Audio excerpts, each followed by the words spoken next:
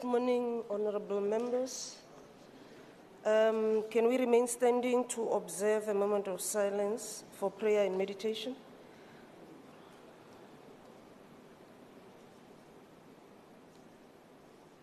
Thank you very much. We may be seated. Right. This nodding thing here, illegal.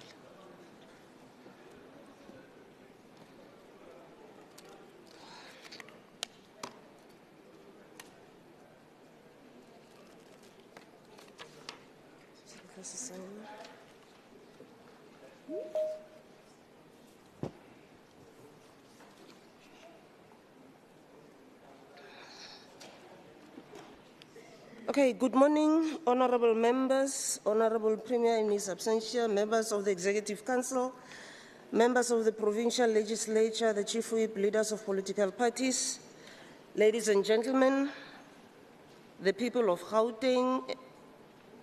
You are all welcome.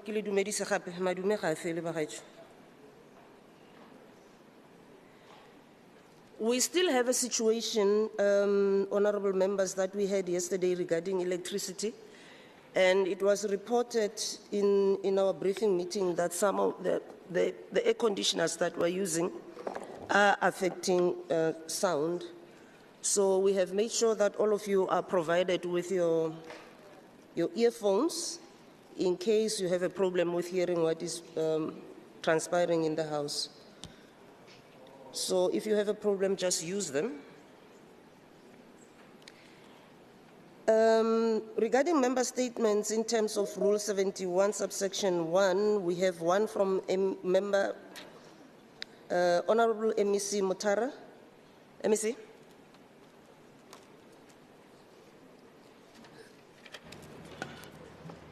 Thank you very much, Speaker.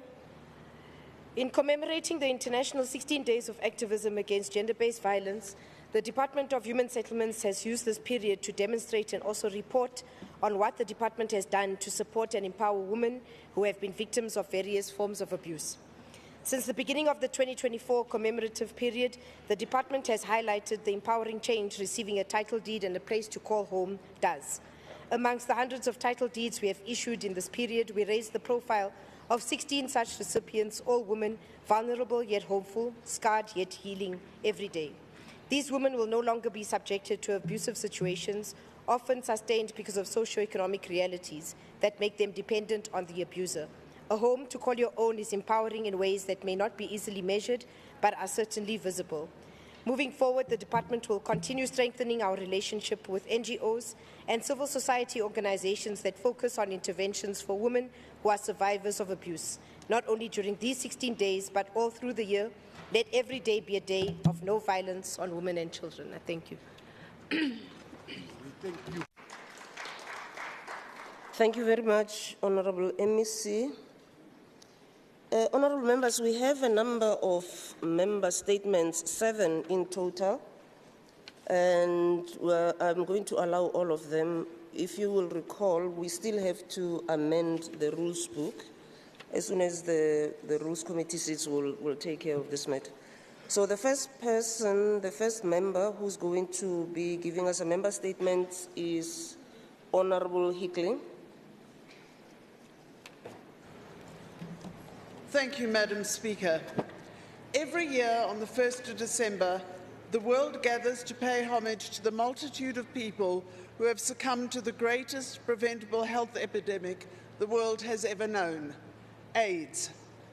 We honour lives lost and celebrate the medical advances that enable us to continue with this manageable disease as a chronic disease due to the commitment of people on whose shoulders we stand. It's a lot like politics.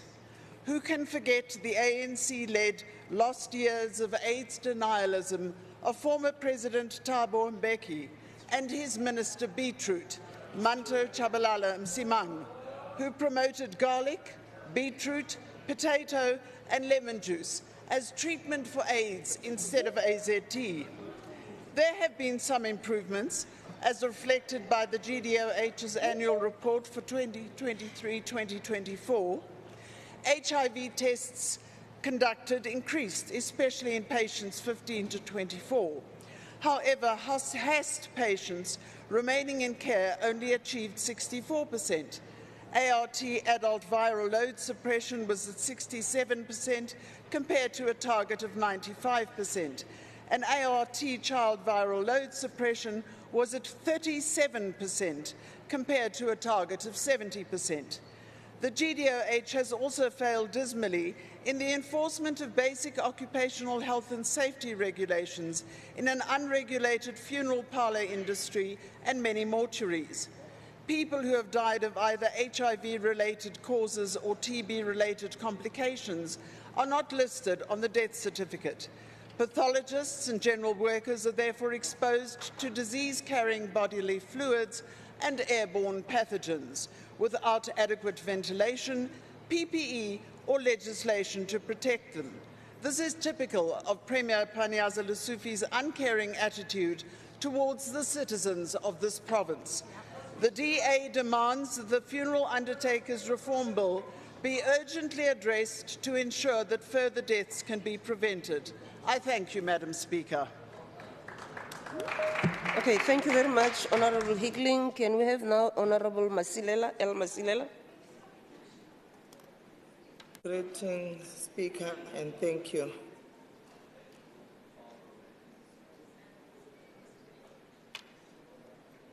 Is Honourable Masilela online? Honourable Masilela? Yeah.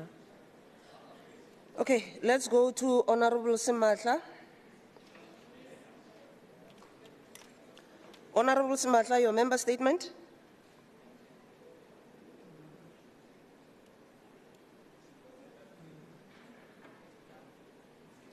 Okay.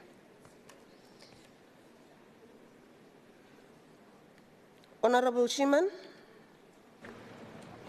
Thank you, Madam Speaker.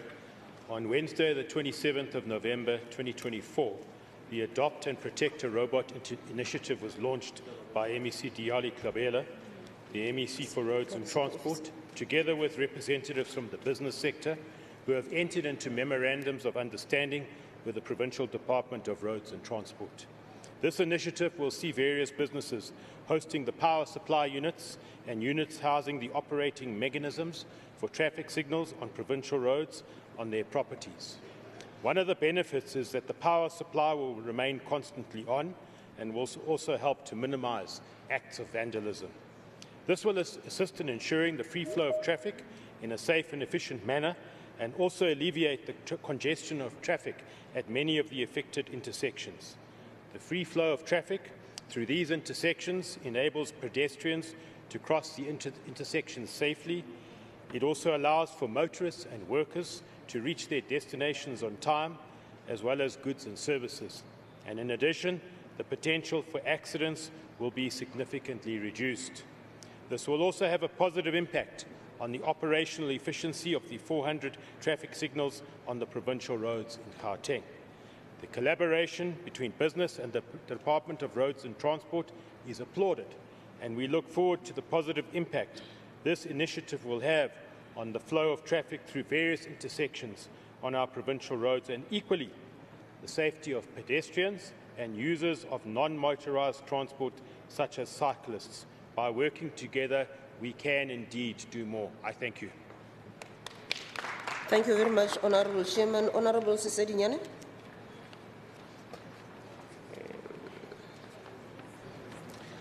Thank you, Madam Speaker. I rise Rule 81 as I table the following member statement. Warning grade 12 learners on hosting and attending end-of examination pens down parties. Madam Speaker, we would like to join the revolutionary South African National Democratic Teachers Union, SADTU, on their stands against learners' end-of-year party commonly known as pens down parties. The parties are commonly organized for grade 12 learners to celebrate the end of the examination. Madam Speaker, These celebrations include activities like public drinking, vandalism, narcotics, overcrowding, and inappropriate behavior such as tearing and writing on school uniforms. And that sometimes ending up in violent fights which undermines the values of respect and responsibility that they may have been taught both at the school and home throughout their lives up to thus far. Madam Speaker, we know and accept that the end of the exams marks a major milestone in the life journey of learners.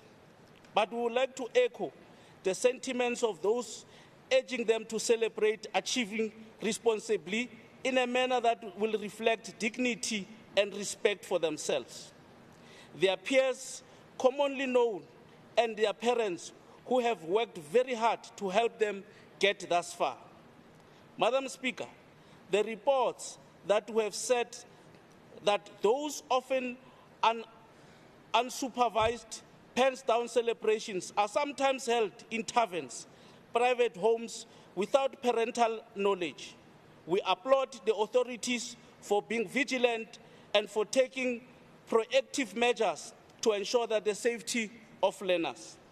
We would like to similarly ask parents to be equally vigilant as learners sometimes leave their houses in uniform only to change into their casual clothes to attend illegal gatherings. Madam Speaker, we also commend law enforcement agencies for their decision and their proactive monitoring public facilities and open spaces like schools, parks, and event organizers hosting street parties or illegal events, and support their decision to confiscate equipment, furniture, and even alcohol found in the gathering of nature found to be illegal. Thank you, Madam Speaker. Thank you very much, Honorable Siserinyane. Member Mikwe. Good morning, Honorable Speaker, Deputy Speaker, all presiding officers, members of this August House. The doctor, you're writing exams, I never disturbed you. Yesterday we debated the Office of the Premier 2023-24 annual report. As expected, our counterparts were quick to attack and register their disappointment with the performance of this office. To them, none of the facts mattered. Yesterday's happenings reminded me of the African proverb that was made popular by Chinua Achebe, the prominent Nigerian novelist and essayist, which says, I quote, "Until the lion have their own historians, the history of the hunt will always glorify the hunter." I close quote. Let me be the historian. Allow me to state the obvious.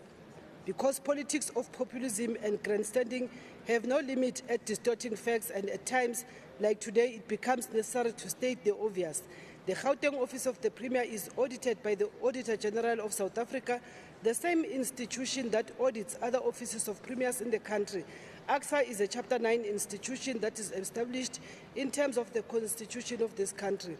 The Office of the Premier, under the leadership of the ANC, has systems in place to fight corruption and promote integrity and ethical governance, including establishing integrity management units in all departments, regular fraud and ethics risk assessments to determine policy gaps and areas of improvement, collaboration with Chapter 9 institutions, including the SIU, Auditor General, Public Service Commission, etc.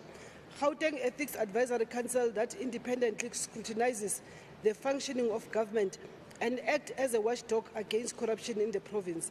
Under ANC leadership, the Office of the Premier has strengthened the capacity of the state to deliver services, achieving 99.56%, which is 1,150 out of 1,155 valid invoices paid within 15 days, and achieved 100% valid invoices paid within 30 days of receipt.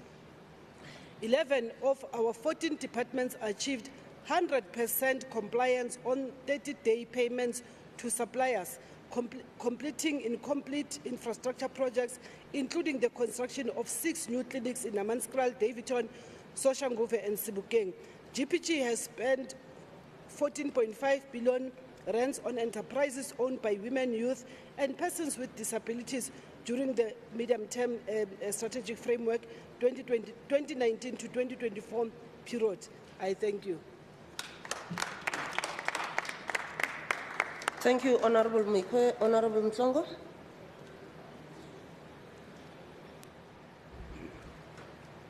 Thank you, Madam Speaker. In accordance with Rule 81.1, I, Honorable Mthongo, table the following member statement on the ANC-led government's commitment to realizing the ANC's vision. Madam Speaker, this year's ANC January 8 statement reaffirmed our movement's commitment to renewal, unity, and tackling pressing socio-economic challenges. These include youth unemployment, economic inequality, the energy crisis, climate change, and corruption. The statement highlights the skills development, ethical leadership, and the leveraging of the National Development Plan to foster sustainable development and build a capable state. In Gauteng, these priorities are taking shape under the transformative leadership of Premier Panyaza Lesufi.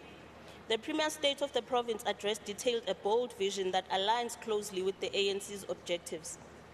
The ANC-led Gauteng government has delivered on its commitment to end e-tolls by March 2024.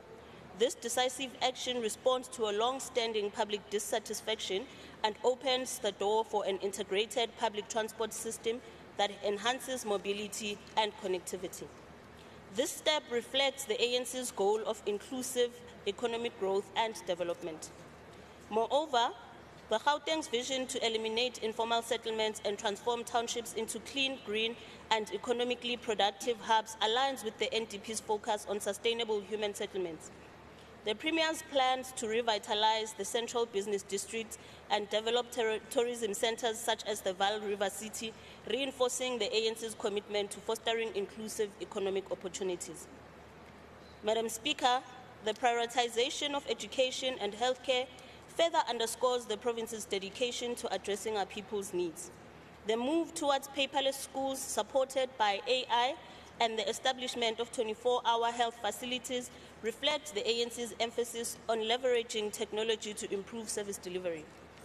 Premier Lesufi's focus on empowering youth through ICT and AI initiatives resonates with the ANC's vision of fostering skills development and entrepreneurship. Through these initiatives, the Gauteng stands as a beacon of the ANC's resolve to deliver a prosperous, sustainable, and inclusive future for all. By addressing these challenges head-on, we reaffirm our commitment to realizing the ANC's broader vision of a united and equitable South Africa. Thank you, Madam Speaker. Thank you very much, Honorable Mthongo. Honorable members, we do have a motion without notice in terms of Rule 120. I now call on the Chief Whip, Honorable Makhubela, to table the motion.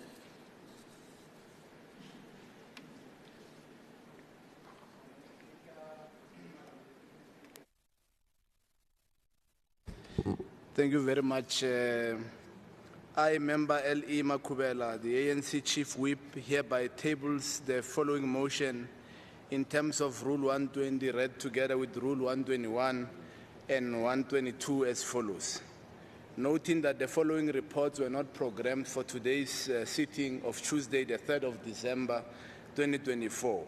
That one, the Health and Wellness Portfolio Committee Focused Intervention Study Report on assessing the programmatic scope of the oncology services in central hospitals of Gauteng, and two, the joint FIS report of the Community Safety Portfolio Committee and Education Portfolio Committee on assessing the effectiveness of school safety interventions in fighting crime in schools in Gauteng, emanating from the two departmental budget votes of the years 2023 and the year 2024. And three, the Sports, Recreation, Arts and Culture Portfolio Committee FIS report on the assessment of the provision of library materials to the non-fee paying schools in Gauteng, how this has, and this will be looking at how this has impacted learning and teaching in our schools. Therefore, I request that the House resolves to add the above reports on the orders of the day. Madam Speaker, I so move. Thank you. Thank you very much, Honorable Chief Whip. Is there a seconder to the motion? I rise to second. Thank you very much, Honorable Member. I now put a question. All those in favour say yes? Yes. Those that are not in favour say no? So the motion is duly adopted. Regarding apologies, Honourable Members, Member A. Ali is on leave and Member Solim Simang is on urgent party matters. Member Katu Rasidingwani is not feeling well. The following members are actually not apologizing because they have joined virtually. It's Member Diale Tlabela, Member Evans, and all of the members of MK Party.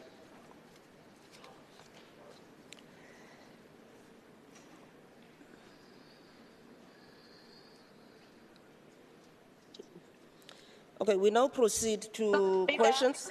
Yes. Speaker, good morning, the House at large. We are members of EFF and also joining online.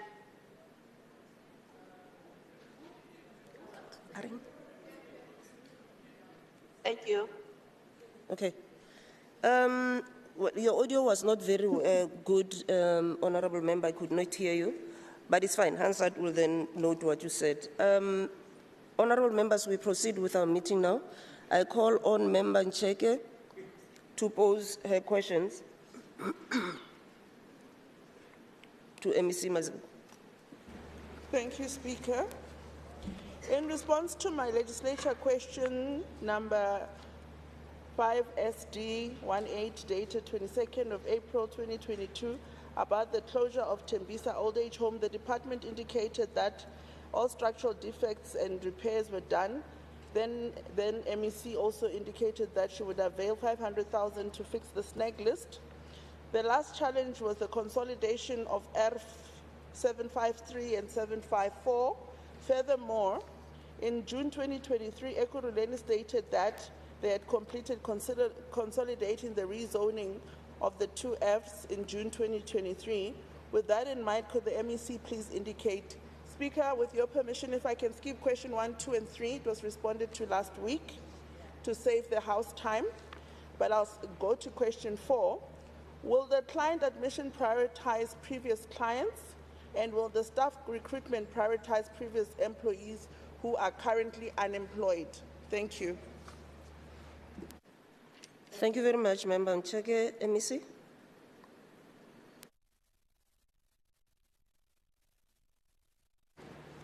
Mangibonge Somlomo. Ilunga lisindile ngempela bengiyimiselele lo. Sengizamani nje ngiqonde ke kulo kwasefuna ukukwazi ukuthi mayelana nalaba ebesibagcinile kuleya ndawo kuleminyaka leyo edlulile sizobenze njani. There is not definite the clients that were previously housed in that unit institution, if they still need that frail care facility, they are welcome to come.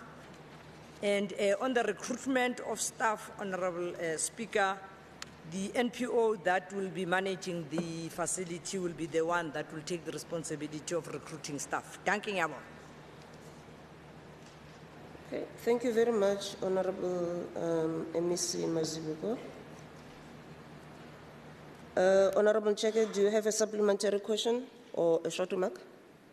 No, Speaker, I want to compliment the MEC. She's been very honest with me. She's answered the questions. I just wait for my invitation when she launches so I can see that the facility is indeed open. I really appreciate it. Thank you. Okay, no, thank you very much, Honourable Ncheke. In terms of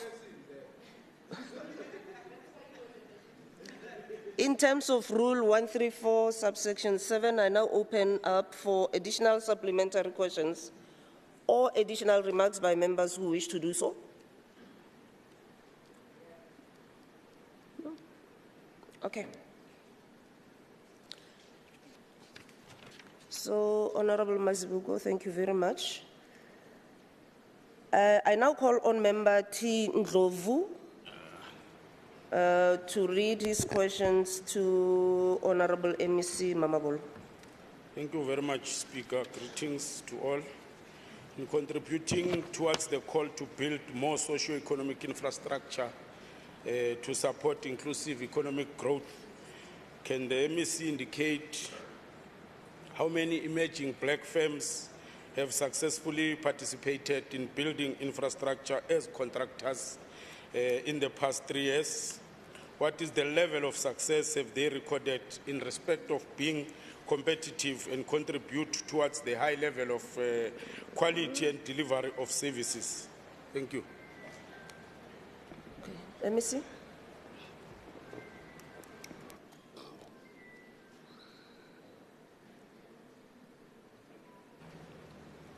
Thank you very much, Madam Speaker. Let me thank Honorable Ndlovu for the question. Now, the reply to the first part of the question relating to the number of emerging black firms, Honorable Ndlovu, the reply is we have about 54 emerging black firms have successfully participated in building infrastructure as contractors for the past 3 years to date.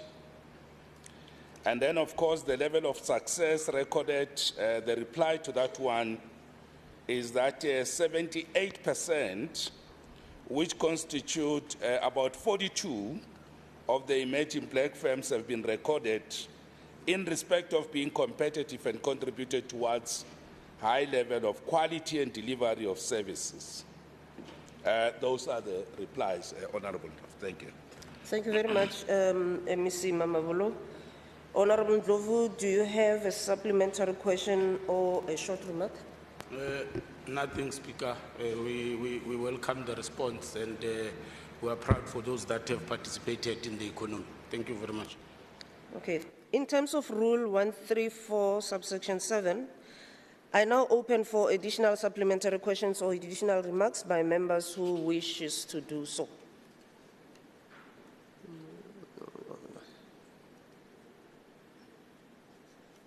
Okay.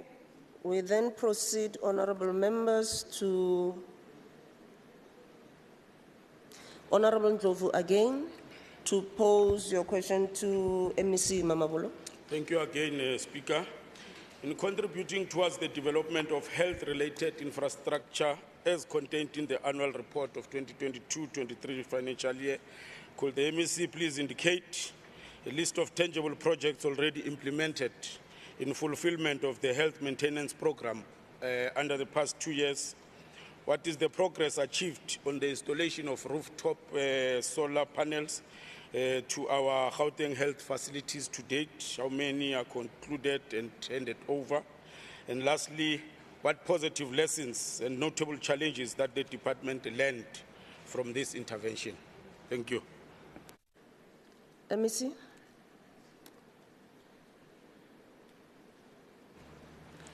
Thank you very much once more, Honorable Madam Speaker. Honorable Ndlovu, thank you very much. The reply to the first part of your question, 1, is that indeed the department has completed about 80 planned health maintenance projects for the financial year 2022-2023, as correctly stated in the annual report. I must say we have attached a full list as Annexure A of all the maintenance programs that have been completed. And of course, I will not read through that, but will supply it as part of the answer. Now, what is the progress achieved? So number 2, on the rooftop solar panels. So the first part is that in the year 2022-2023, there were no solar projects completed for that financial year. However, in the next financial year, which is 2023-2024, there were 28 health facilities where rooftop solar panels and battery storage systems were installed to provide backup power supply as part of each facility's energy supply. The installations covered 9 clinics, 8 community health centers, and 11 hospitals across the Gauteng province. And the facilities include Lenasia Clinic, and Refilwe Community Clinic, Harankua. I won't read all of them. Community health centers, it includes Lilian Goi, Lenasia South, Khabo CHC, Noctela, Ngwenya, Temba, and so on and so on. The hospitals, it includes Jubilee, Sizwe, Vescopis, Far East Rand, South Rand, Pretoria West, Brongelspruit, and they are all there.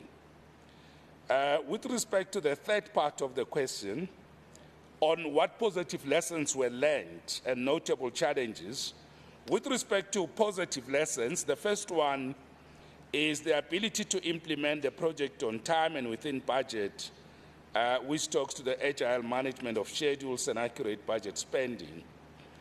2, collaboration between contracted EID facility management unit.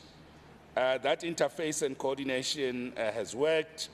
Identification of other maintenance issues brought to the attention of the facility management unit, such as security vulnerability of the facilities and decay in roof infrastructure, job opportunities, cost savings.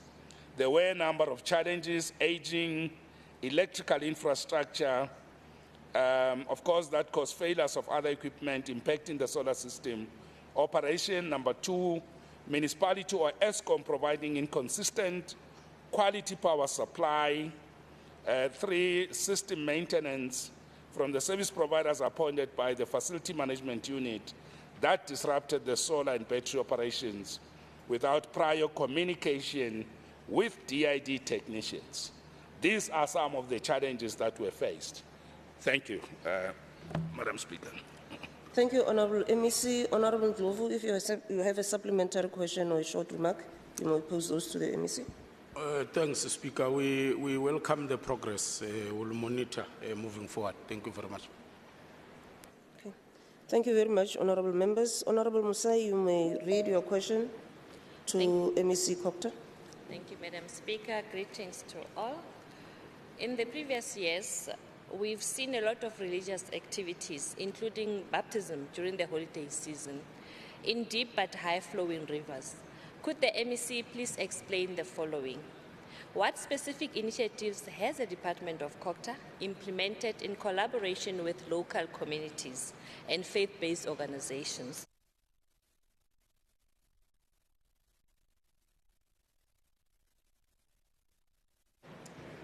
The mic was off. Sorry, Madam Speaker. To raise awareness about the dangers of conducting water-related rituals during the heavy rainy season. Has the Department of COGTA developed any specific safety protocols or guidelines for religious leaders, faith-based organizations, and congregations regarding the performance of baptisms and other rituals in the rivers or bodies of water during the current season? What steps has the department taken to engage directly with faith-based organizations, leaders, and community groups to ensure they are well informed about safety practices and the importance of assessing water conditions before performing such activities? And does the Department of COGTA have any mechanisms in place to monitor areas where these rituals are commonly performed, particularly during the holiday season? And what support is provided to local law enforcement and emergency services to enhance safety? Thank you, Madam Speaker. Okay. Thank you, Honourable Musai. Honourable MEC. Thank you very much once more, Madam Speaker. Thank you for the question. I must concede that this is a very complex matter, but an extremely important matter as well.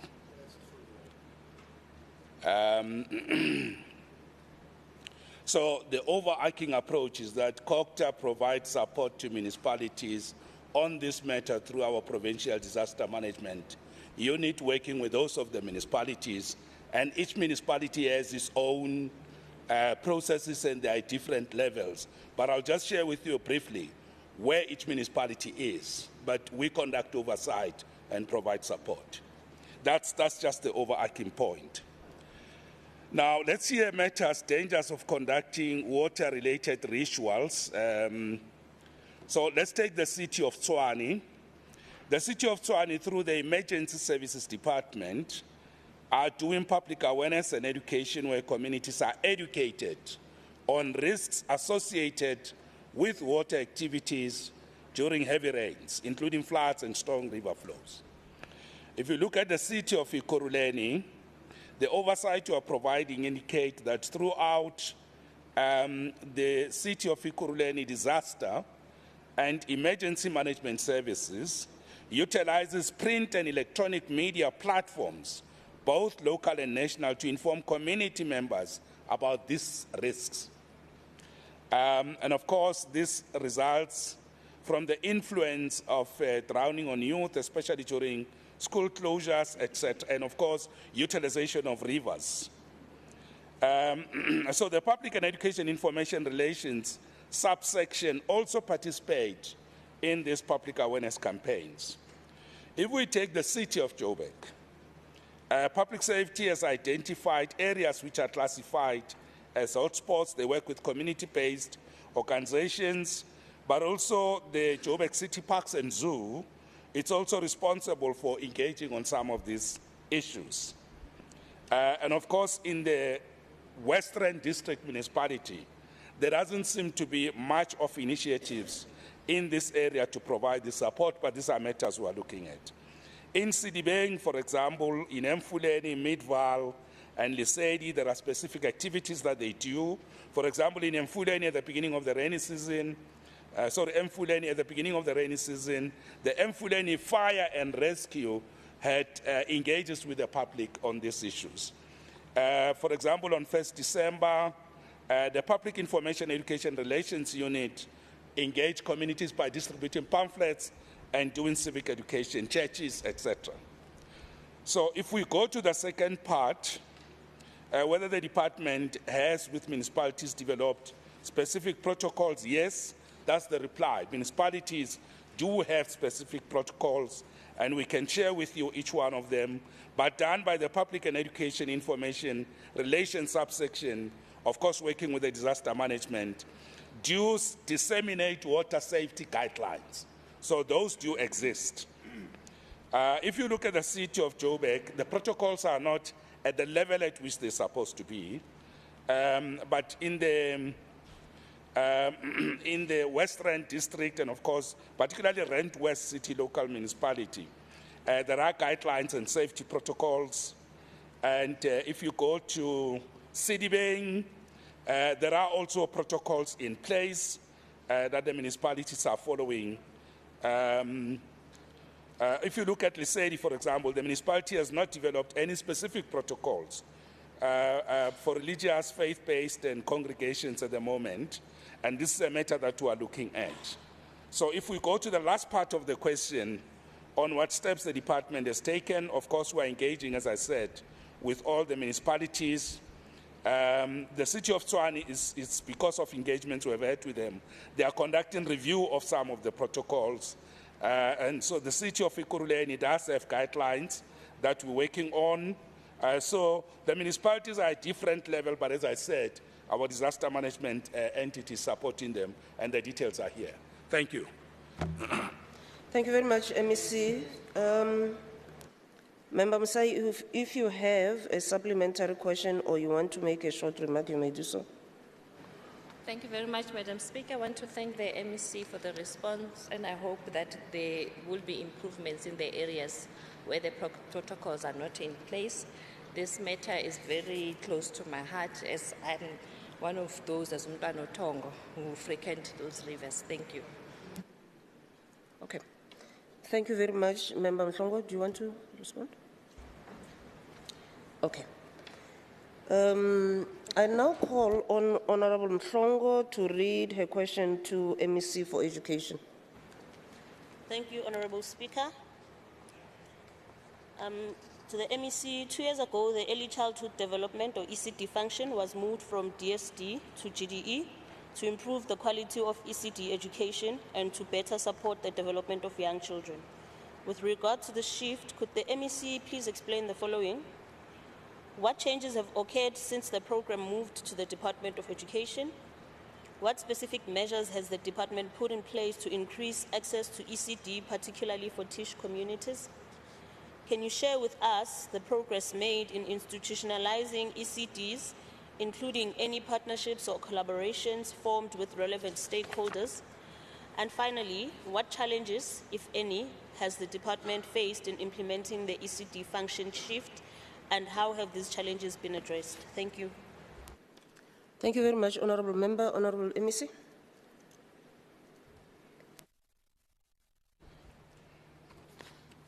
Thank you, Speaker. Thank you, Honourable Mhlongo, for the question. Good morning, colleagues. With regard to the first question, since the program moved over to the Gauteng Department of Education, the following have been put in place.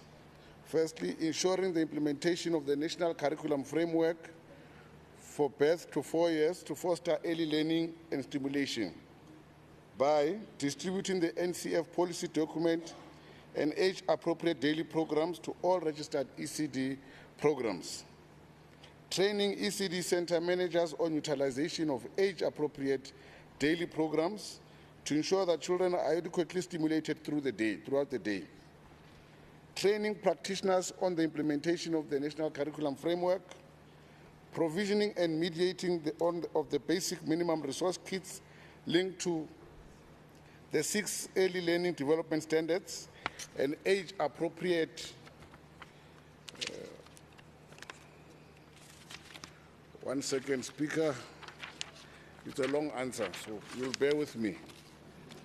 Age-appropriate resources to stimulate and develop the requisite social, emotional, physical, cognitive, and perceptual skills amongst children, and introducing of ECD Sports Wednesday and organizing activities for ECD learners to showcase their development of life and social skills.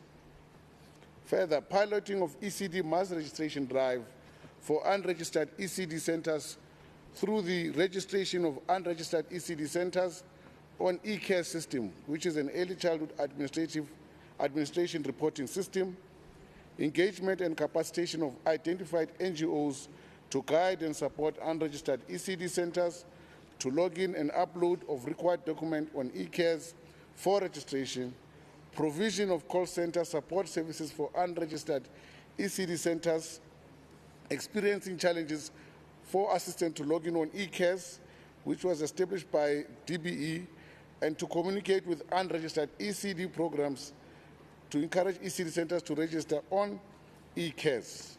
Procurement of health and safety packs for ECD centers registered with bronze certificates to help them comply with ECD norms and standards. Advocacy and communication on mass registration to encourage unregistered ECD centers to register online, and to the development of ECD registration framework that will be integrated into the eCare system for registration of silver and gold. To ensure ECD funding through the development of ECD subsidy guidelines and ECD maintenance guideline, for the increasing of the number of ECD centers to be funded through the equitable share and the ECD conditional grant subsidy, and for the maintenance of the qualifying ECD centers that are conditionally registered through ECD conditional maintenance grant. The implementation of the parenting program to increase access to children that are not able to access ECD services at non-center-based ECD programs.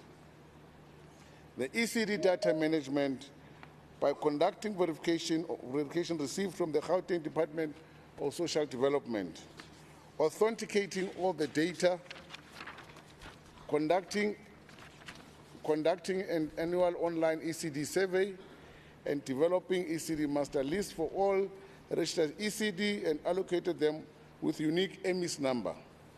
Promoting stakeholder engagement through the ECD regional engagement that were led by the MEC establish the Provincial Intersectoral Forum for ECD, ECD sector, civil society, donors, private sector, tertiary institutions, etc.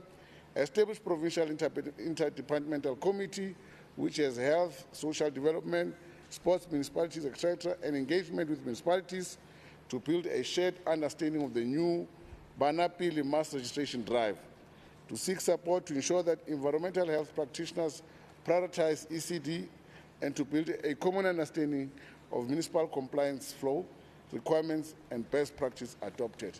I'm not done. It's the first question, Speaker. Question 2. I answer comprehensively. Okay. With regard to question 2, the following measures have been put in place to increase access to ECD, particularly for TISH communities, which are township, informal settlement, and hostel. The ECD subsidy is prioritizing children from township, informal settlements, and hostels. In short, the provisioning of curriculum resources, establishing and supporting of ECD programs in hostels, for example, registered and funded ECD programs registered in Mumbanani ECD at George Koch Hospital, Sanctuary Daycare in Mzimhlope Hospital, Buipatong Educare in Buipatong Hostel, Hostel. Hostels, correct me, hostel. Yes. Yes, they are supported. Hey, I was looking at the doctor here. They are supported with curriculum support programs, governance and compliance with ECD norms and standards, coordinated and facilitated parenting program for parents of children not attending ECD program at the hostel community, collaborated with the Department of Health on immunization, road to health cards, nutrition, teenage pregnancy and contraceptives, training of practitioners on the National Curriculum Framework to guide teaching and stimulation of learners. I'm almost there. Training practitioners on NQF level 4 to better their qualification. With regard to the third question, the department has institutionalized ECD functions within GDE and across GPG departments by establishing the ECD Steercom, comprising of all GDE directorates responsible for various functions in the value chains to deliver ECD services within the department and districts as the implementation leg of all programs. This structure meets monthly to provide strategic direction and take progress reports, managing blockages and other challenges, establishing the Provincial Intersectoral Forum, comprising of other government departments, municipalities, and civil society organizations working in the ECD sector. This structure helps with the coordination of ECD services, better communication, and working together for the benefit of the children. Collaborations to date, the department works in collaboration with several stakeholders, such as Nibali on reading, Takalani Sesame on play-based learning and parental support, Future Nation Schools, Kids Collab on physical education, Sports Tech on ECD sports skills development, the Nelson Mandela Foundation to fast-track the registration of ECD centers in the province. Lastly, with the fourth question, what are the challenges? There is a chronic lack of human resource capacity, in particular to support the implementation of early learning for the ECD sector. In mitigating this, the department has submitted a proposed ECD structure to the Department of Public Service and Administration for approval. Thank you. Thank you very much, MEC. Honorable Mhlongo, if you have a supplementary question or you want to make a short remark, you may do so. Thank you, Honorable Speaker. Thank you, MEC, for those answers. They were quite comprehensive and quite precise. I just want to indicate that, MEC, we appreciate the efforts that you are putting in ensuring that there is Sports Wednesdays, especially starting from ECD levels. We saw that last week you had some program with the ECDs at UJ, and we commend that kind of work because it's important for sportsmanship to start at a very young age and for our kids to be able to grow into the system in that particular manner. And then I think this will also assist us with the seamless integration into the grade 1 and moving into other grades. It's important that we have ECDs in hostels as well, and I think that is commendable as well in terms of the TEACH program of Gauteng. And then it also assists in the improvement of the educators' qualifications. So that is something that is also commendable. Thank you very much, Honorable Speaker. Okay, thank you very much, Honorable Mhlongo. Honorable Tebere, you may pose your question to MEC Sports, Arts, Culture and Recreation. Thank you, Madam Speaker. In February 2023, Gauteng Premier Panyaza Lesufi announced that ECD centers will have dedicated Sports Wednesdays as part of an investment in future school sports. The goal being to promote an active body and mind by integrating sports into education. Could the MEC please give an update on the following? How many schools have been fully integrated this initiative? How many children are currently participating in the Sport Wednesday program? Can you break down this participation by age groups and regions within Gauteng? What measures are being taken to assess the impact of Sports Wednesdays on the physical health and overall well-being of the children involved? And lastly, how is the department ensuring that all ECD centers have the necessary equipment and trained personnel for this program? Thank you. Thank you very much, Honorable Member. Honorable MEC.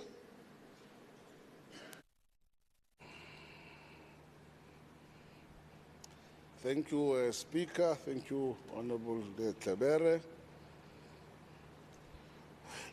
Also, this one is a bit long, but you'll bear with me. In relation to the first question, as much as the Department of Sports, Arts, Culture and Recreation supports the ECD program with sports equipment, the ECD program was launched early in the year by the MEC, and it is run by the Gauteng Department of Education. There are currently 750 schools and community-based centers that are part of the Wellness to Life program that promotes holistic development through physical education.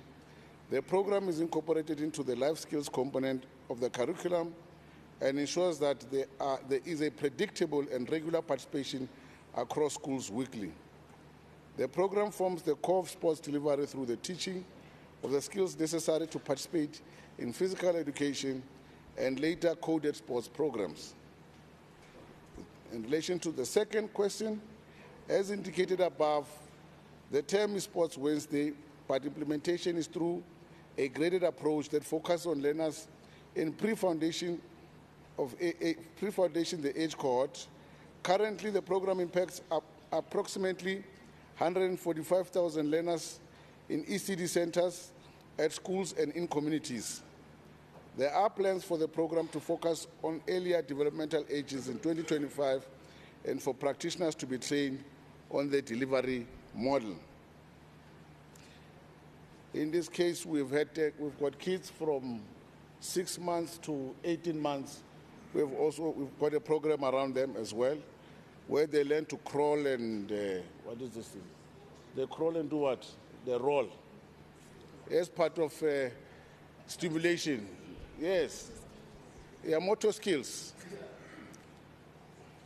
Yeah. So we have that. Yeah. No. In relation to the third question, the current impact survey focuses on educator feedback in terms of participation. This needs to be strengthened and further developed in a research-based model. Yeah, and then lastly, resources are budget-driven. There is an acceptance that many centers cannot afford equipment to implement. To counter this, the Wellness to Life program is designed in a way that is not dependent on equipment and can thus be implemented across schools without any financial burden. Lesson plans are designed in this way, as are the activities linked to the program. There has also been support given by GSREC to provide generic equipment that can be utilized at schools and centers. The training of personnel currently is online-based, as it is the most cost-effective. Through this medium, all principals and educators responsible for the program are fully briefed and trained. Further support is given through dedicated WhatsApp platforms and the districts. Thank you. Thank you, Honorable MEC. Honorable Tlhabere, if you have a supplementary question or a short remark. Speaker. Yes. Just hold on. Honorable Chabalala. Your Supplementary questions. Okay. Can Take I your go seat. ahead or should we wait for Member Tlhabere? Take your seat, please. All right. Thank you very much. Honorable Tlhabere, if you have a supplementary question or a short remark, you may do so. No, this is just to thank the MEC for his comprehensive and insightful responses. It's encouraging. Thank you very much. Thank you, Honorable Tlhabere. Honorable members, in terms of Rule 134, subsection 7, I now open for additional supplementary questions or additional remarks by members who wish to do so. Okay. No, thank you, Deputy Speaker. I have a few supplementary questions to the MEC. For the purpose of oversight, I just wanted to check from the MEC if he can name one ECD center in each of the 5 corridors so that we can go and visit and see if this program is implemented. And also, with regards to the sporting codes, what are the sporting codes that these kids are participating in? And also, seeing that we have a challenge with regards to sporting facilities, especially in the tish areas, and where we have sporting facilities, they are derelict. Just wanted to check, didn't the MEC think that he needed to get the basics right by ensuring that we have sporting facilities? Lastly, what are the sporting codes that the 6-month-olds are participating in? Thank you. Okay, thank you very much. Honorable Chabalala, I am the Speaker of the House, no? Not the Deputy Speaker. Okay.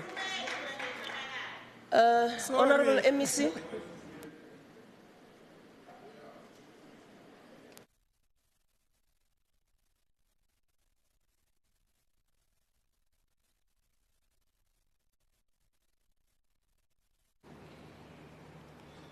Thank you, Speaker. I'm happy that you corrected Honorable Chabalala. Firstly, with the 5 ECDs that Honorable Chabalala wants, you are getting paid to do your job. So you can go anywhere. I don't want to send you so that one of your honorable members says it's a preempted question to make us shine. I don't want you to say that. I've sent you to one. Go to anyone. Anyone across the province, you'll decide. Just go there and do oversight and come back. There's no problem. And that's why you are getting paid. So you must do your job there. So the sporting codes, they vary. We've got many sporting codes. We had soccer, as an example. We had, volleyball. All these sporting codes that children play. And children 6 months, some of them can't walk, so they have to crawl. They have to roll. It's a motor skills. We gauge them on that. It's very important for development. So if you want to know the sport, if we have a child, if your child is between 6 months and 18 months doesn't crawl, there's a problem. So you must know that they need to crawl and roll over. Then you know that your child is on the correct path in terms of age-appropriate development. And that's what we check in ECD, age-appropriate development, as well as the National Curriculum Framework talks about age-appropriate development and assessment. That's what we look at.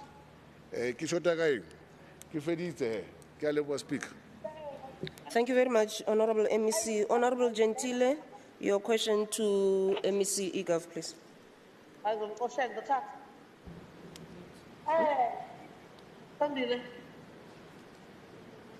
Just hold on.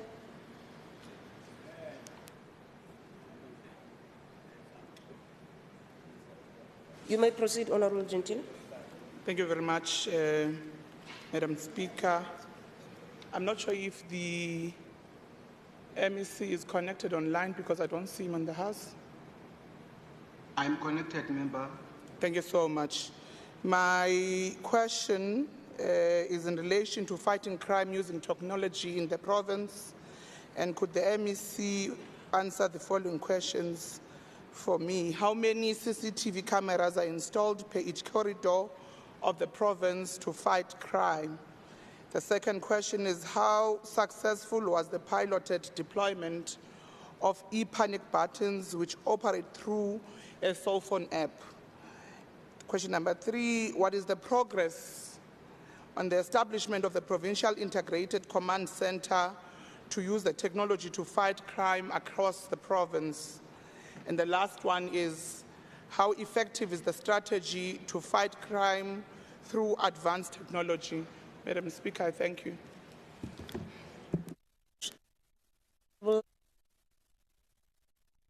Thank you very much. Thank you very much, Honourable Speaker. There he goes. The acting premier, members of the executive, and the honourable members in the House. With regards to question 1, in the central corridor, we've got 176 cameras. In the northern corridor, we've got 40 CCTV cameras. In the eastern corridor, we've got 50. In the southern corridor, we've got 54. And in the western corridor, we've got 60. On top of that, we've got the least CCTV cameras through Vumacom, which makes us have available in our command center about 6,000 more cameras. With regards to question 2, the pilot deployment of the e-panic button application has demonstrated considerable progress, with 83,086 active users currently engaged. To enhance user uptake and operational efficiency, the Department of Community Safety, in collaboration with e-government, is spearheading activation and awareness programs across various corridors within the province. E-government is actively working with municipalities and law enforcement agencies to improve response timelines and optimize the effectiveness of the e-panic button.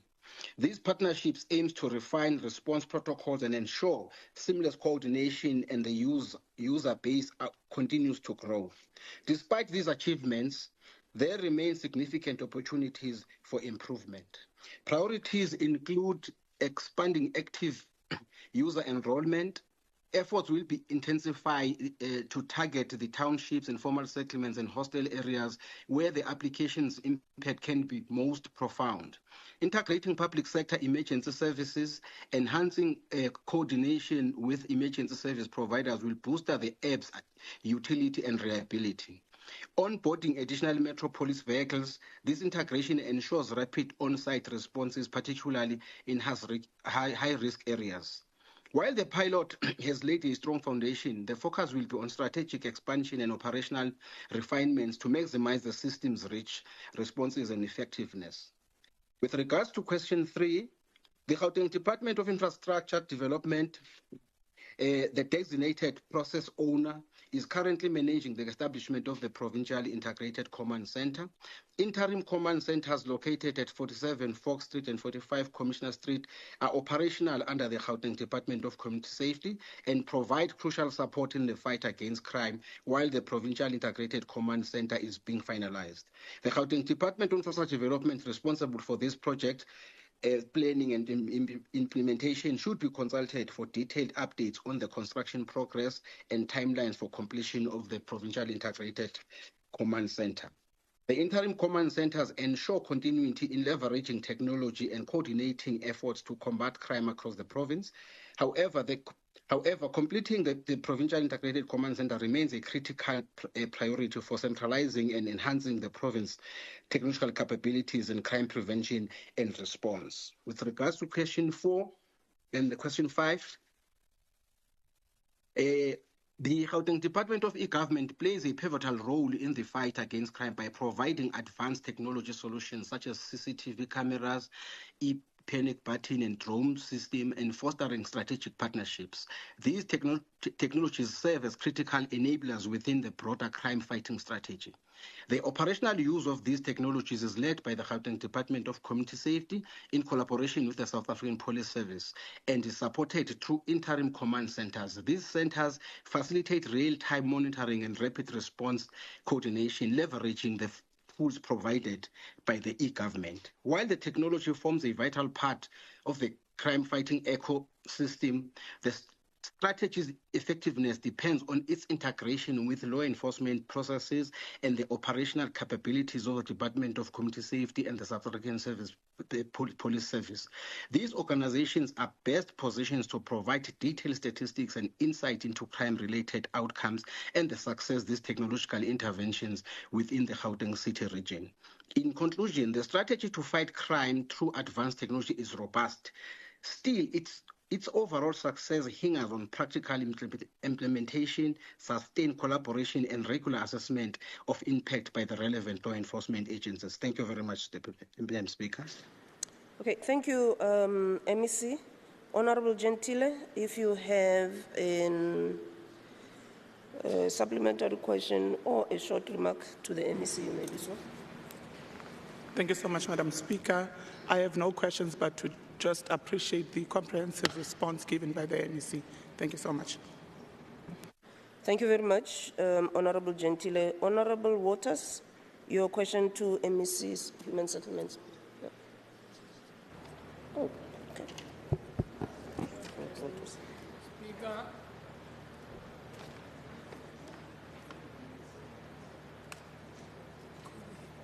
Madam Speaker. Okay, yeah, no, it's fine. I just want to make sure that things are okay. So you may proceed, Honorable Member. Just hold on.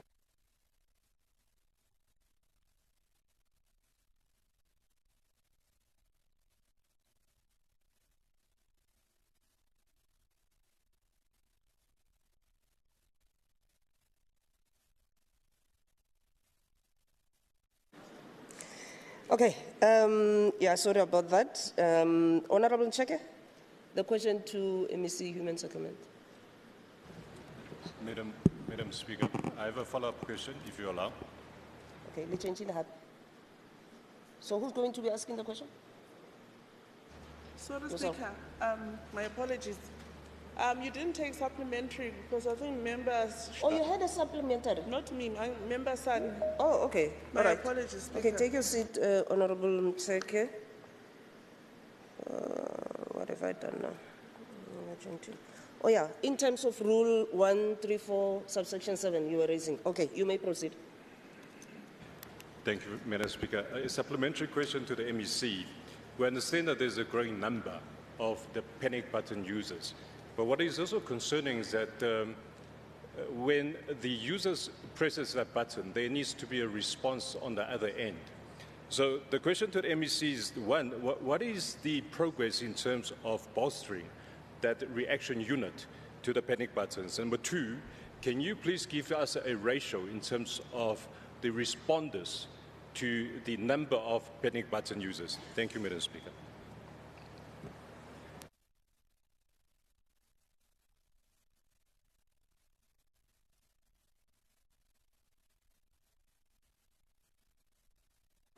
Sorry about that, honorable members. MEC, could you respond to the supplementary question, please? I'm not sure whether I heard the question very well, Madam Speaker, from the member, but one, the turnaround time on the response is, you can even test it, honorable member Son. It has improved from 15 minutes to about 8 minutes because immediately you press the panic button, because remember there are two forms of this e-panic button. There is one in the app where you download it in your smartphone. There is a physical panic button that we give more especially to the elderly. When you press immediately in 8 seconds to 10 seconds, they will able to ask you what kind of distress are you in, whether you need a medical attention or it is a crime-related matter. That is why it is important for us to onboard all government services, because as we piloting it, we only the services that were on board were your private securities and private ambulances, and as a result, the pressing alone was generating invoices. Therefore, we are onboarding now, and I'm happy to announce that Johannesburg is in the forefront of piloting public services, and the Department of Health through the MEC Ministry of Business, we are also onboarding public ambulances so that we are able to respond. And of the users that we have recorded and responded, our record tells us that we are above 16,000 people that we have responded to. So the onboarding of really public services is also helping a lot. Secondly, I'm not sure whether I've heard the question correct, more especially the first one, but if I've not heard it, member, you can make a follow-up. Okay, no, thank you very much, MEC. Honorable Mtsheke, I'm going to ask you to pose your question to MEC for Human Settlements. And before I get to Honorable Waters, I'm going to allow Honorable Mwekwe to ask a question. It was not included in the speaking list. I just want to keep the flow proper because both of them are human settlements. Honorable Mtsheke. Thank you, Speaker. With regards to the 1996 housing list in Tembisa, could the MEC please indicate what is the status of the housing list backlog in Tembisa? How long will it take the department to clear this backlog? What are the reasons for the delay in allocating houses to those on the 1996 housing list? Can the housing list in Tembisa be made public so that beneficiaries can track their status? And if yes, to 4, where can this list be accessed and by when? Thank you, Speaker. MEC Matara. Thank you so much, Speaker, and thank you to Member Raslingwani for the question represented by Member Tsheke. With regards to the 96 housing list, what is the status of the housing backlog in Tembisa specifically? We have got 18,414 beneficiaries on the National Housing Needs Register, those that state they are residing in Tembisa. How long will it take our housing to clear the backlog? Our housing delivery program is budget dependent and not area specific. For the current financial year, however, we have planned to deliver 1,290 units and 233 service sites in Ekurhuleni. Amongst these, there will definitely be beneficiaries from Tembisa. What are the reasons for the delay? We have got various reasons, but specifically we want to speak about the data inaccuracy. There are also matters related to township proclamations. There are also matters related to what housing typology we are able to provide. Again, budget constraints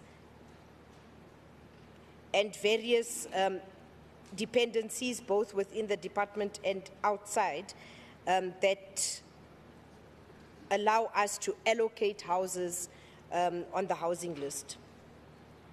Can the question relating to whether the housing list in Tembisa be made public so that beneficiaries can track the status? The housing list is available, but the department will not publish the list containing personal information. This publication of any list which contains personal information must comply with the legal principles of transparency, consent, and purpose limitation. For the department to consider publishing the list publicly, the following has to be considered and addressed. Firstly, the consent of beneficiaries. Beneficiaries must explicitly consider and give permission, must explicitly consent to share their details publicly, and there must be security measures in place. The list of beneficiaries should be protected to prevent unauthorized access, misuse, or data breaches. And where can this be accessed and by when? Anyone or applicants can individually access their status at any time. Even now, it can be accessed by going to www.hssonline.gov.za.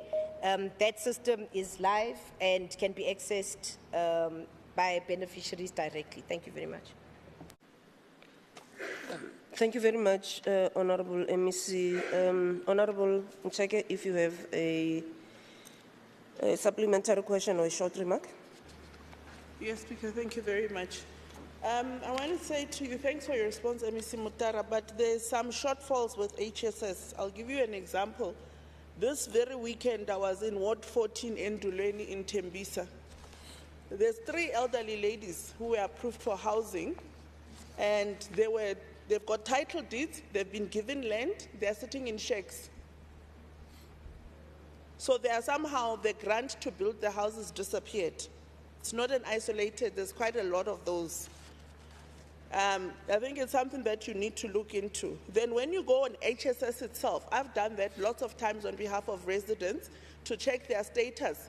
There is such inconsistencies. One will say you are number 137 out of 149. Another one, maybe 3 different people. The other one, it will say you are number 257 of 1,002, but they are neighbors. So the list doesn't actually assist, because then one will say you are approved, you are not approved. So why will one say you are 1,000 and out of 1,000 and so many, the other one says 800? Why is it not all 1,000 or something, so people know the exact? So I think the cleaning up of the database is a problem. Even if you are following the POPI Act, which we respect, but it's not right that people have different information about their statuses, which does not assist, because it doesn't help that it seems to be pulling from different databases. So thank you so much. Thank you very much, Honorable Ncheke. MEC. Thank you, Speaker. So first, there's no different databases. There's a single system. It is housed by National Department of Human Settlements. And the reason that there's a single system is because if you've been allocated a title deed in South Africa, you don't qualify for a title deed again.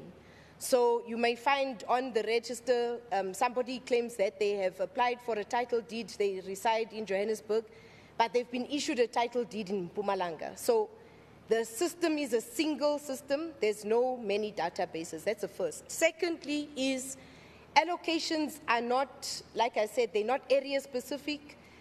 Somebody from anywhere you go, you register, you will be placed on the system. And again, the system is a single system.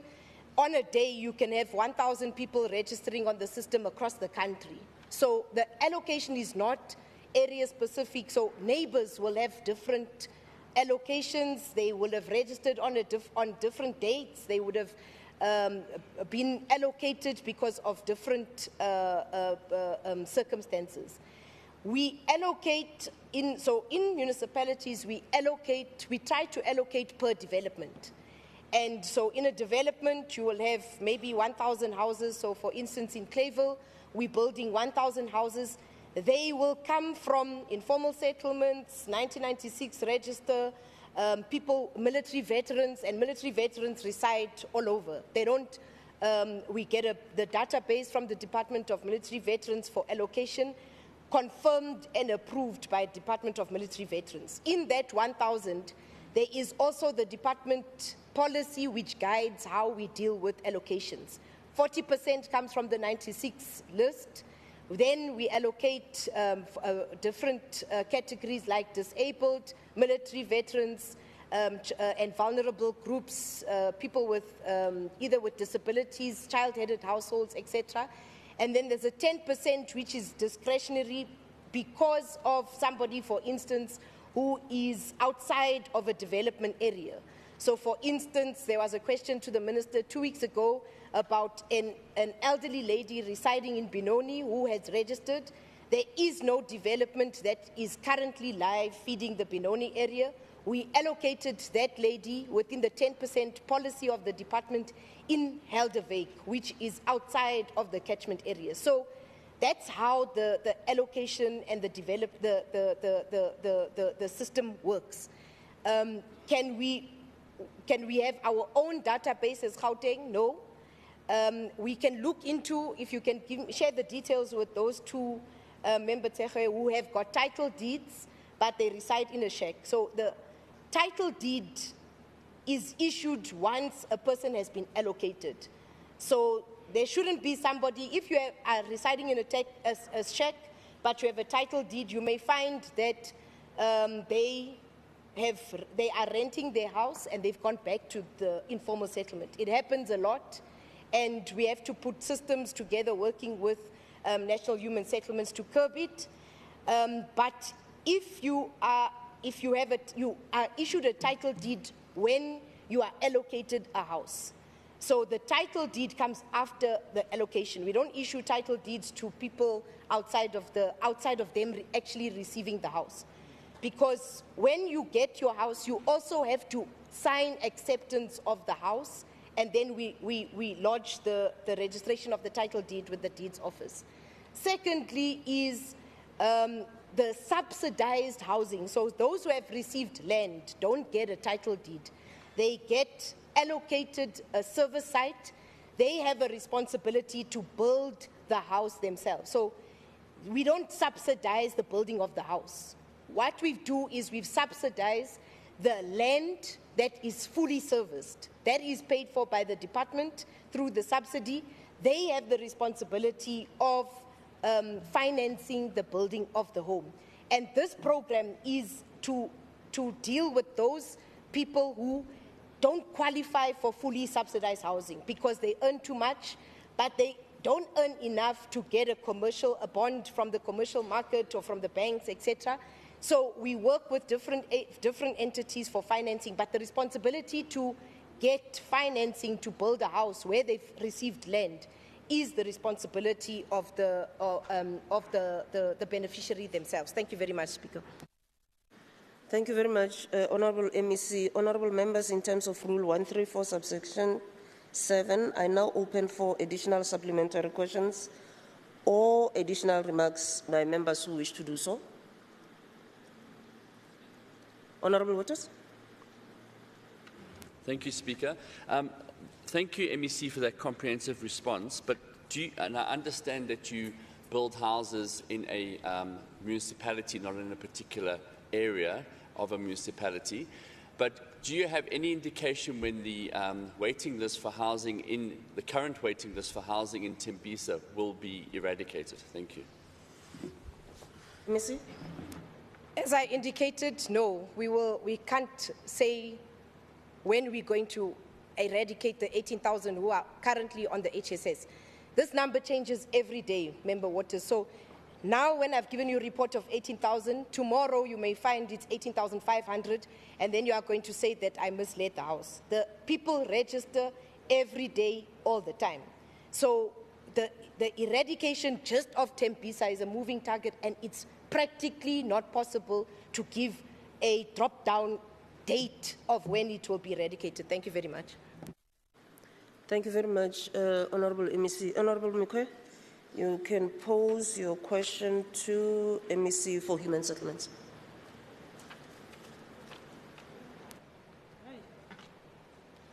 Not human settlement, I think social development.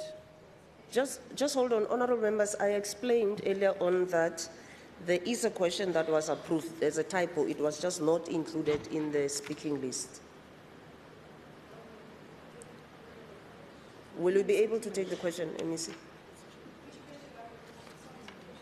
Which question number is it? I'm not sure if I have it. Mine is social development, not.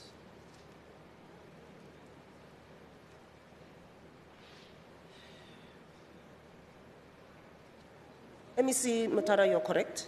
Yeah, thank you. Relax, you were panicking. I'm sorry for that. I'm sorry. Honourable Mikwe, your question is to MEC Social Development. Yes.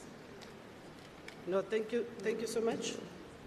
With regard to the mobile wash buses and their impact on the homeless community, could the MEC give an account of where these mobile wash buses operate from and for who?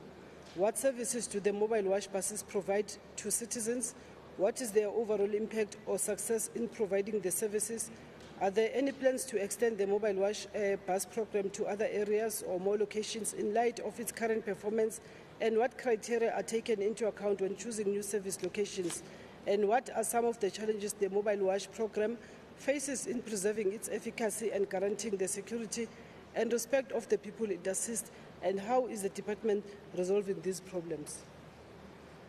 Thank you, Honorable Mekwe. Honorable Missing. Thank you very much, Honorable Speaker. In responding to questions from Honorable Member Mekwe, the first question was, can we account of where these wash buses operate and for whom? The wash buses, they are operating in various hotspots where you find homeless people in Johannesburg, in Tshwane, in Ekurhuleni, and the mobile wash bus targets those people. In responding to question 2, what services do these mobile wash buses provide to these citizens? They provide services such as showering, meaning zinama shower ngaphakathi. No showering ukuthi siphana ama gifts, ziyageza ngaphakathi. Grooming, such as haircut and nail cutting, counseling services for them, and also assist in admission to shelters for various services that a person might have been referred to, and also assisting beneficiaries to be taken to clinics, to hospitals, and also to Home Affairs in case they don't have their birth certificates or their IDs. And also it helps with family reunification, which is what some of the beneficiaries actually need. Because others, they might have come to the city of gold thinking that they will get job opportunities.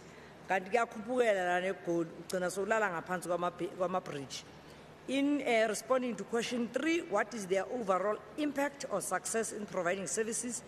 The services have been successful in restoring the dignity and providing essential hygiene to the homeless people who need it most.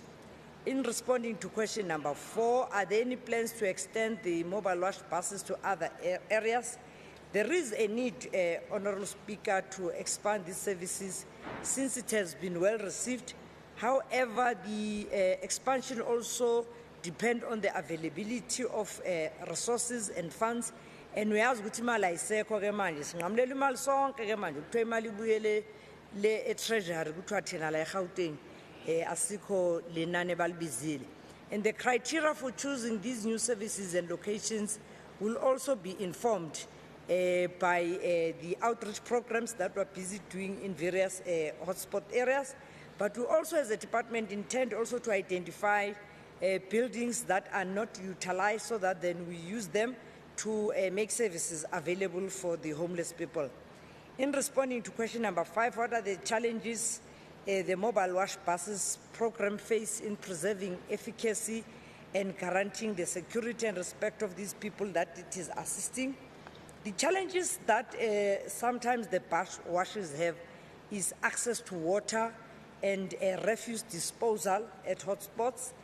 Sometimes the vehicle does break down due to heavy load of showers when filled with water. Compliance with municipal bylaws to operate in public spaces. You can't just put it anywhere. You have to find a better place where also there's privacy. You are not exposing people to dangers or to being exposed.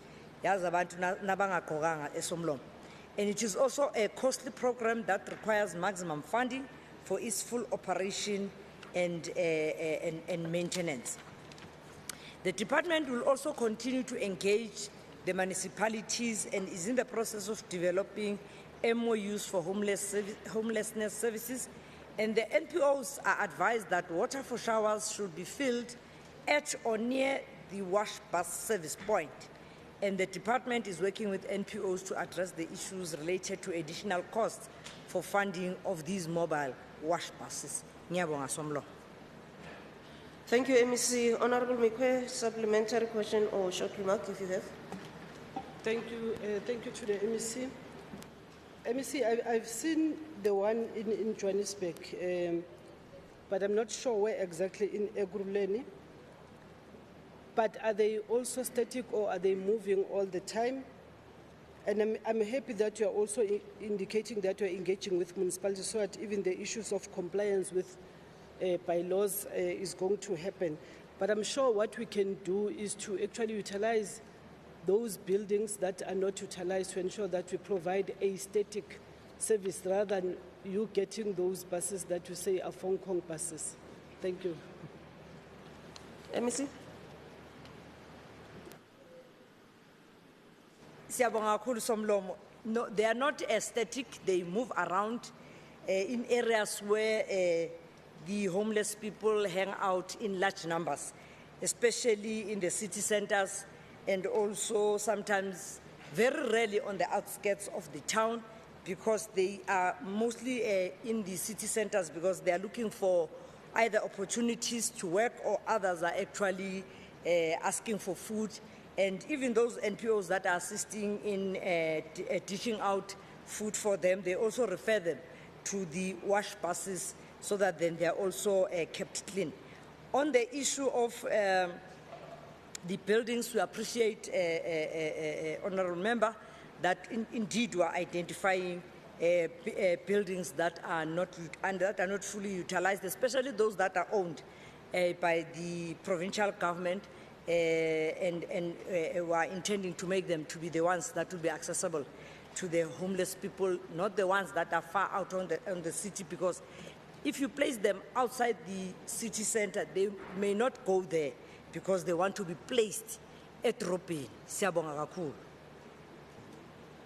Okay, thank you, MEC. Now, in terms of Rule 134, subsection 7, I open for additional supplementary questions or additional remarks by members who wish to do so. Honourable Secretary. Thank you, Speaker. I think this time, I think I'm full of compliments today. I want to compliment your predecessor, MEC, Member Lishope, on initiating this. But I also want to compliment her on visiting the West Province and seeing how it's done, learning and bringing it back home. Thanks to the Western Cape and your visit, you learned how it's done, and now you are implementing a very good program from the homelessness in Gauteng. Thank you. Supplementary still? Yes, please. Proceed. I'd like to ask the MEC if Pule Mabe won the tender for this project. Okay. Honourable members, we now move to Honourable Waters, and I want to thank you for your indulgence, Honourable Waters. You may now pose your question to MEC for Education. Okay. Thank you, Speaker. To the MEC of Education, with regards to the Olifantsfontein Primary School temporary classrooms, could the MEC please respond to the following questions? Number one, how many temporary classrooms are situated at the Olifantsfontein Primary School? 2, are these classrooms owned or rented by the department? If rented, what is the monthly rental cost associated with them? 3, is there sufficient electricity and water supply to support these temporary facilities? 4, are there sufficient toilets available to accommodate the number of students? And please provide the current ratio of students per toilet. And lastly, is there a plan to replace these temporary classrooms with permanent structures? If so, what is the projected timeline and the budget for this transaction? Thank you. Thank you very much, Honourable Waters. Honourable MEC.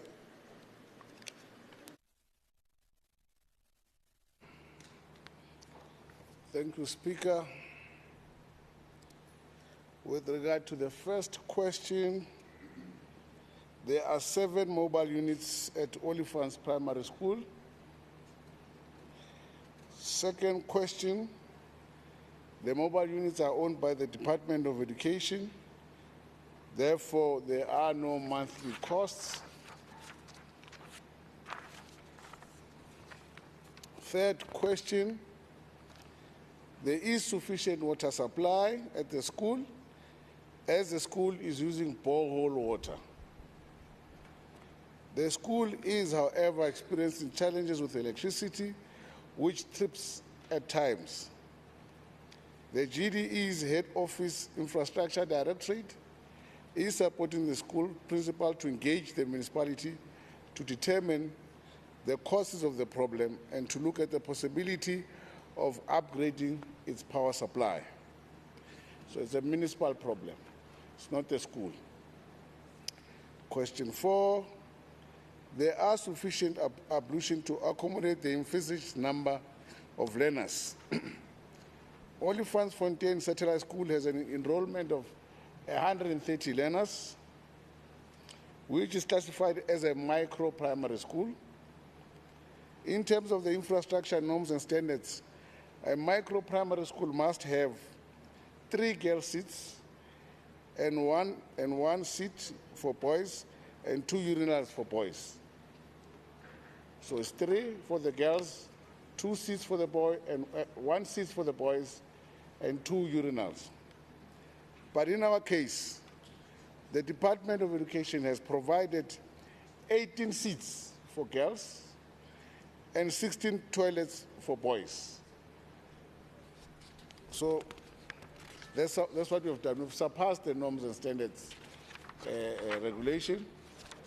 The last question, the school is hosted at the Olifantsfontein premises while we are waiting an amicable solution to relocate to the site at number 7 Gemsbok Street in Clayville East, where temporary structures will be erected. Olifantsfontein Primary School number 2 or Clayville Primary School Extension 7 is on the new and replacement priority list. So it's already in the list. The project is at site, it's at the site suitability studies currently. Thank you. Thank you, MEC. Honorable Waters, if you have a supplementary question or short remark. Thank you, Speaker. Well, just to thank the MEC for his comprehensive reply. Thank you very much. And to let him know that we will continue doing oversight at the school to ensure that they do get the brick and mortar permanent classrooms. Thank you very much. Thank you, Honorable Waters. Honorable members, in terms of Rule 134, subsection 7, I now open for additional supplementary questions or additional remarks by members who wish to do so. Honorable Ncheke. Thank you, Speaker. I know it's a new question, but I'm going to ask it as a remark to say, MEC, I think for me, I'm so concerned by the rate at which I'm seeing container schools around the province. And question 2, with your response, I would have then asked how much you're paying to buy these containers. Because for me, there's a small thing that nags me that somebody's getting a tender to sell containers to the department. So it's very convenient and comfortable to just put up container schools instead of building brick and mortar schools. And I'm seeing it a lot in the Tembisa, Kempton Park spaces. That for me is worrying. Thank you. Thank you very much, Honorable Ntseke. Honorable members, the time allocated for questions has expired, but we are only halfway through the questions that were submitted. So I'm going to actually allow all the remaining questions simply because this is the last sitting for oral questions in the year 2024. And we cannot defer them to next year.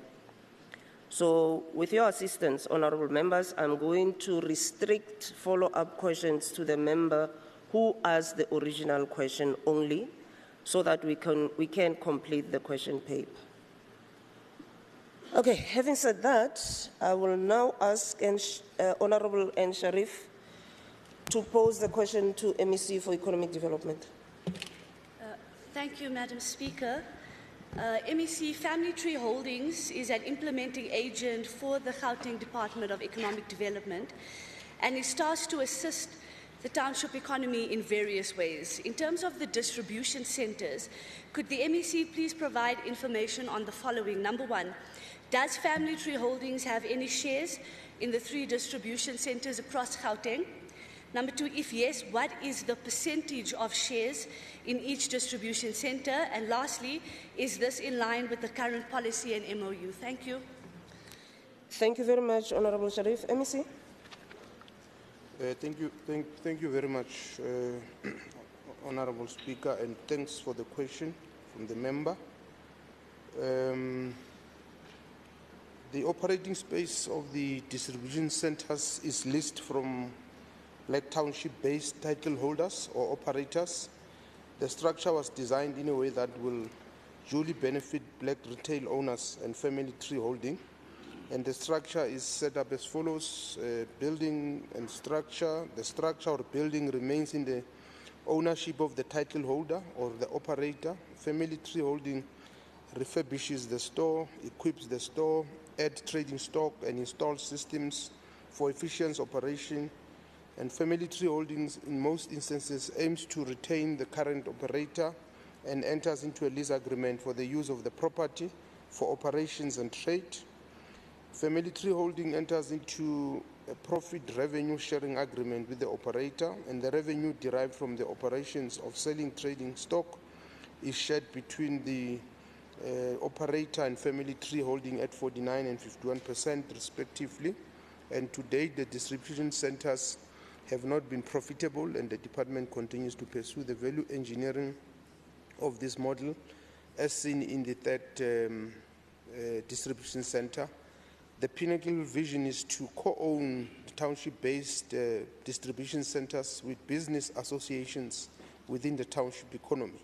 Question 2, there is no per person shareholding, no undivided shareholding. The distribution center operations revenue are shared at 51% and 49% between family tree and the distribution center. Question 3, the scope of the MOU includes the distribution centers. Thank you. Thank you very much, Honorable MEC. Honorable Member, if you have a supplementary question or a short remark, you may do so. Thank you very much, Speaker, and thank you, MEC, for your response.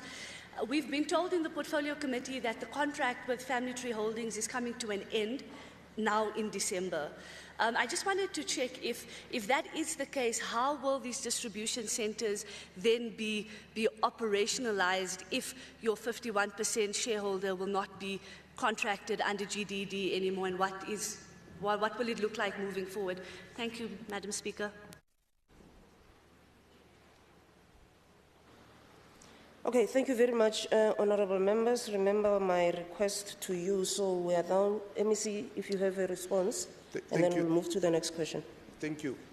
I guess the people who conceptualized this were believing that at some point the arrangement must be sustainable and not dependent on government.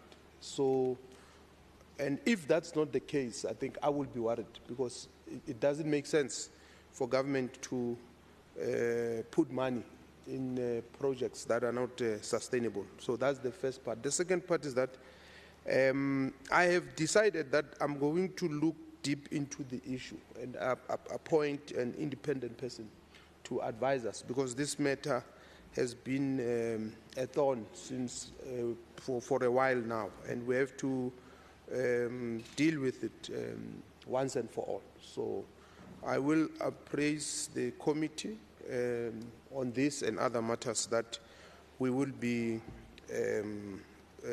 probing further. Thank you very much, Speaker. Thank you very much, Honourable MEC. Honourable Miller, you may pose your question to MEC for Environment. Thank you and good morning, Madam Speaker.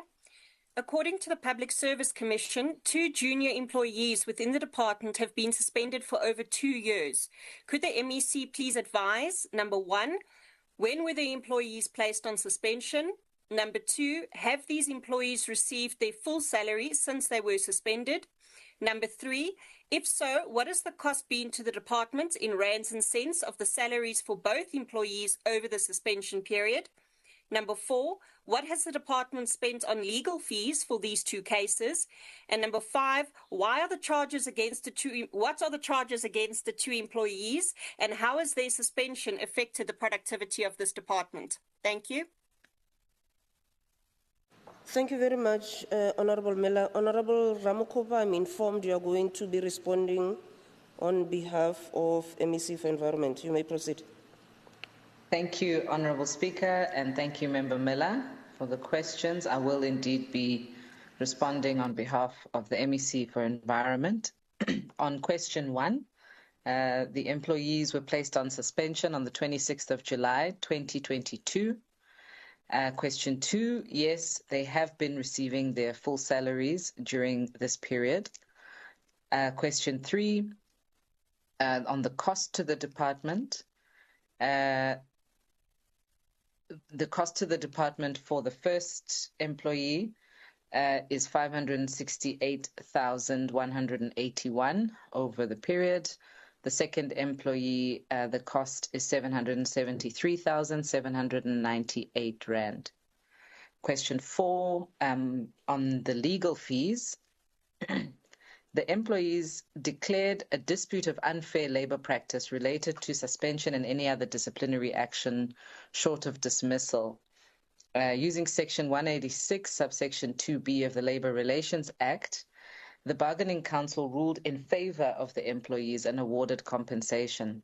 The department is reviewing the award in the Labour Court. That will be the only legal cost on this matter.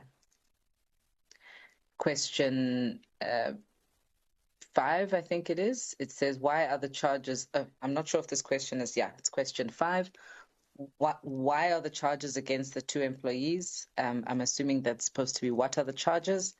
The first charge is for alleged assault of someone on the departmental premises, putting the department into disrepute and contravention of the Public Service Code of Conduct.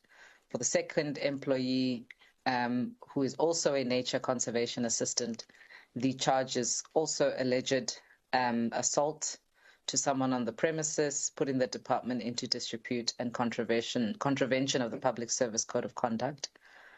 And how has their suspension affected the productivity of the department?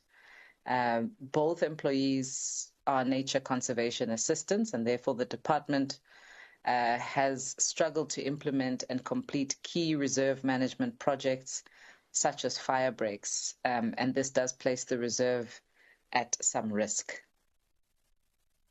Thank you, Honourable Speaker. That's the first question. Thank you very much, Honourable MEC. Honourable Miller, a supplementary question or short remark, if you have. I'm covered. Thank you, Madam Speaker. Thank you very much. Honourable Miller, you have another question to MEC for Environment. MEC Ramokopa, I'm told you are also going to be responding to this one. Honourable Miller. Thank you, Madam Speaker.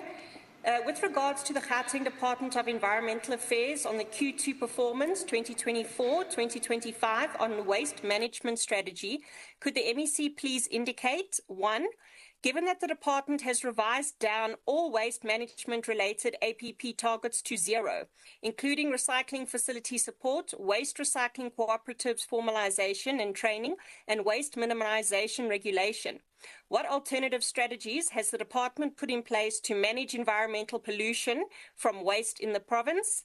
And number 2, how does the department plan to meet its constitutional mandate regarding waste management given these significant APP revisions? Thank you. Thank you very much, Honourable Miller. Honourable MEC. Thank you, Honourable Speaker.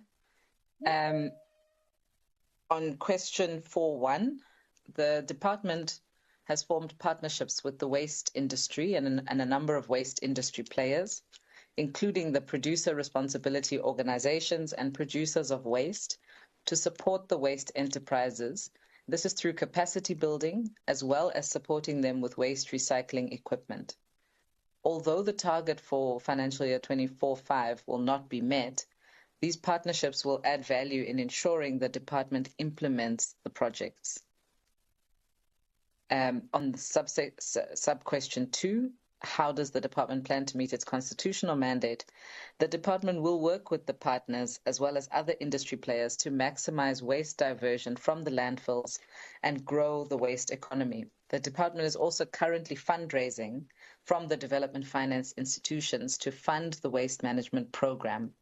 The DBSA and the IDC, as well as international funders, have been approached and proposals have been submitted in this regard. Thank you, Honourable Speaker. Thank you very much, Honourable MEC. Honourable Miller, a supplementary question or a short remark, if you have. Thank you, Madam Speaker. I'm covered, and thank you to the MEC for your response.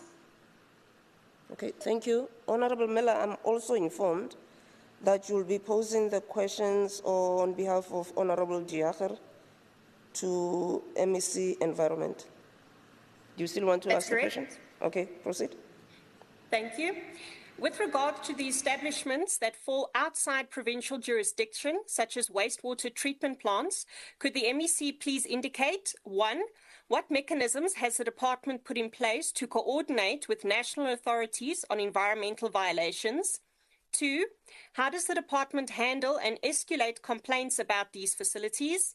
And 3, what progress has been made in establishing effective working relationships with national regulatory bodies? Thank you. Okay. No, thank you very much, Honourable Miller. MEC? Thank you, Madam Speaker. And thank you for this third question. On question 1, the department collaborates with national authorities through conducting joint site inspections and operations with environmental management inspectors from the relevant national authority. These joint site inspections are aimed at fulfilling the compliance and enforcement functions while tackling the environmental violations together. On question 2, how the department handles and escalates complaints about facilities. Complaints concerning facilities that fall under the jurisdiction of national institutions are initially investigated by the department, and where possible, the environmental management inspectors from the national institutions will be invited to form part of the initial investigations. These preliminary investigations will assess the reported environmental violation and identify environmental degradation observed at the facilities. Following the investigations, the cases are formally referred to the national institutions for further investigation and the application of their relevant laws. And while the issue will be officially submitted to the national institution, sorry, Madam Speaker, I think somebody is not muted. If members could kindly mute.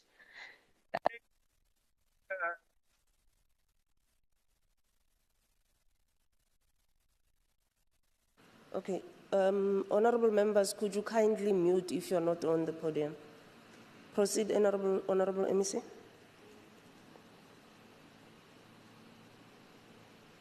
Honourable MEC Ramakopa. Oh, apologies, Madam Speaker. It seems I was also muted. Let me continue. I said the department may subsequently, in specific cases where the capacity to address the violation exists, the department may issue directives under Section 28, subsection 4 of the National Environmental Management Act 1998. That's Act number 107 of 98. And this may be issued to violators to address the environmental degradation that might be discovered. These directives will instruct the violators to remedy environmental degradation or pollution and to implement reasonable measures to prevent the occurrence, continuation, or recurrence of pollution or degradation resulting from their activities. On sub-question 3, what progress has been made in establishing effective working relations with national bodies? The department's environmental management inspectors are integral members of the National Environmental Management Inspectorate Network, which has established collaborative relationships with various national institutions over the years and continues to foster these relationships. Furthermore, the department has effectively utilized the EMI network to forge clear lines of communication with national institutions, which aids in the efficient dissemination of information. ensuring that referred cases are directed to the relevant officials within the designated national institution. Furthermore, the department is an active participant in the MINTEC working group, which serves as the National Cooperative Governance Forum, comprising government officials, particularly the EMIs from a range of institutions. These institutions include Department of Forestry, Fisheries and Environment, Department of Water Sanitation, Department of Minerals, Resources and Energy, as well as the provincial environment departments and conservation agencies. And the primary objective of this working group forum is to facilitate the coordination and collaboration on issues pertaining to environmental compliance and enforcement. The working group engages intensively in determining mechanisms appropriate for addressing the challenges related to environmental violations throughout the country. And furthermore, the working group has also created a platform for collaborative efforts to ensure that matters of common interest are dealt with jointly. Thank you, Madam Speaker. That concludes my response. Okay, thank you very much, Honourable MEC. Honourable members, question, just make sure that I have the right one. TR002 by Honourable Nell is withdrawn, and Honourable E. Du Plessis has posed a question to MEC for Roads and Transport and to MEC for COGTA, and the questions are exactly the same. And I mean exactly the same, including the punctuation. So, Honourable Du Plessis, I'm going to give you an opportunity then to pose your question, and the MEC for Transport will then respond. Honourable Du Plessis, proceed. Thank you very much, Madam Speaker. With regards to the Lillian and Goy Street in Johannesburg, could the MEC for Roads and Transport please indicate, 1, is the MEC aware of the problems regarding the repairs of the Lillian and Goy Street in Johannesburg? 2, is the MEC aware of any help that the province has supplied up to now? 3, is the MEC aware of any assistance that will still be supplied? 4, has the province given any financial assistance for this project thus far? And 5, is the MEC aware of any timelines for this project? Thank you. Thank you very much, Honourable Du Plessis. MEC Tlabela. Thank you very much, Honourable Speaker. I think T002 is the same as also the question that MEC Ramokgopa just responded to, and same applies to this one. And this is not the first time we are answering this question. Lillian Goy Street falls under the city of Johannesburg, and we have requested an update from the city's MMC Kunene to update us on what's really happening with the refurbishment of that road.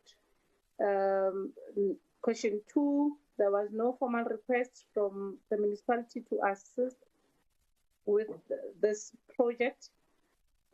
Question 3, no, the MEC is not aware of any assistance that will still be supplied. Question 4 also is no, the province has not given any financial assistance to this. And question 5, no, the MEC is not aware of any timeline for the project. Thank you very much. Okay, thank you, Honourable MEC. Honourable Du Plessis, a short remark or supplementary question? Yes, thank you, Madam Speaker. Just why I'm posing the question is this was declared a national disaster when it happened, when the President was here, and it looks like there's a bit of defunct because that project is standing still. If you go and see how many residents of Johannesburg has to move around that area, then that is why the question is posed, is because we are need to do oversight. But I think maybe the MEC of COGTA will have a better answer. Thank you. Okay, no, thank you very much, Honourable Du Plessis. Honourable MEC for Transport, if you need to add to the response, you may do so. The supplementary. MEC, Transport. Thanks, Honourable Speaker. I think MEC COGTA, maybe he's better placed to respond to the questions, but on our side as transport, we have not even been requested to assist the city. I think the city is able to manage its issues for now. And through the newspapers, Member Duplessis, the city had communicated that they had challenges with the contractor, but then now they have appointed a new contractor who will be going back to sites to finalize the project. But I think MEC Mamabolo will have better answer as compared to what I have now. Yes, I have not consulted the city yet. Thank you. Okay. Thank you very much, MEC Tlabela. MEC Mamabolo, you want to add? No? Okay, thanks. Honourable members, we now move to Honourable Dos Santos to MEC Education. Thank you, Speaker. Good morning, MEC. With regards to tender number GT/GDE/104/2022, could the MEC please indicate 1. Please provide the list of law firms appointed, and 2. Please provide year of incorporation for each law firm. Thank you. MEC. Thank you, Speaker. I see the honourable member is looking for tenders now.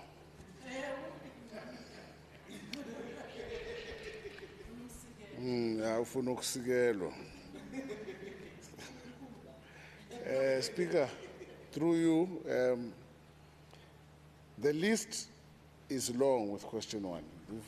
It's the law firms appointed in terms of tender number GT/GDE 104/2022, and the year of incorporation is a list provided. There are 29 all in all. So I don't know if you want me to read all of them, or we'll just give it to you. We'll just share it. And question 2, please refer above. Thank you. Okay. Thank you very much, MEC.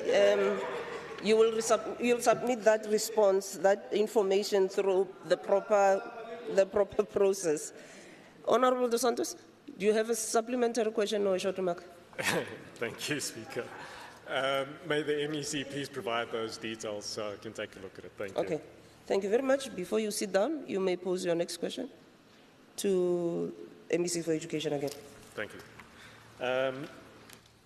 Below. Sorry, where am I? Oh, yeah. Madla Tlamba, attorneys appointed to investigate Pretoria High School for Girls' alleged racism. Could the MEC please indicate, 1, which 2 other law firms submitted quotations? 2, please provide the amount in rand and cents for the 3 quotations provided. And 3, between the 3 quotations provided, what was the final criteria used to appoint Madla Tlamba attorneys? Thank you. MEC? Thank you, Speaker. I will ignore the Chief Whip. With regard to the first question, Ndladlamba, the answer is Inchupesang attorneys and Edward Nathan Sonnenberg submitted quotations to investigate the Pretoria High School for girls. With regard to the second question, I've done a table. Ndladlamba attorneys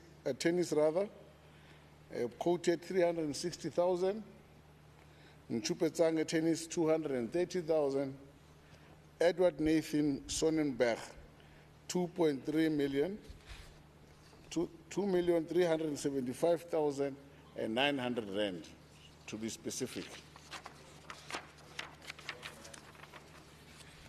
With regard to the third question, the following criteria was used to appoint Ndladlamba attorneys.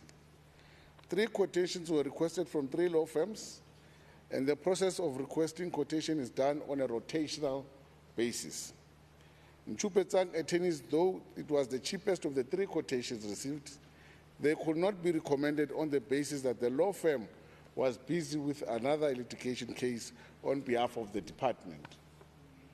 Thirdly, and based on rotation, Ndladlamba being the second lowest price, they were then recommended and appointed. Thank you, Speaker. Thank you very much, Honorable MEC. Honorable Duplessis. Oh, sorry, Dos Santos.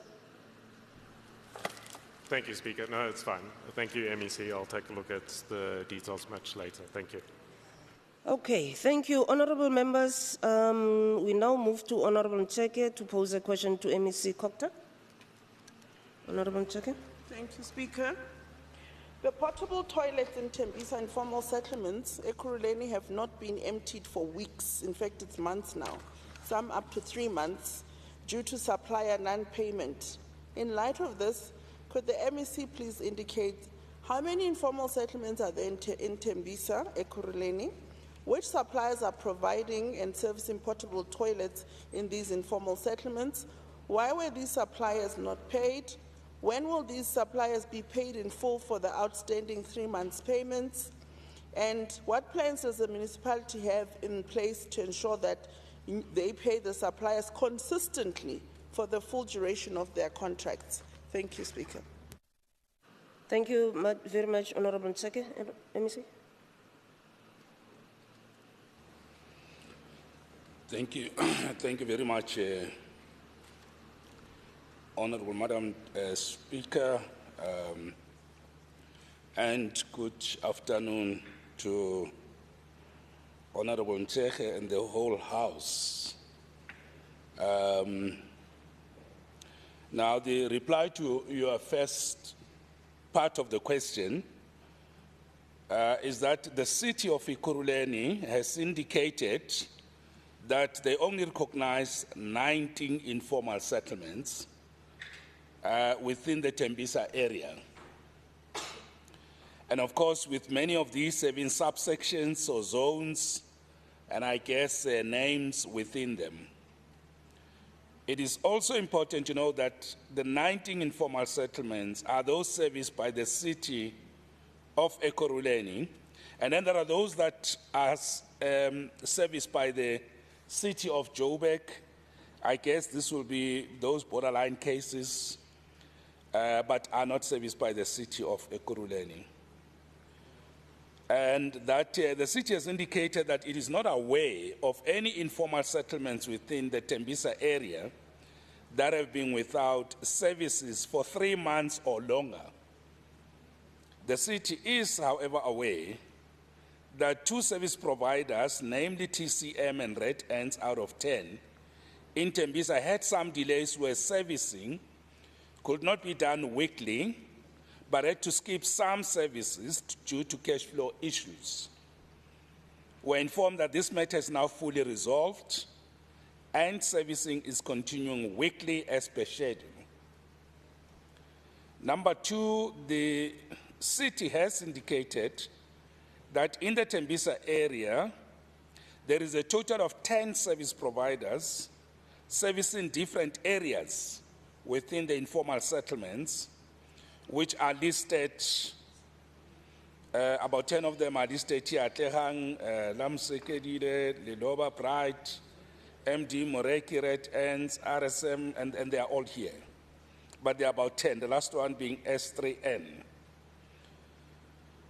Why were these suppliers not paid? The reply is that the city has indicated that the 2 suppliers that experienced delays in servicing the areas finally received payments and are reconciling their accounts for latest statements to be sent to the city. The service providers have fully resumed servicing, and all backlog is cleared from 8 November 2024 after delays started on the week of 16 October 2024. And of course, the 4th part, the city's finance department is currently awaiting updated statements to assess what is still being owed to the 2 service providers that had delayed services in Tembisa so that settlements of accounts can be done. The last part is the city will ensure Temia's processing of submitted invoices, resolving any invoice queries without delays, and ensuring services provided are budgeted for. Thank you. Thank you, MEC. Honorable Ncheke, supplementary question or short remark to the MEC. Thank you very much, Speaker. Ndatu Mamabolo, thanks for your response. I'm afraid the city is misleading you.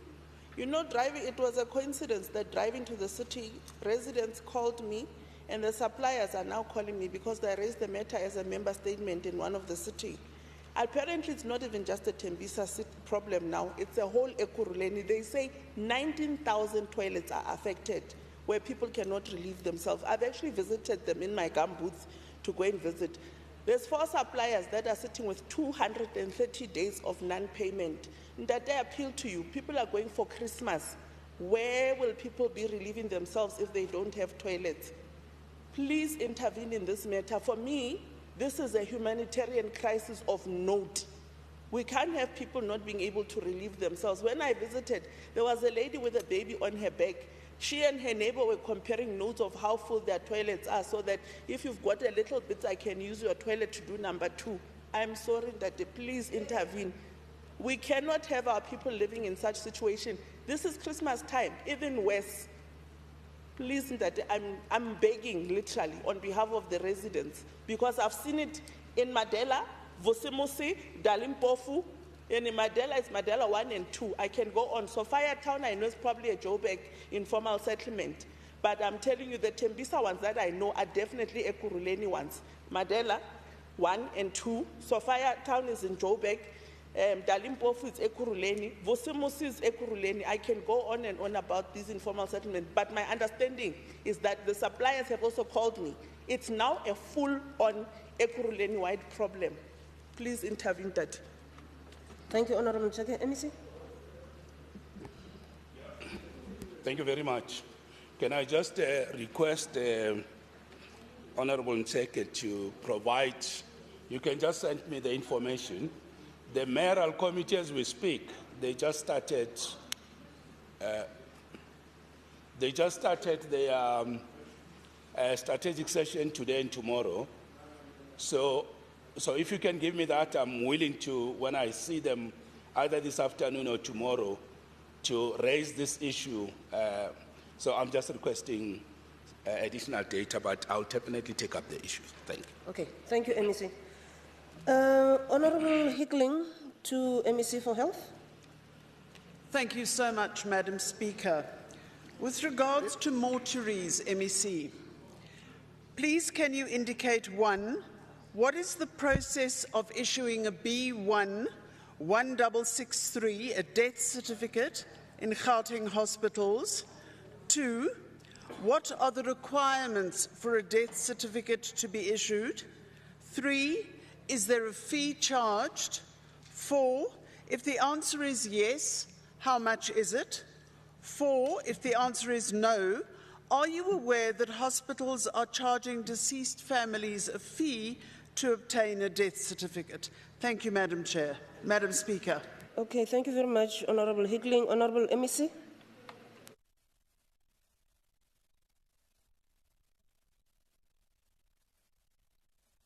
Thank you, Madam Speaker, and thank you to Member Hickling for asking the question. The first answer is that the death confirmation, in fact, in Gauteng hospitals, that's the first one, what is the process? In Gauteng hospitals, the issuance of B1/1663 form for death registration must comply with the additional regulations and procedures as outlined by the Department of Health and the Department of Home Affairs.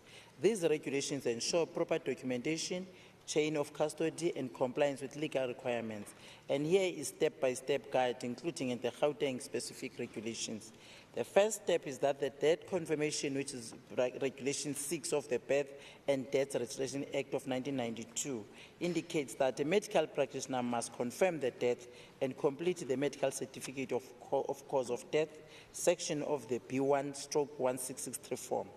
The second issue is in the absence of a medical practitioner, authorized healthcare worker, e.g. a nurse in remote hospitals, may confirm the death but notify the hospital's administration to finalize the form.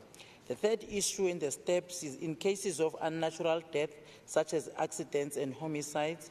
Then the third area is that the death must be reported to the South African Police Service. The other area, which is the fifth one in the steps, is postmortem that will be conducted by a state pathologist before the B1/1663 can be issued.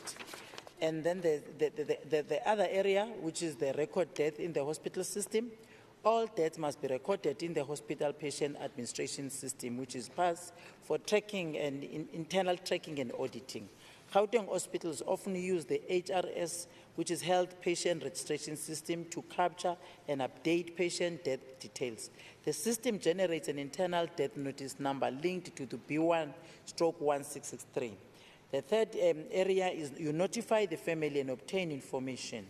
Hospital administrators or workers notify the next of kin or family of the deceased.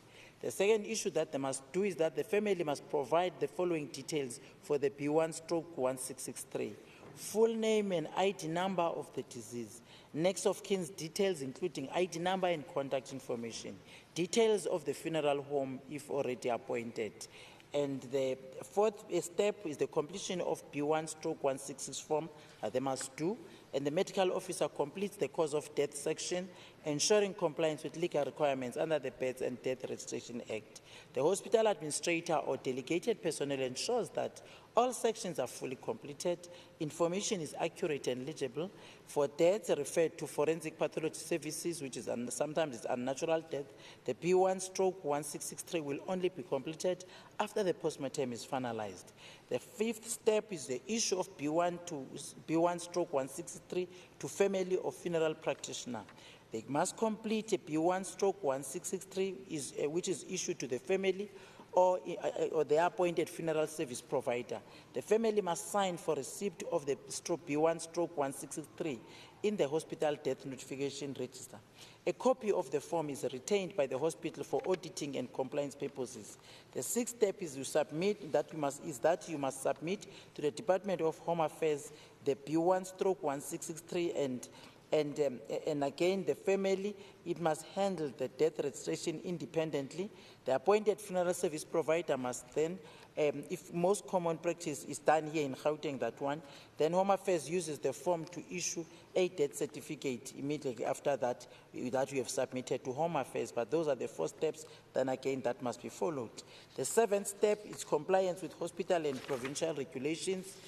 What they must do now, the Gauteng Department of Health circulars may include additional instructions such as reporting timelines for death, usually within 24 hours for deaths in hospitals. Hospitals must comply with the Births and Death Registration Act, which is Act number 51 of 1992, and the National Health Act, which is Act number 61 of 2003, for the management of death. The eighth step is reporting and auditing. Gauteng hospitals are required to maintain a death notification log for all B1/163 forms issued. Regular audits are conducted by hospital management and the Department of Health to ensure adherence to legal and procedural requirements. Key regulations to note: unnatural deaths must be reported to SAPS and referred to forensic pathology in Gauteng for further investigation. Death registration time frames, which is the B1/163, must be submitted to Home Affairs within 72 hours of death to comply with the Births and Death Registration Act. And the second answer to second question, the answer is the requirements for death certificate must be issued and it must be fully completed together with the deceased patient identity document and the informant identity document as well. The third question, in terms of the charges, there is no fee charged. The fourth one, for me, he's saying if the answer is yes, how much? The response again, we refer it to number 3. Then the fourth one, if again the response is that on the fifth one, the fourth one still the response it goes to number 3. Then the fifth one, the department is not aware of any hospital charging the deceased families a fee to obtain a death certificate. Madam Speaker, that's my answer. Thank you very much, Honourable MEC.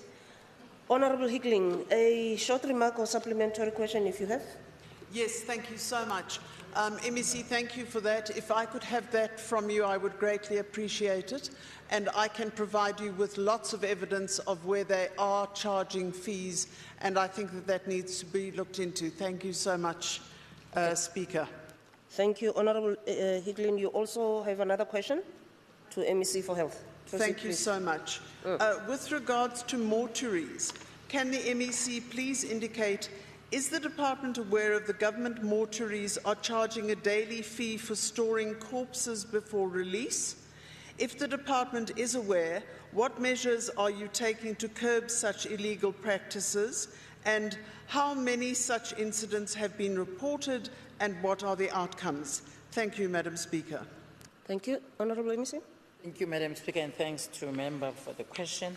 The first answer is that the department, we have 11 FPS facilities that do not charge any fee.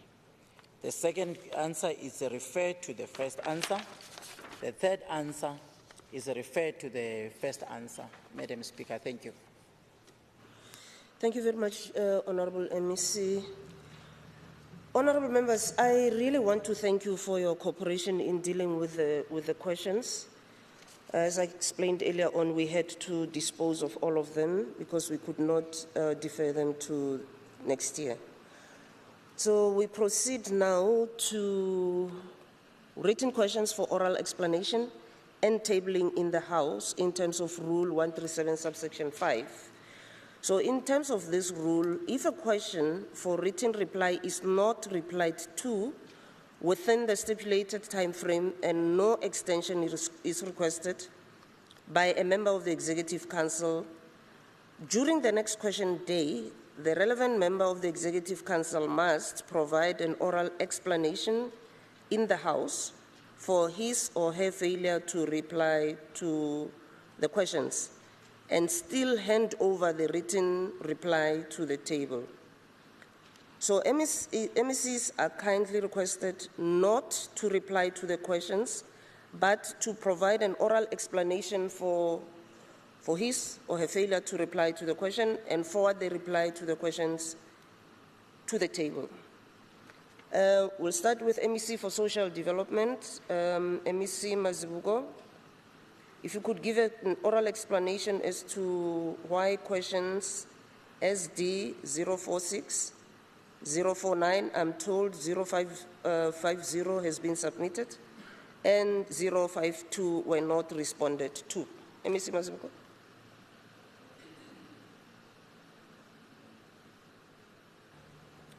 Somlomo mangibonge. Inkinga zami ukuthi lento abangibuza zona mina anginazo. Nazo ngizithathaphi. Ngiyaphendule kodwa cha. Empeleni kuthiwa lama report alikhelwe bona. Mina anginalo leli report abalifunayo la kimi. Ilunga liphethe le report kodwa libuza imibuzo. So ngangilunge mina Somlomo. Anginayo lento ayifunayo la kimi. Anginawo lawo ma report. Ngiyabonga kakhulu ingakho ngifuna ukuphendula.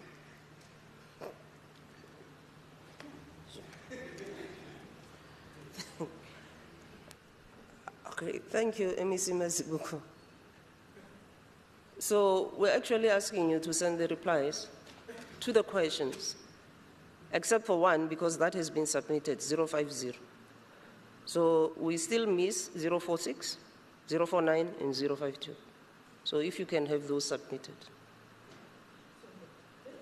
No, I heard you, MEC. The questions were posed, and as per the rule book, they still, so please, you do find them in your department and submit them in written form. Thank you very much, MEC.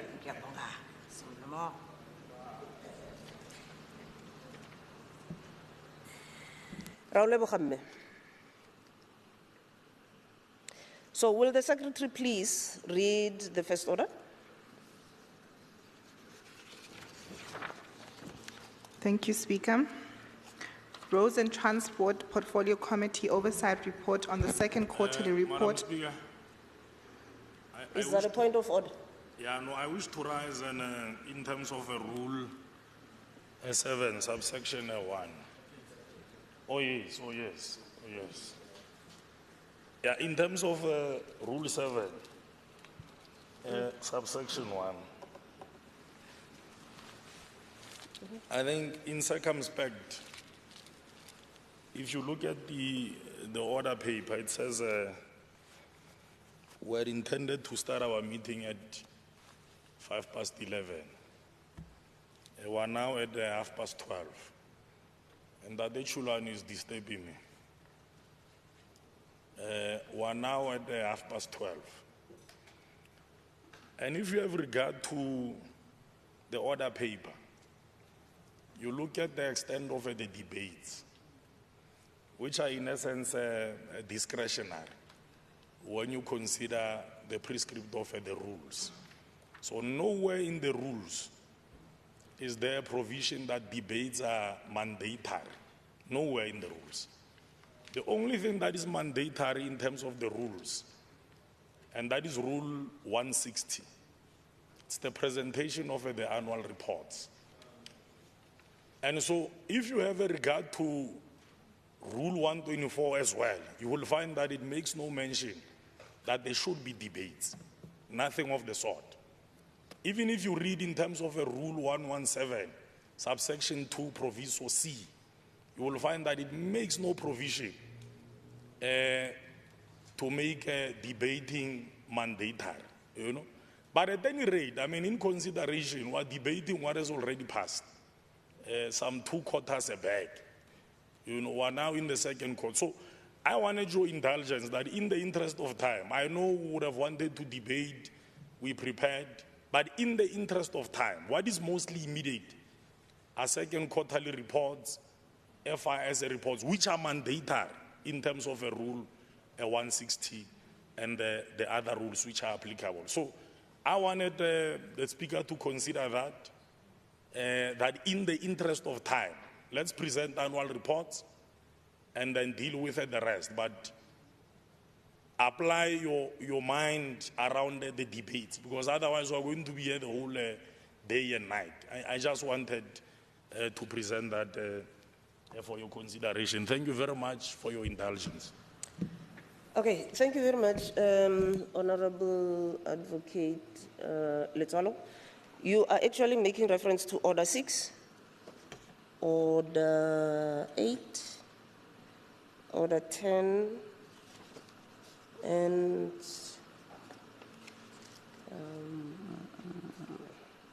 Order 12, Order 14. Yeah, those are the only ones that have debates. Just hold on, let me take this on advisement.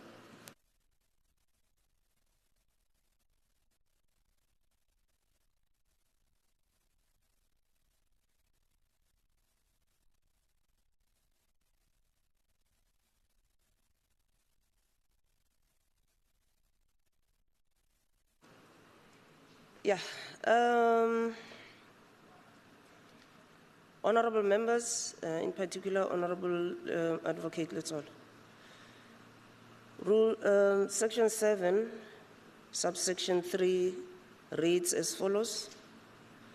Despite sub-rule 1, a motion to suspend the following rules must be placed on the order paper 5 days before it is introduced and decided upon by a majority of 2/3 of the members present.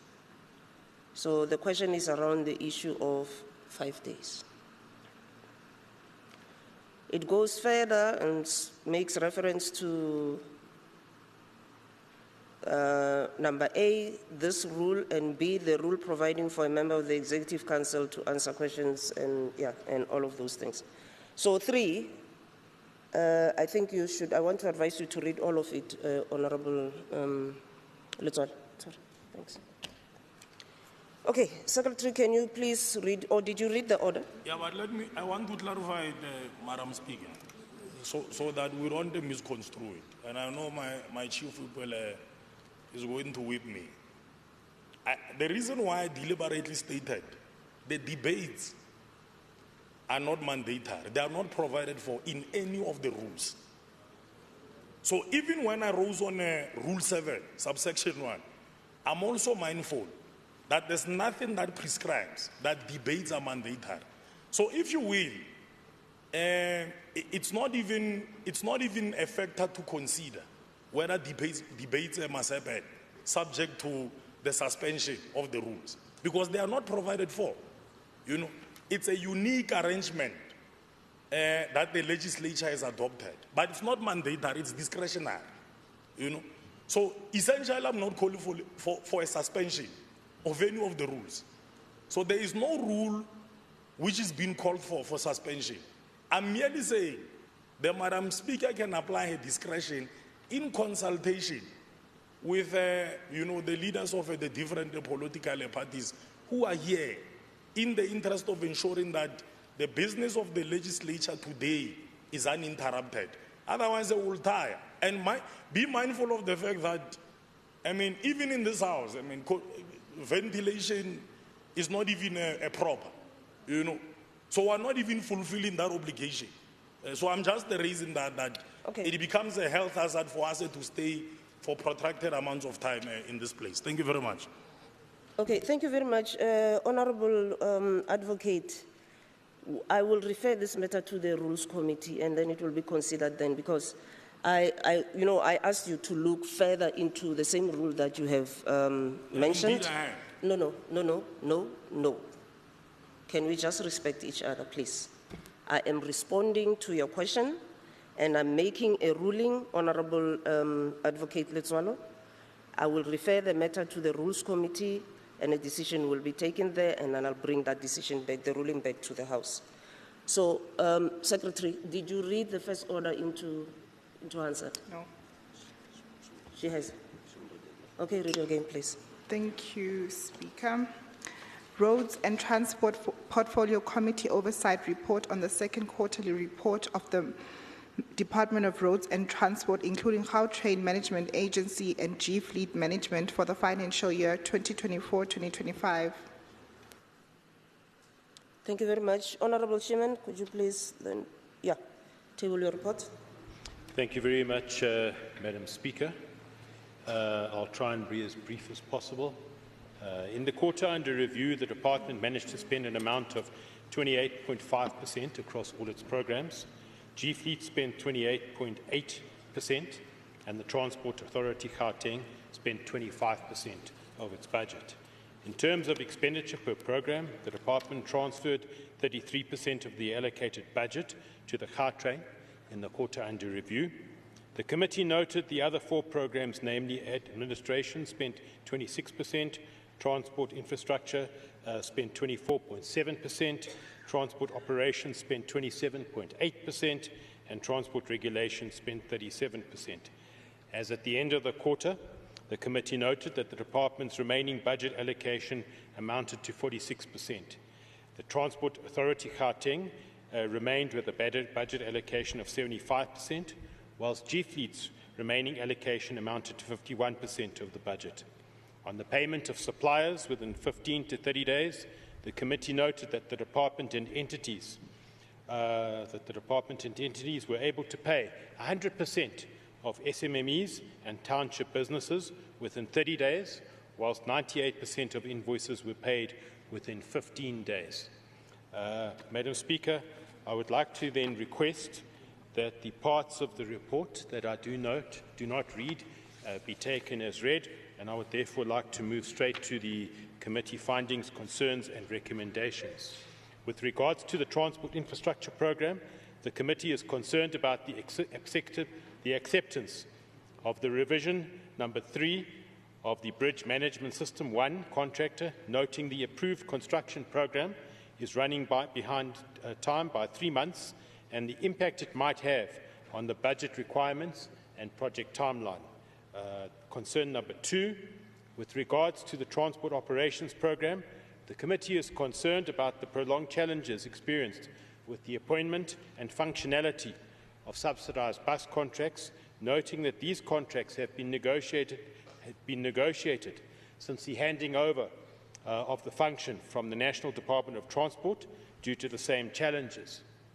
And then concern number 3, with regards to the Transport Authority Gauteng, the committee is concerned about the lack of permanent human capital in the Transport Authority Gauteng and the possible impact the GMA seconded employees, and the possible impact on the GMA seconded employees, noting the continuous delays in the approval of the organisational structure. I then want to move on to the committee's recommendations, which the committee has requested be responded to by the 7th of February, in 2025. The first recommendation is that the Department should provide the Committee with a detailed report on the progress on the projects allocated to the Bridge Management System 1 contractor. Furthermore, the financial implications and revised timelines in line with the revised project scope. And 2, that the Department should provide the Committee with a detailed report on the court case on the review application, which consists of Part A, which are urgent court proceedings ordering operators to operate within the allocated PTOG budget and holding the current disputes in abeyance, pending the outcome of the review application in Parts A and Parts B, and seeking an order to have the contract set aside on the basis of a contravention of Section 38 of the PMA. Recommendation 3, that the Department should provide the Committee with a detailed report on the appointment of permanent senior executive and support employees in the Transport Authority for Gauteng.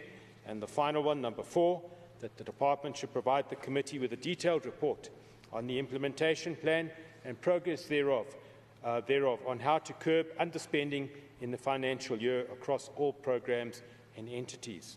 At this stage, I'd also like to express appreciation to all members of the Portfolio Committee for their participation and interaction in this process, as well as to the MEC for Roads and Transport, the HOD and officials from the Department.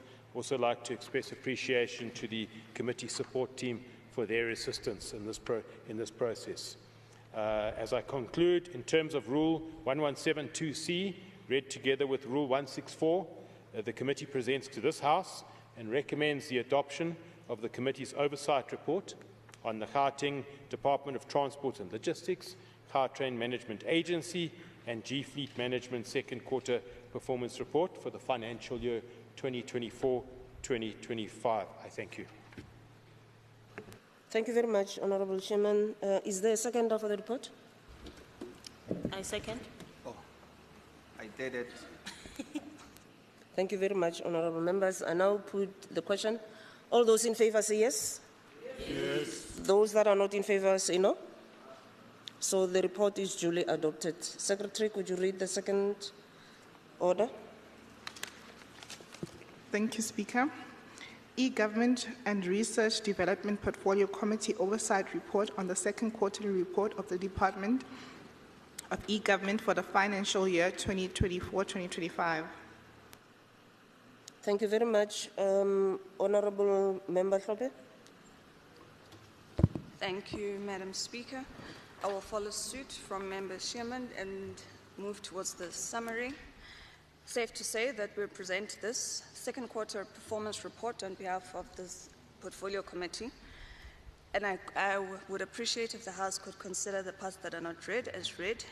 In terms of the summary, the Department was appropriated an amount of 1.6 billion for the financial year 2024-2025. The projected budget for the second quarter was 412,838,000, and the department spent an amount of 303,664,450, which is 74% of the budget for the quarter and 40% of the total budget.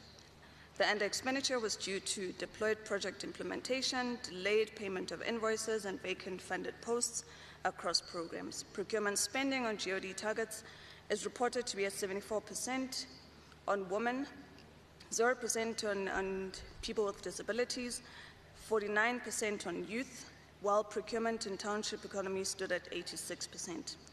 During the quarter under review, the department was able to attain only 17 of the 30 set targets, translating to 57% of its annual performance. Network connectivity was provided to the Gauteng provincial government, where departments had 100% server uptime, allowing employees to conclude tasks without system downtime.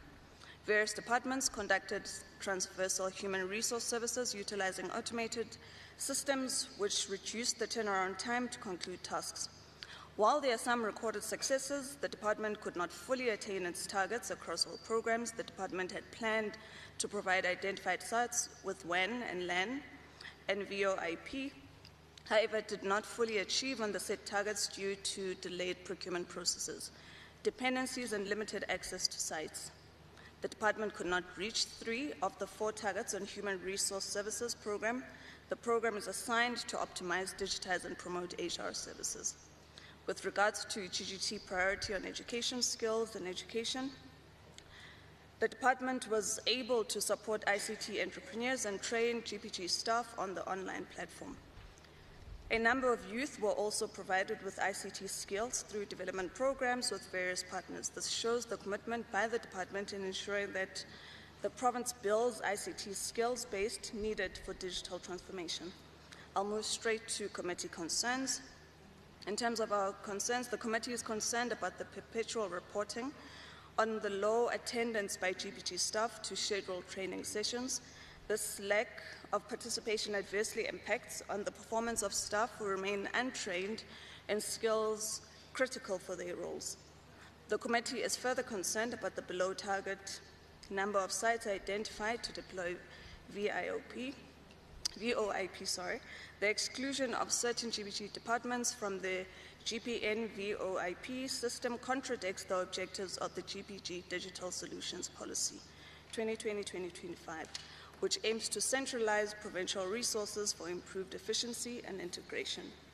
In terms of our recommendations, the department should establish formal agreements with client departments to ensure consistency, accountability, and alignment with strategic objectives.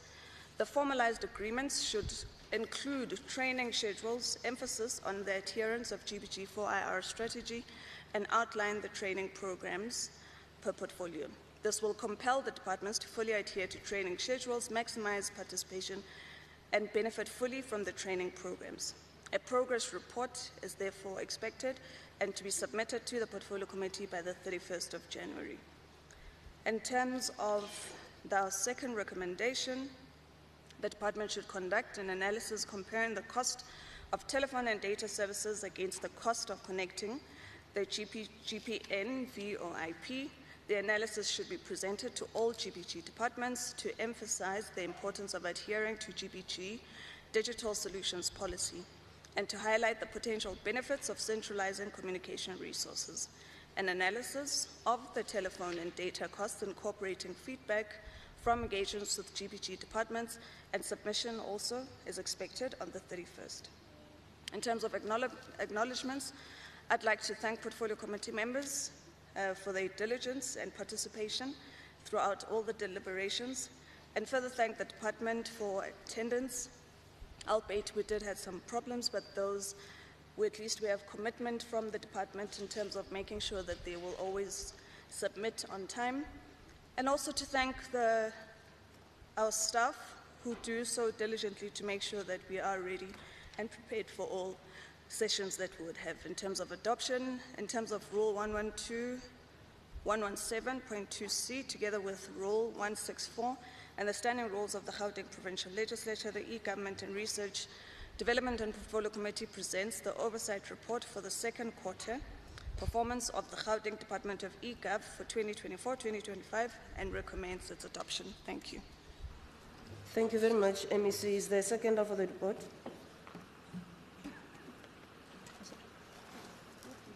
LH Mikwe seconding.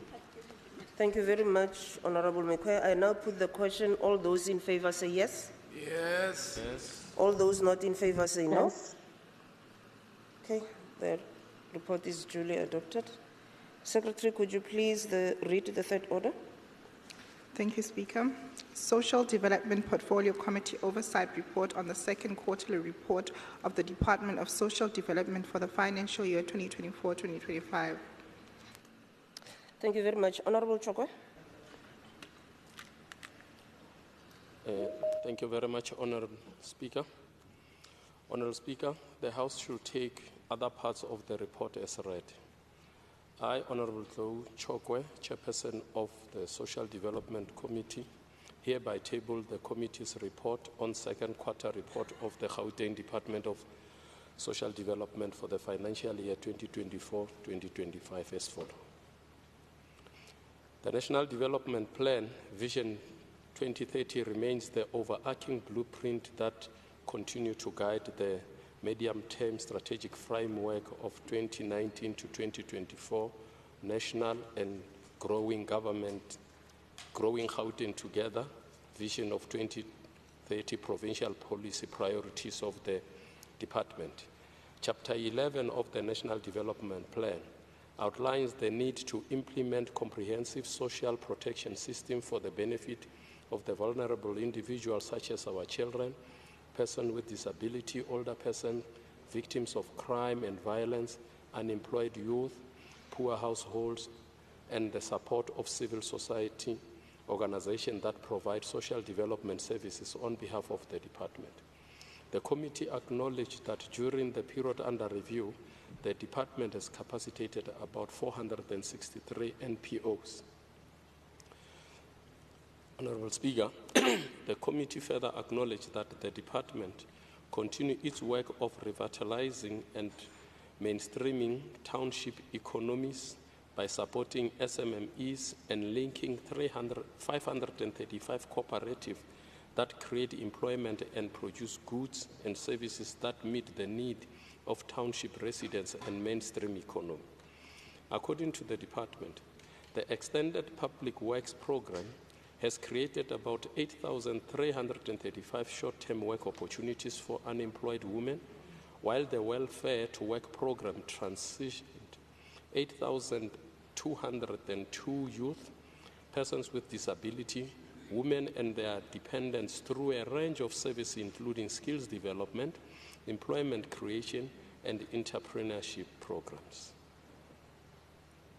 During this 2024-2025 financial year, the department has been allocated an amount of 5,466,262,000. During the quarter under review, the department managed to spend about 1,323,850,000 rand across all programs, representing 50% of the allocated budget by the quarter under review.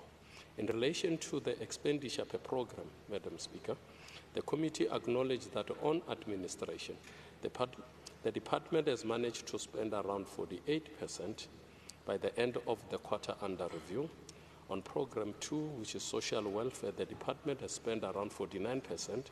On program 3, that is children and families, they've spent around 50%. On program 4, which is restorative services, the department has spent about 45% of that budget. On program 5, which is development research, the department has spent about 502,490,000, which is around 61% of the allocated budget by the end of the quarter under review. The committee acknowledged that on procurement targets that are related to historically disadvantaged individuals, the department managed to spend about 93.55% on women. The department spent about 48.86%, and on youth, it has spent around 46%. And then on person with disability, the department has spent a mere 1.62%. I hope that in the next 5 years we will not be sitting at this 1%. The committee further acknowledged that the department reported to have paid 100% of its service providers within 30 days, and 95% was paid within 15 days. And on township economy, the department reported to have spent about 36.94% during the quarter under review. The committee does have some concern, Honorable Speaker. The concern of the committee relates to the annual performance plan of the department, which is not shared with the committee, and some of the targets are removed from the annual performance plan, which make it very difficult for the committee to conduct its mainstream meaningful oversight. We do have, the committee do have some recommendation, which is only one.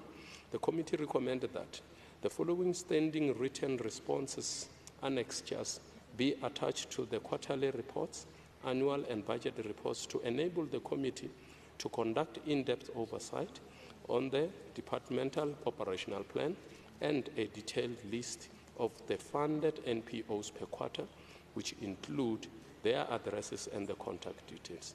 I would like to acknowledge our MEC For Social Development, Honorable Faith Mazibuko, the Acting HOD, Mr. Bongani Ngomani, and the official of the department. I would also like to express my appreciation to members of the committee, Honorable Sharif, Honorable Nseke, Honorable Mehwe, Honorable Abrams, Honorable More, Honorable Sesidinyani, Honorable Simatla, Honorable Miso, and Honorable Evans, Honorable Mukwanas, for their commitment to the oversight processes. I commend them for their diligence during deliberation on the second quarter report that we have seen. I would also like to thank Ms. Paswambale, Mr. Nwala, Dr. Nenweli, Ms. Jikole, Mr. Moloi, Ms. Ngwenya, Ms. Zuigwe, Ndlebi, Ms. Kulu, Mr. Mukoka for their dedication in assisting the committee to achieve this. After extensive deliberation, Honorable Speaker, the Social Development Committee adopted the second quarterly performance report on the Department of Social Development for the financial year 2024-2025 in accordance with Rule 117, Section 2, Subsection C, read together with Rule 164. The Social Development Portfolio Committee tables the report to the House for consideration and adoption, considering the concern and recommendation made in this report. I thank you, Honourable Speaker. Thank you very much, Honorable Chokwe. Is there a seconder to the report? I rise to second, Madam Speaker. Thank you very much, Honorable Makubela. I now put the question. All those in favor say yes. Yes. All those not in favor say no. Okay, the yeses have it. The report is adopted. Secretary, will you read the fourth order? Yeah. Thank you, Speaker. Health and Wellness Portfolio Committee Oversight Report on the second quarterly report of the Department of Health, including its entities for the financial year 2024-2025. Thank you. Honorable Advocate Letsolo. Thank you very much, Madam Speaker. I have the honor to present the summative version of the second quarterly report. Well, I must indicate that the report is quite detailed, and I will not try to recapitulate the whole of its content, but rather focus on the concerns and recommendations as constituting actionable pointers which will inform our oversight outlook in the forthcoming quarters. Notwithstanding, I want to encourage the residents of Gauteng, those who are here and those who are watching us, that they must spare time to go through the whole of the report so that they gain insights into some of the issues that it's surfacing. On committee concerns, the committee is concerned with the overspending on EMS P1 urban interfacility transfer under 30 minutes. So this is the issue around the ambulances, just to simplify, turnaround time for ambulances.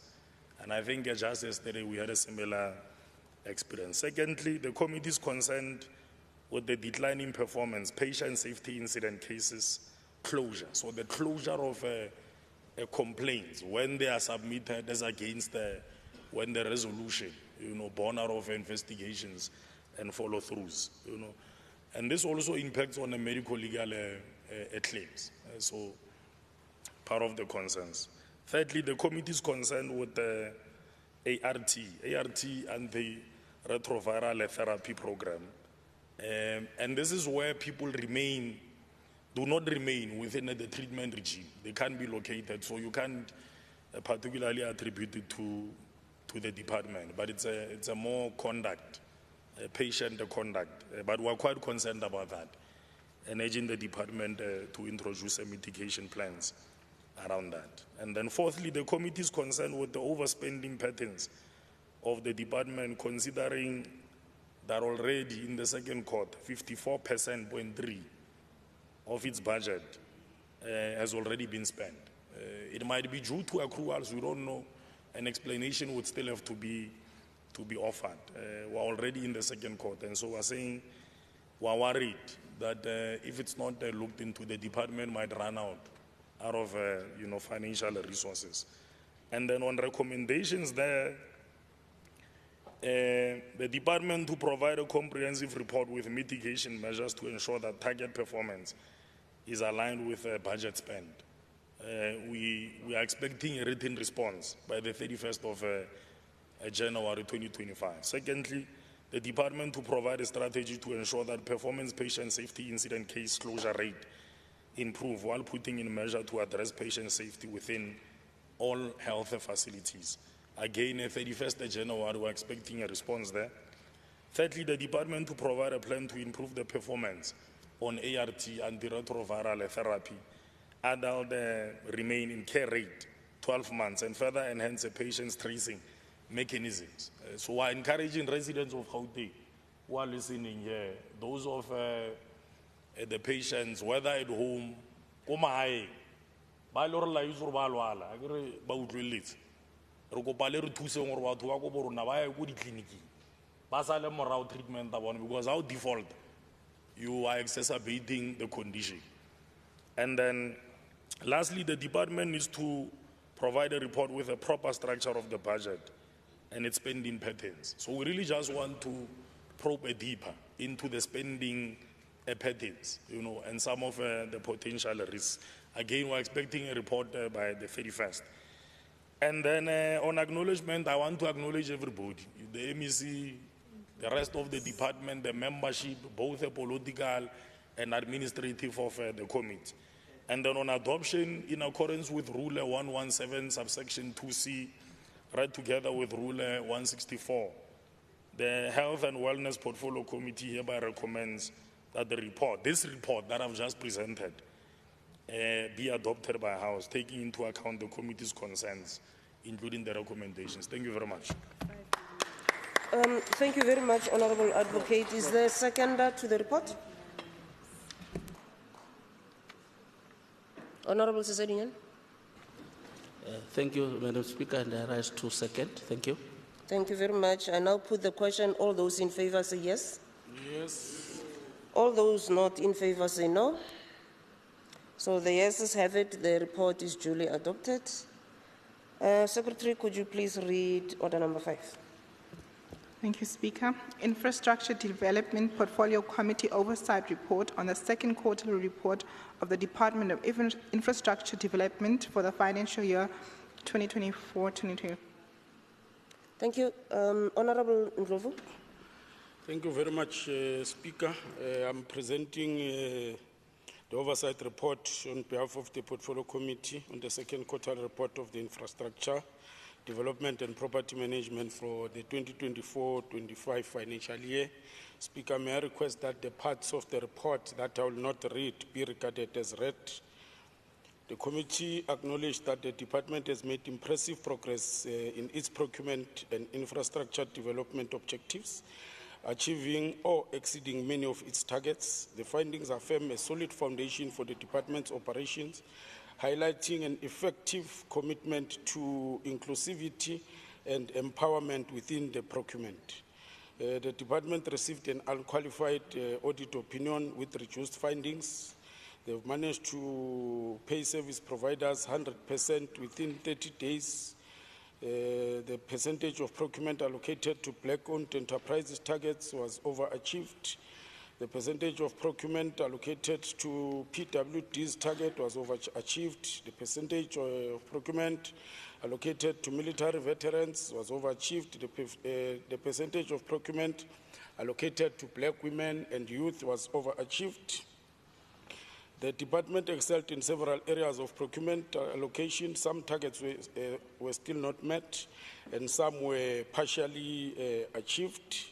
The committee noted with concern that the department only achieved 77% of its set targets of 29 out of 40 in the quarter under review.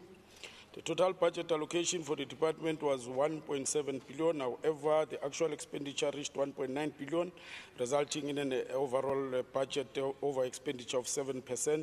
The committee noted with concern that all programs within the department exceeded their budget allocations. Program 1 was allocated 219 million, ended up spending 322 million. Program 2 allocated 1.4 billion and spent 1.421 billion. Program 3 allocated 139 million and spent 142 million. On findings, Program 1, the committee expressed concern that delays in payments from client departments have hindered the completion of some of the projects. It was not clear which service providers were paid in full when it was reported that some were not paid. On Program 2, the committee noted that the department successfully achieved 14 out of planned 24 targets, resulting in 58% achievement. Despite the achievements, the committee expressed concern regarding the sale of only one property compared to a target of 10. The committee further noted with the concern the non-payment of service providers, and as reported by the department, Program 3, the committee commended the department for achieving all its targets related to the program. Some of the targets were overachieved. This includes the creation of 2,557 jobs against 2,500 jobs.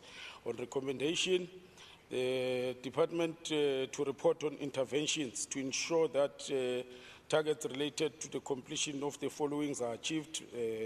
Sampato Secondary, Tubelihle High School, Rastefal, Johannesburg Forensic Pathology, and Peckersdal Community Center. The department misled the committee, indicating that service providers were paid in full, and yet the Women's Living Monument and Joburg pathology projects were not completed due to delayed payments of the service providers.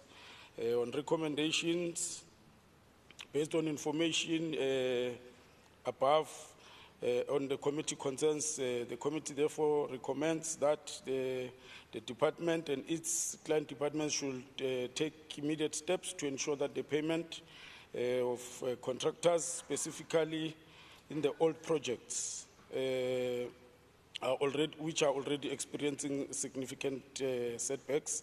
The department should also establish a more efficient payment process which will facilitate better service delivery and enhance the reputation of the department. Both the DID and the Department of Social Development should ensure that the Peckersdal Social Integrated Facility project is completed without any further delays. The department should also report back on the measures they put in place to ensure that the project is fast-tracked. The department should develop and implement measures to ensure that gymnasium, Sampato, Tubelihle, Rastefal projects and Peckersdal Center projects are fast-tracked. All the responses should reach the committee by the 26th of January 2025. I would like to thank MEC Mamabulo, Head of Department, and the entire executives for their efforts. I would like to further appreciate the diligent deliberations of honorable members. We further would like to thank our support staff for their dedication and assistance on adoption in terms of Rule 117, subsection 2C, read together with Rule 164. The Portfolio Committee on Infrastructure Development and Property Management presents before the House the oversight report on the Department of Infrastructure, second quarter report for the 2024-25 financial year for the consideration and adoption. Thank you, Speaker. Thank you very much, Honorable Ndlovu. Is there a seconder to the report? Honorable Sisodinyane. Thank you very much, Speaker, and I rise to second. Thank you. Thank you. I now put the question. All those in favor say yes.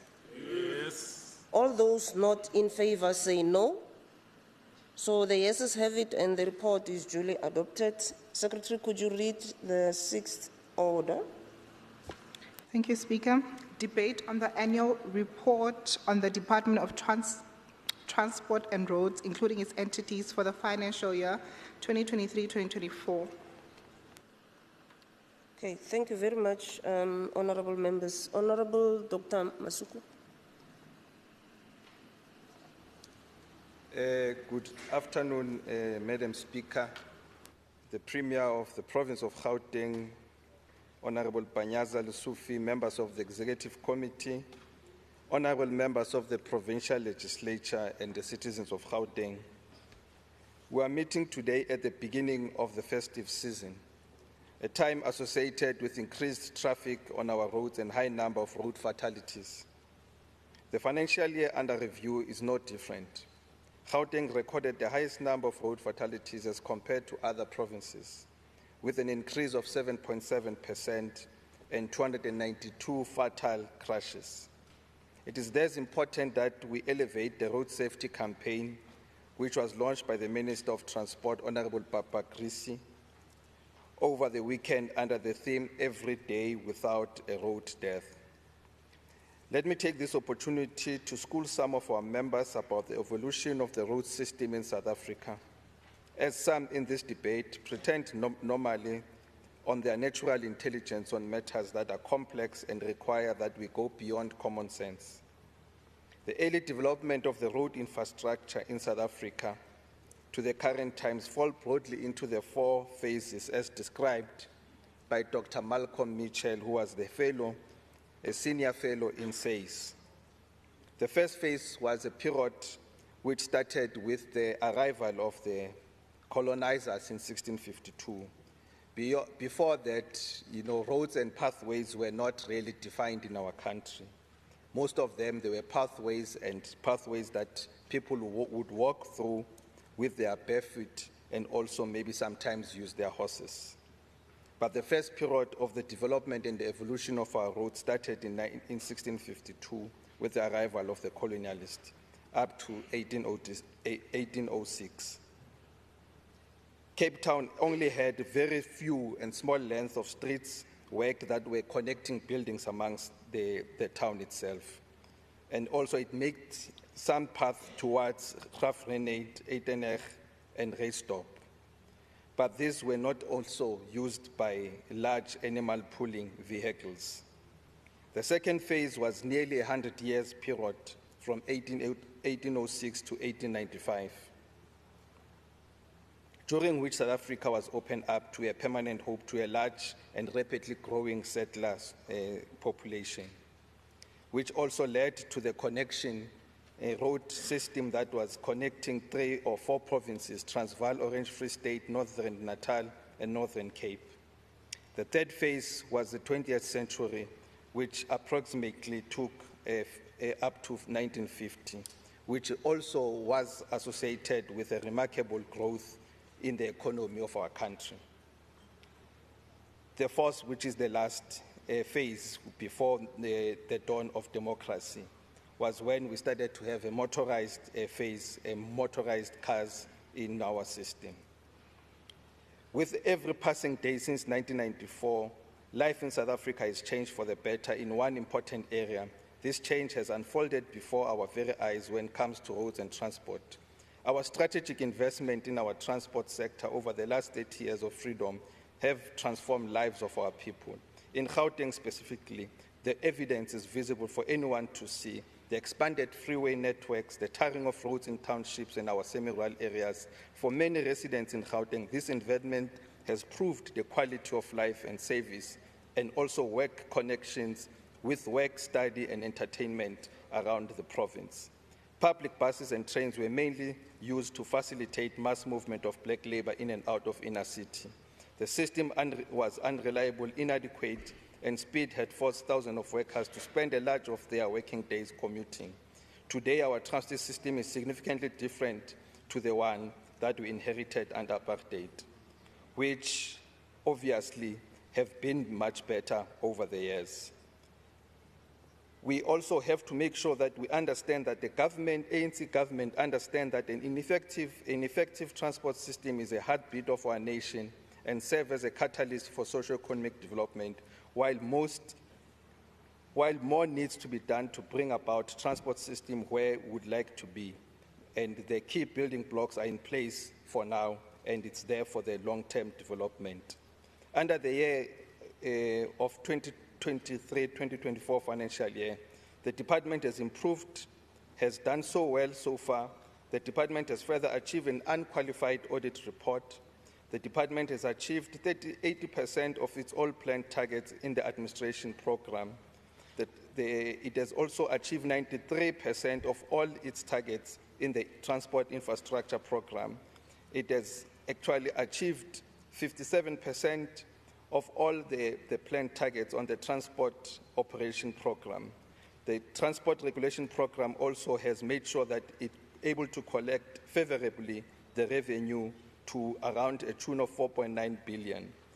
And the challenges are there, and they are there for everybody to see. But we are confident that the department will work towards making sure that they are able to deal with it.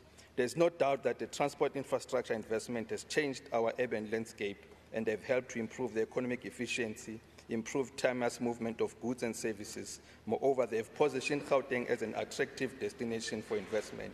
They build investor confidence and contribute towards the economic development as a gateway to other African markets.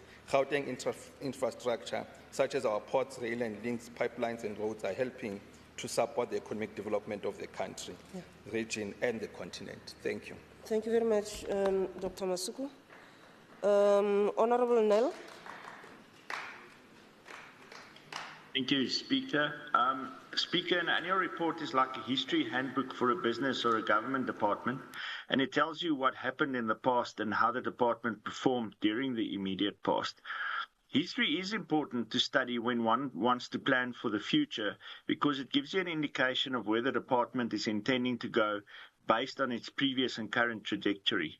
It is also true for the Department of Roads and Transport. This annual report, apart from improvements in certain performance areas, does not otherwise significantly differ from annual reports published in the last 15 years. It's basically the same old, is what we get when we read these annual reports. It's like buying the second book in the Harry Potter series only to find it is exactly the same as the first book. The ANC government under whom these reports were published has become a creature of habit who is fearful for anything new that can bring about proper progress for our province. So why is it important for us to read something new in the department's annual report? Gauteng cannot afford more of the same going into the future in a rapidly changing world.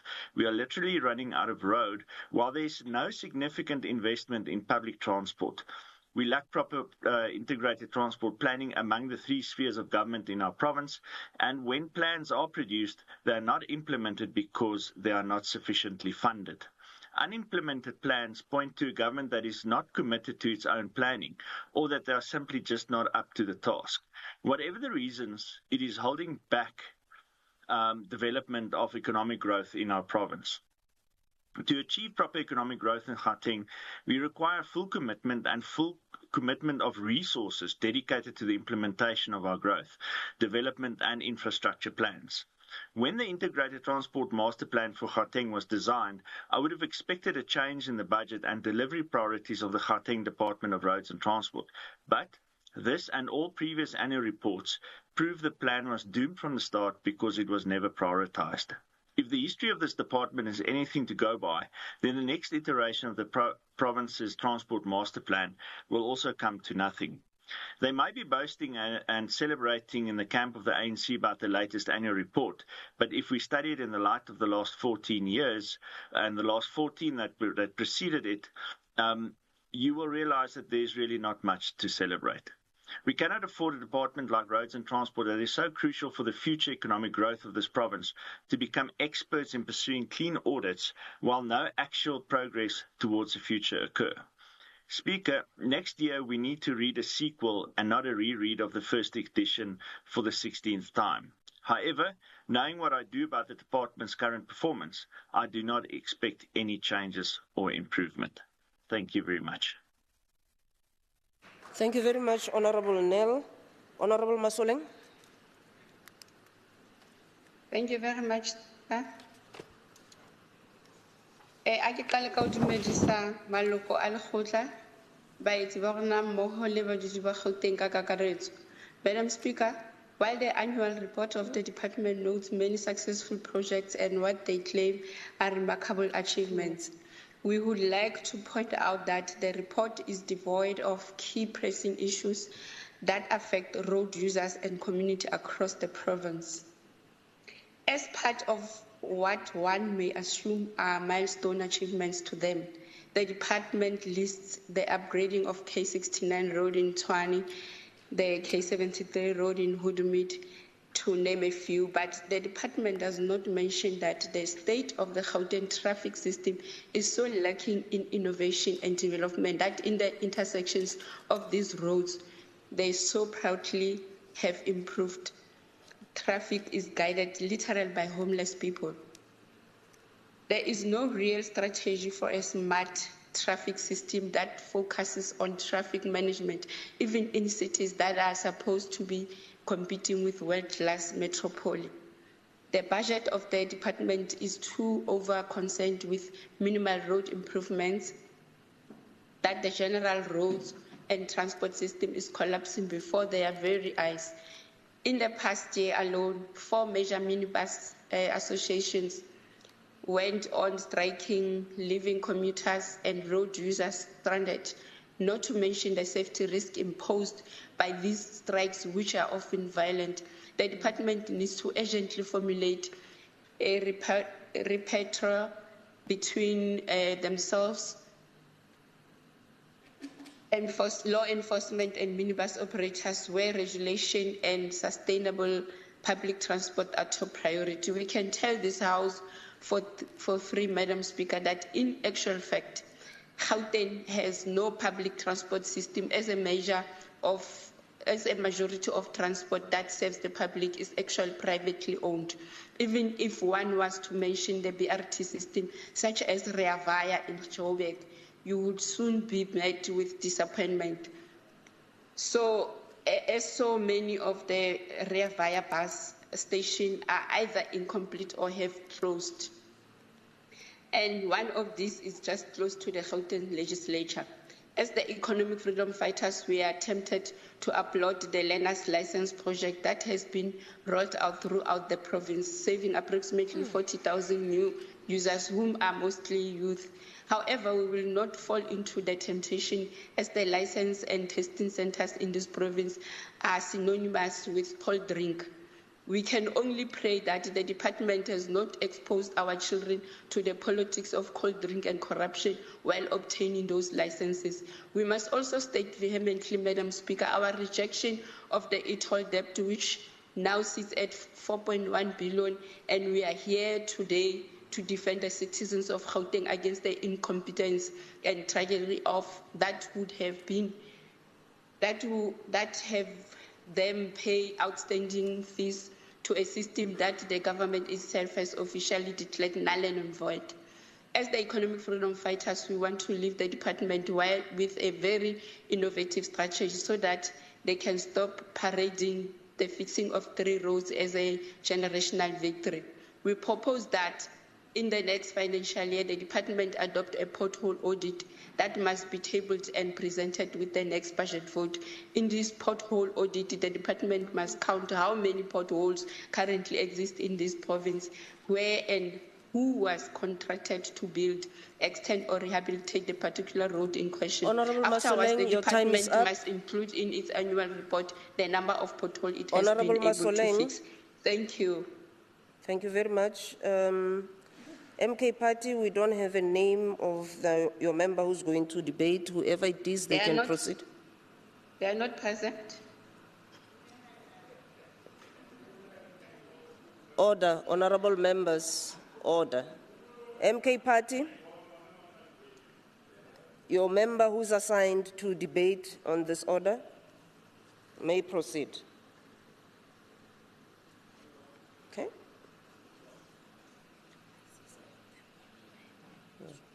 No, they actually said that they're going to participate online. Okay, let's proceed then. Honourable Murray. Thank you very much, Honourable Speaker, Honourable Members, guests, all protocol observed. The department's shortcomings have had profound impact on our communities, and it is time for us to demand accountability and change. The department's efforts to involve township-owned local businesses in projects related to the Gauteng Township Economic Development Act have been nothing short of a disaster. The department claims it has invited businesses from local township and the response was dismally low, But, Honourable Speaker, according to our research, many local business owners never knew about such meetings. It seems only those already in tenders or having tenders were invited, excluding others. This highlights the need for a complete re-evaluation of the existing bid evaluation regulations and the current approach to facilitate greater inclusion of township businesses. Moreover, the department project management capabilities are also in question, Honourable Speaker. Several projects experienced delays, including the design of the P241/1, a road with high traffic volume that connects Johannesburg and Lenasia, which will only be completed in December. These delays emphasize the need for more efficient project planning and execution. G-Fleet management, a critical component of the department, has faced numerous challenges. The existing fleet information system has failed, making it difficult to assess their impact on operational efficiency. The new integrated fleet management system faced delays due to capacity challenges at e-government. An issue, Honourable Speaker, which was known long time ago, but slow action has been taken to address it. Honourable Speaker, note that the department has stated that there was an increase in the number of vehicles, leased vehicles, that were stolen and hijacked. This raises concerns about the security measures and the safety of departmental assets, but there's a zero action plan in their report in terms of how they're going to deal with this. How can we protect the people of Gauteng from crime while we cannot just protect our assets? Furthermore, a high vacancy rate of 21% at G-Fleet as of March 2024 is worrying, and this could impact in the entity's ability to deliver services effectively. In conclusion, the department has made some progress in infrastructure development, job creation, expanding transport services. The criticism related to township business participation, underspending, project delays and challenges with G-Fleet and TAG indicates areas that require urgent attention.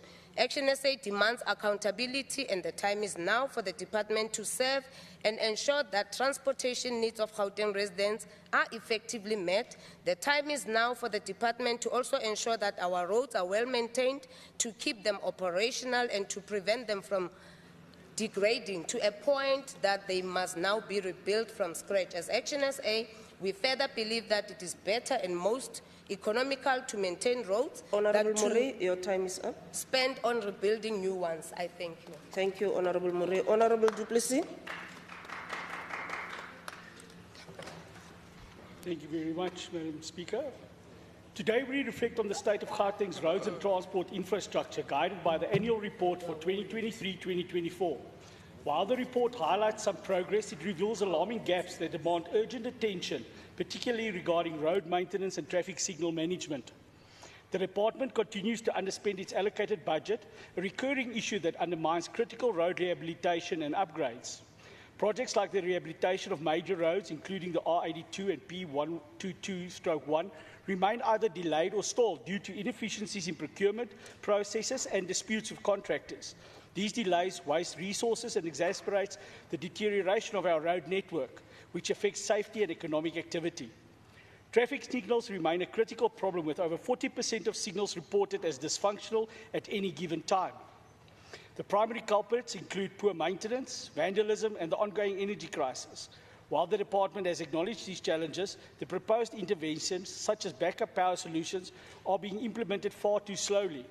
This lack of urgency turns daily commutes into nightmares for residents and businesses alike, contributing to traffic congestion and accidents. The backlog in road maintenance is staggering. Key provincial roads, including sections of the R59 and K46, are riddled with potholes and suffer from inadequate rehabilitation. This not only endangers lives, but also increases vehicle maintenance costs for residents. The department's reliance on temporary patchwork instead of long-term solutions reflects a failure to plan effectively. The approach to prioritising projects seems inconsistent. While ambitious new road developments such as the K54 and K73 are being advertised, existing roads languish in disrepair. This raises questions about the balance between expanding infrastructure and maintaining what we already have. To address these challenges, I propose the following. Streamline procurement processes to eliminate inefficiency and disputes in project implementation. establish ring-fenced funds for road and signal maintenance to reduce the current backlog, expedite the rollout of solar-powered or battery-backed traffic signals to mitigate the impact of load shedding and load reduction, and publish regular updates on project progress and budget utilisation to enhance accountability. Gauteng's roads and traffic light infrastructure should reflect the dynamism of Africa's economic powerhouse. However, the current state tells a different story, one of missed opportunities and unfulfilled promises. It's time for decisive action to restore confidence in our transport system. Thank you, Madam Speaker. Thank you very much, Honourable Du Plessis. Honourable Schneemann. Thank you very much, Madam Speaker. I've listened very carefully to some of the speakers here, and it seems to me they're attending a different committee. I'm not sure if they're quite up to speed with some of the work that's being done. And let me also say that one is not naive, so naive as to say everything is perfect. But what I can say, that there's been a lot of progress. And I want to just say as well that the ANC-led government and the ANC-led Department of Roads and Transport, since 2019, since the establishment of the 6th administration, has made huge progress.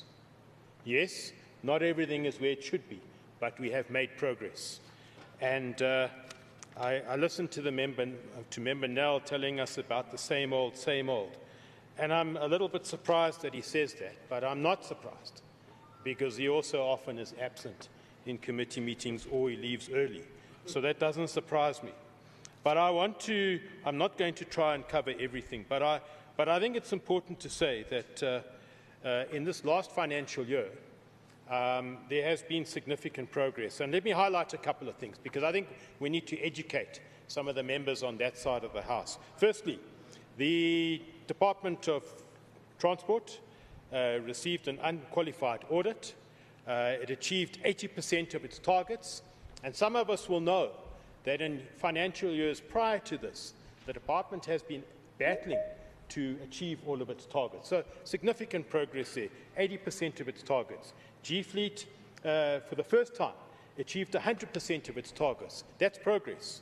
The Gautrain, well, they've continuously performed well and again achieved 100% of its targets. And the TAG achieved 61% of its targets. And I think we all acknowledge in the committee that the TAG does need a lot more attention. I also want to just say that for the first time, G-Fleet has achieved an unqualified audit with no findings, basically a clean audit. That is progress. You cannot say that it's the same old. And the TAG received an unqualified audit with findings. We've seen the department again, an unqualified audit with findings, and the Gautrain Management Agency, yet again, a clean audit. So there is progress taking place on that part in terms of performance.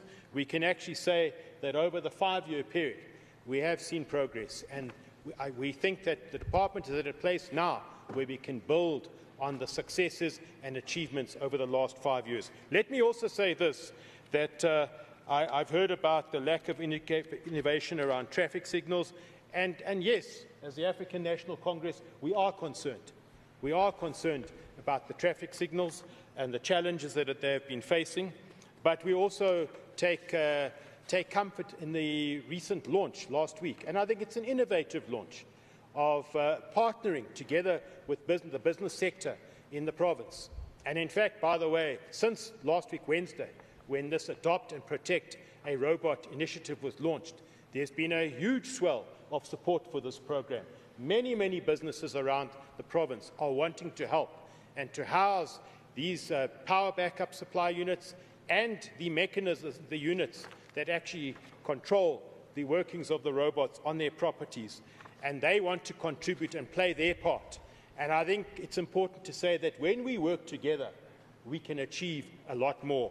So I think we must take note of that as well. It's an achievement, and I think in this coming financial year, we will see a significant improvement in the operational efficiency of traffic signals in our province. And the last report that we had was about 100-odd traffic signals not working.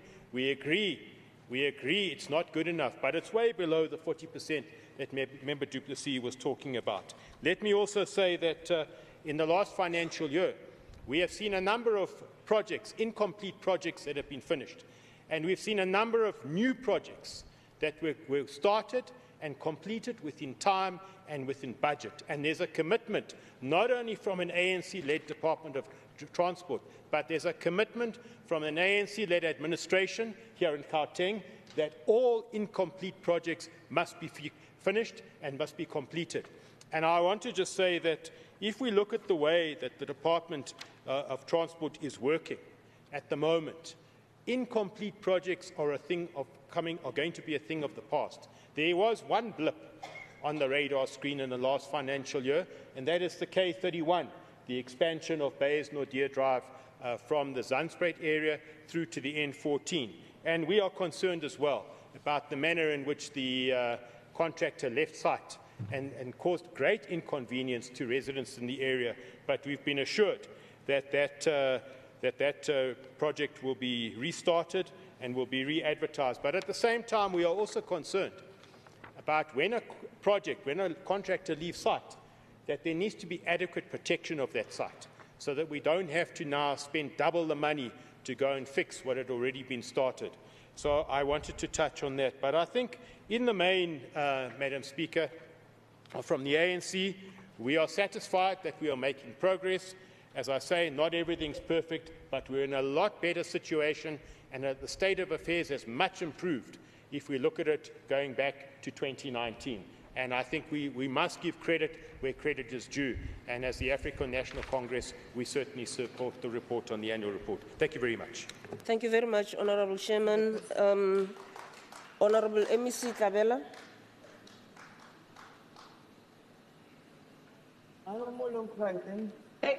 Thank you very much, Madam Speaker. I want to go to a meeting. There's no quiet, please. Someone on the line? Is it outside? Thank you, Madam Deputy Speaker. There's someone speaking. Masilela, mute.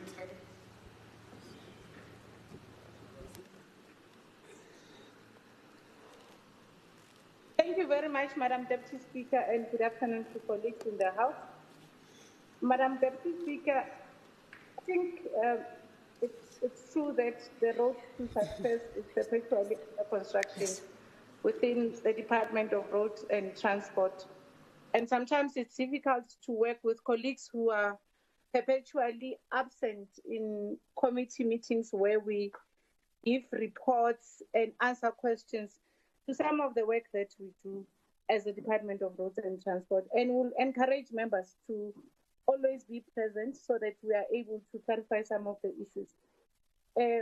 Let me also take this opportunity to quote Chairman Mao Zedong when he said, open quote, "Our duty is to be responsible to the people, ensuring that every declaration, action, and policy serves the people's interests." Madam Deputy Speaker, our strategic mobilization of partners through public-private partnership is producing positive outcomes as exemplified in many of our road construction projects, as well as the current Adopt and Protect a Robot project that we just launched. Let me update the House on the progress made with regard to various roads under the department's responsibilities. The K54 project, a new construction between Solomon Mahlangu and Bronkhorstspruit Road, is currently at 55%. Phase 1 of the K69 project, which involves the construction of K69 from R104 Bronkhorstspruit Unit Road to Road K54, Mamelodi, known as Tsamaya Road, has reached 98% completion. K174 project aimed at constructing the Vaal River interchange to contribute to the Vaal River mega city development. Sharpeville and Bell West townships has achieved 96.6% completion.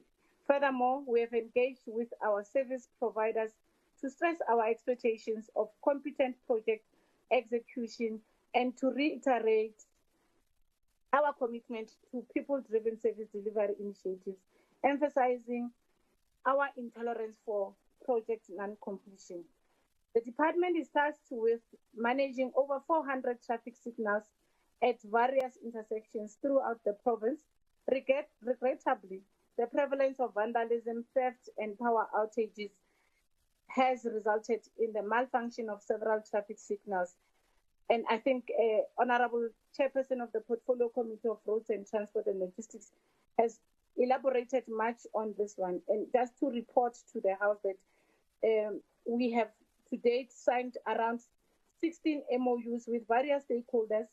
We are confident that this will significantly contribute to addressing this challenge. The department, in collaboration with the CSIR, will undertake research on alternative technologies to prevent theft and vandalism of traffic signals. We are also exploring the utilization of drone monitoring for traffic signals. More than 100 foot patrollers will complement the Adopt and Protect a Robot initiative by safeguarding signals from theft and vandalism that we continue to experience as a provincial government. So, Member Masoleng, we have what we call Fix a Pothole app in the province. We do not need to do the audit in the way that you want us to do it. We already know, as and when members of the public report, we are able to know where do we have problems. But also just to give you information that the department has what we call road maintenance unit that is responsible and tasked with fixing potholes and maintaining our roads on a daily basis. Just familiarize yourself with the work that we continue to give report on in the portfolio committees. Member Mori, it's a bit difficult to understand too, but I think we need to perhaps have one-on-one, because I see you missed a lot of workshops initiated by the portfolio committee, just on you to be able to understand some of the works that we do, just on the area that you just emphasized now on G-Fleet and ensuring access to township entities to opportunities offered by the department. We are about to launch a program for merchants through the G-Fleet, and this is to focus on different townships within our provincial government. Member Nell, I think, and Member Duplessis, I think, Member Duplessis, your commitment to wanting to understand the department is highly commendable, and I think you have seen us just last week when we were doing a workshop on our integrated transport management plan for 2025, to reviewing it for it to be a plan to until 2050. I hope that you'll take that opportunity to take through Member Nell to understand where we are going as a provincial government, noting, of course, our historical background of where do we come from. I think, Madam Deputy Speaker, I just ask to end it here that we are really trying our best, yes, of course, with challenges. And among those challenges is the high rate of road fatalities in our province. And we're working closely with the Office of the Premier to make sure that we rid ourselves of this challenge of road fatalities in our province. I just want to thank Member Schneemann and Member Dr. Masuku for highlighting the importance of the Department of Roads and Transport in our province and the work that we continue to do. Thank you very much, Madam Deputy Speaker.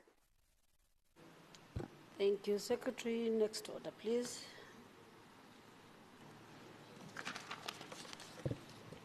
Thank you, Deputy Speaker. Order number 7 is the consideration of the Roads and Transport Portfolio Committee's oversight report on the annual report of the Department of Roads and Transport, including Gautrain Management Agency and G-Fleet Management for the 2023-2024 financial year. Honorable Schneemann, thank you. Thank you very much, Madam Deputy Speaker. And I want to start by asking that we take the sections that I do not read as being read, as it has been distributed and it has been published. But Some of the sections of the executive summary I'm not going to go through in detail because it's come out in the debate as well. But let me read the parts that I think are important to raise here. Firstly, the committee noted that the department received an allocation of 9.9 billion rand and spent 9.6 billion rand, resulting in an underspending of 326 million rand, or 3%. And certainly in regard to this, the department has reduced its levels of underspending. It's still too high, but it's an achievement in itself that they've managed to bring it down to that level at this stage. The GMA, or Gautrain Management Agency, received an allocation of 2.5 billion through transfers from the department, and the entire allocation was spent on planned targets for the period under review. And regarding G-Fleet Management, the committee noted that the entity's allocated budget for the financial year amounted to 1.1 billion and spent just over 1 billion, and resulted in underspending of 4.86%, which is a bit high. The Transport Authority Gauteng received an allocation of 29 million and spent an amount of received an allocation of 29.7 million and spent an amount of 29.2 million. The committee noted that the underspending of the allocation by the department and entities slightly decreased in the current financial year under review, which is what I've alluded to just now. In relation to the achievement of service delivery targets, just to reiterate, the committee noted that the department managed to achieve 80% of its targets that it set for the financial year. The Transport Authority Gauteng achieved 61% of the planned outputs, G-Fleet 100% of its set targets, and the GMA, or Gautrain Management Agency, also achieved 100% of its targets. And the committee also noted that the department received an unqualified audit opinion with findings on expenditure and consequence management, whilst TAG also received an unqualified audit opinion with findings on performance information and compliance. The committee also noted that the department has adopted intervention measures to deal with the matters raised by the Auditor General, and work has already commenced in some of these areas. The GMA and G-Fleet received clean audits with no findings, and the committee commends the GMA for its consistent performance, as well as G-Fleet for its improvement in this particular financial year that we are addressing today. The committee commends the department and entities on its performance in the financial year under review. The committee is hopeful that the adopted implementation plans on addressing the findings raised by the Auditor General, challenges experienced by G-Fleet, and the appointment of TAG senior executives will yield positive outcomes, as the committee is of the view that they are of high importance in maintaining the current performance as well as sustainability and functionality of entities. I want to then move over to deal with the concerns and recommendations of the committee, and I start with the concerns. One, the committee is concerned about the findings raised by the Auditor General on the performance of the department and the Transport Authority Gauteng. Two, the acting appointments of the GMA CEO and employees in performing the duties of the Transport Authority Gauteng and the impact in the long run. Three, the challenges experienced by the entity, which is G-Fleet, in relation to traffic fines incurred by clients, the high vacancy rate, functionality of the fleet information system, and the increased number of leased vehicles being stolen and hijacked, as they pose a threat on the functionality and sustainability of the entity in the long run. I want to move over to the committee's recommendations. One, in relation to performance on the implementation plan and progress thereof, to address findings as raised by the Auditor General on the audit opinion on the performance of the Department and Transport Authority Gauteng. Two, in relation to the Transport Authority Gauteng on the progress on the approval by Provincial Treasury on the appointment of senior executives for the TAG. And three, in relation to G-Fleet on progress of the implementation plan to address challenges in relation to traffic fines incurred by clients, the high vacancy rate, the functionality of the fleet information system, and the increased number of leased vehicles being stolen and hijacked, and the committee is requesting that this information be provided to the committee by the 7th of February in 2025.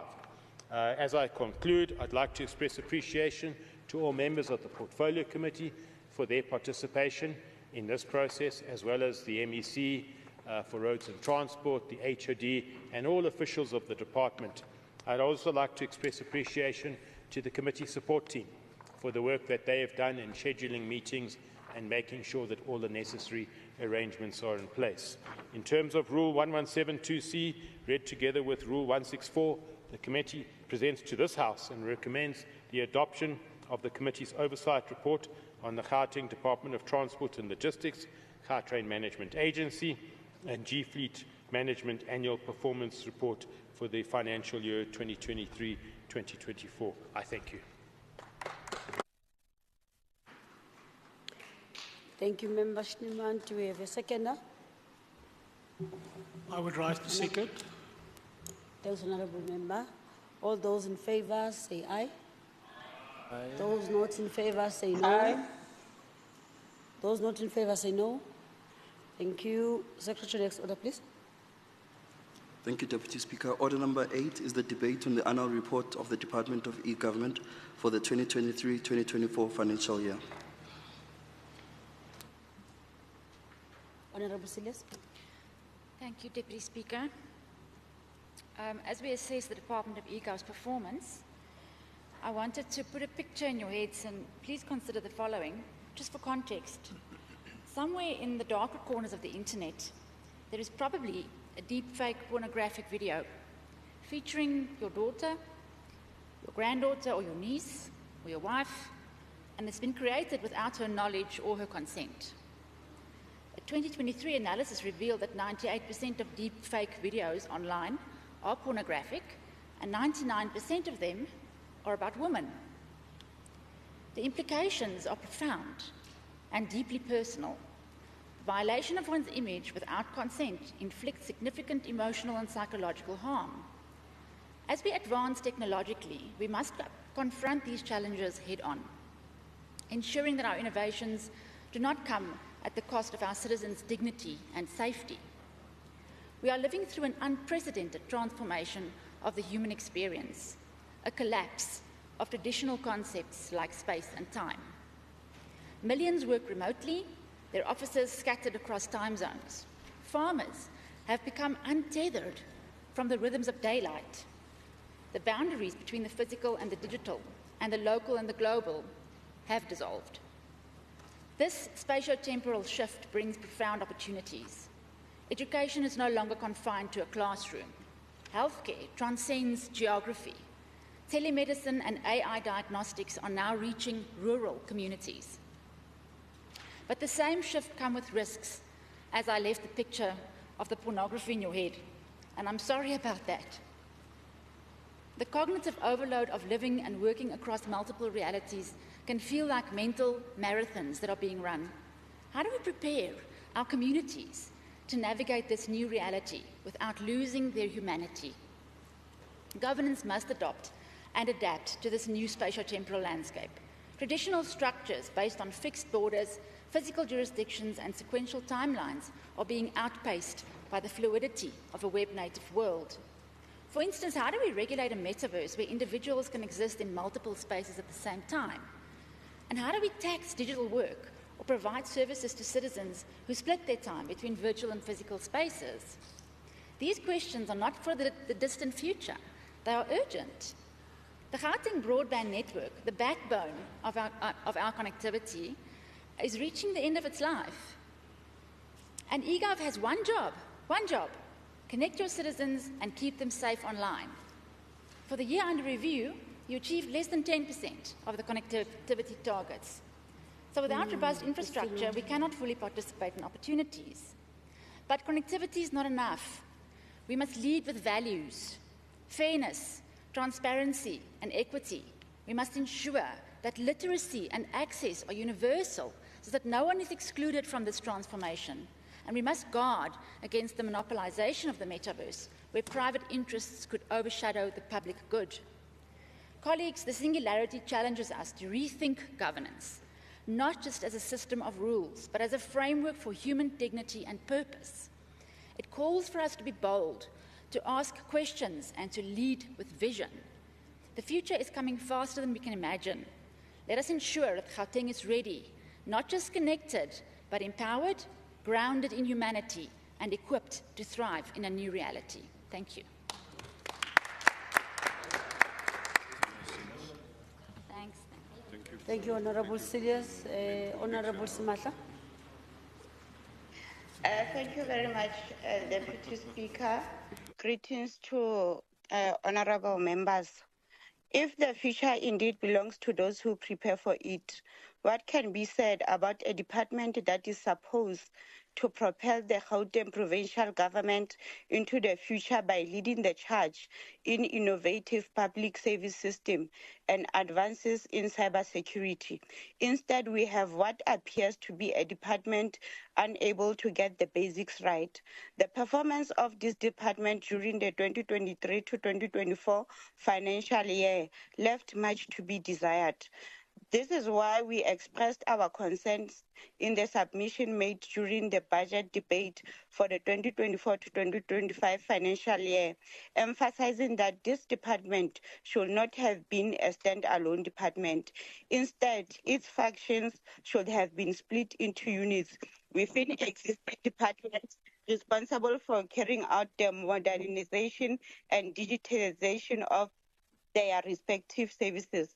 This would have allowed departments like health to implement efficient online patient system, create a provincial online library, and digitize archives for SHREC. It will also have enabled a more efficient online school application system for GDE. Considering that the targets such as tracking provincial firearms were not met in a context where violence is perpetuated using missing police guns, integrating this function into relevant department will have a far better impact on crime fighting in conjunction with already existing initiatives.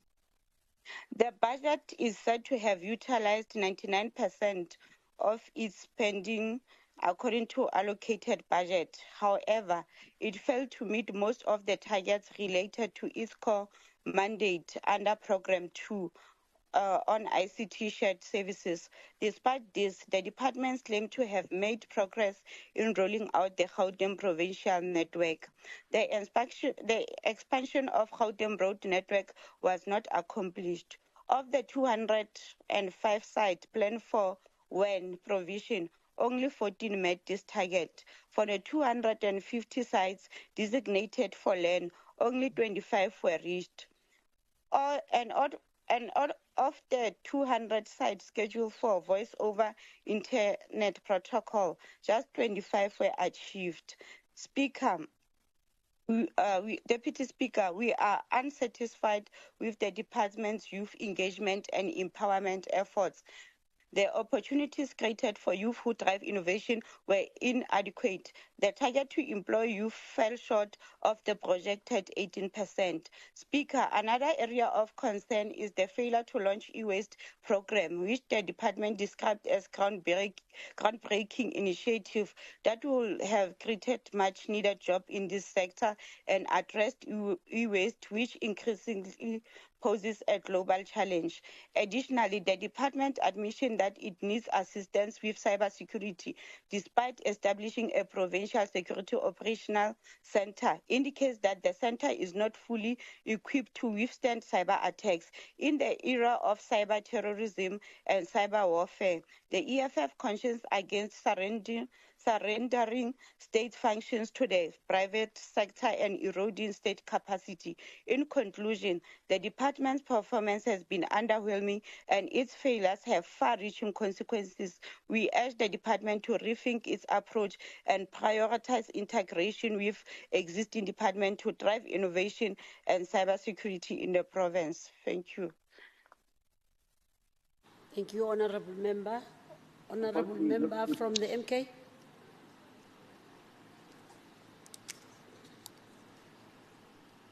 Honorable Member from the MK.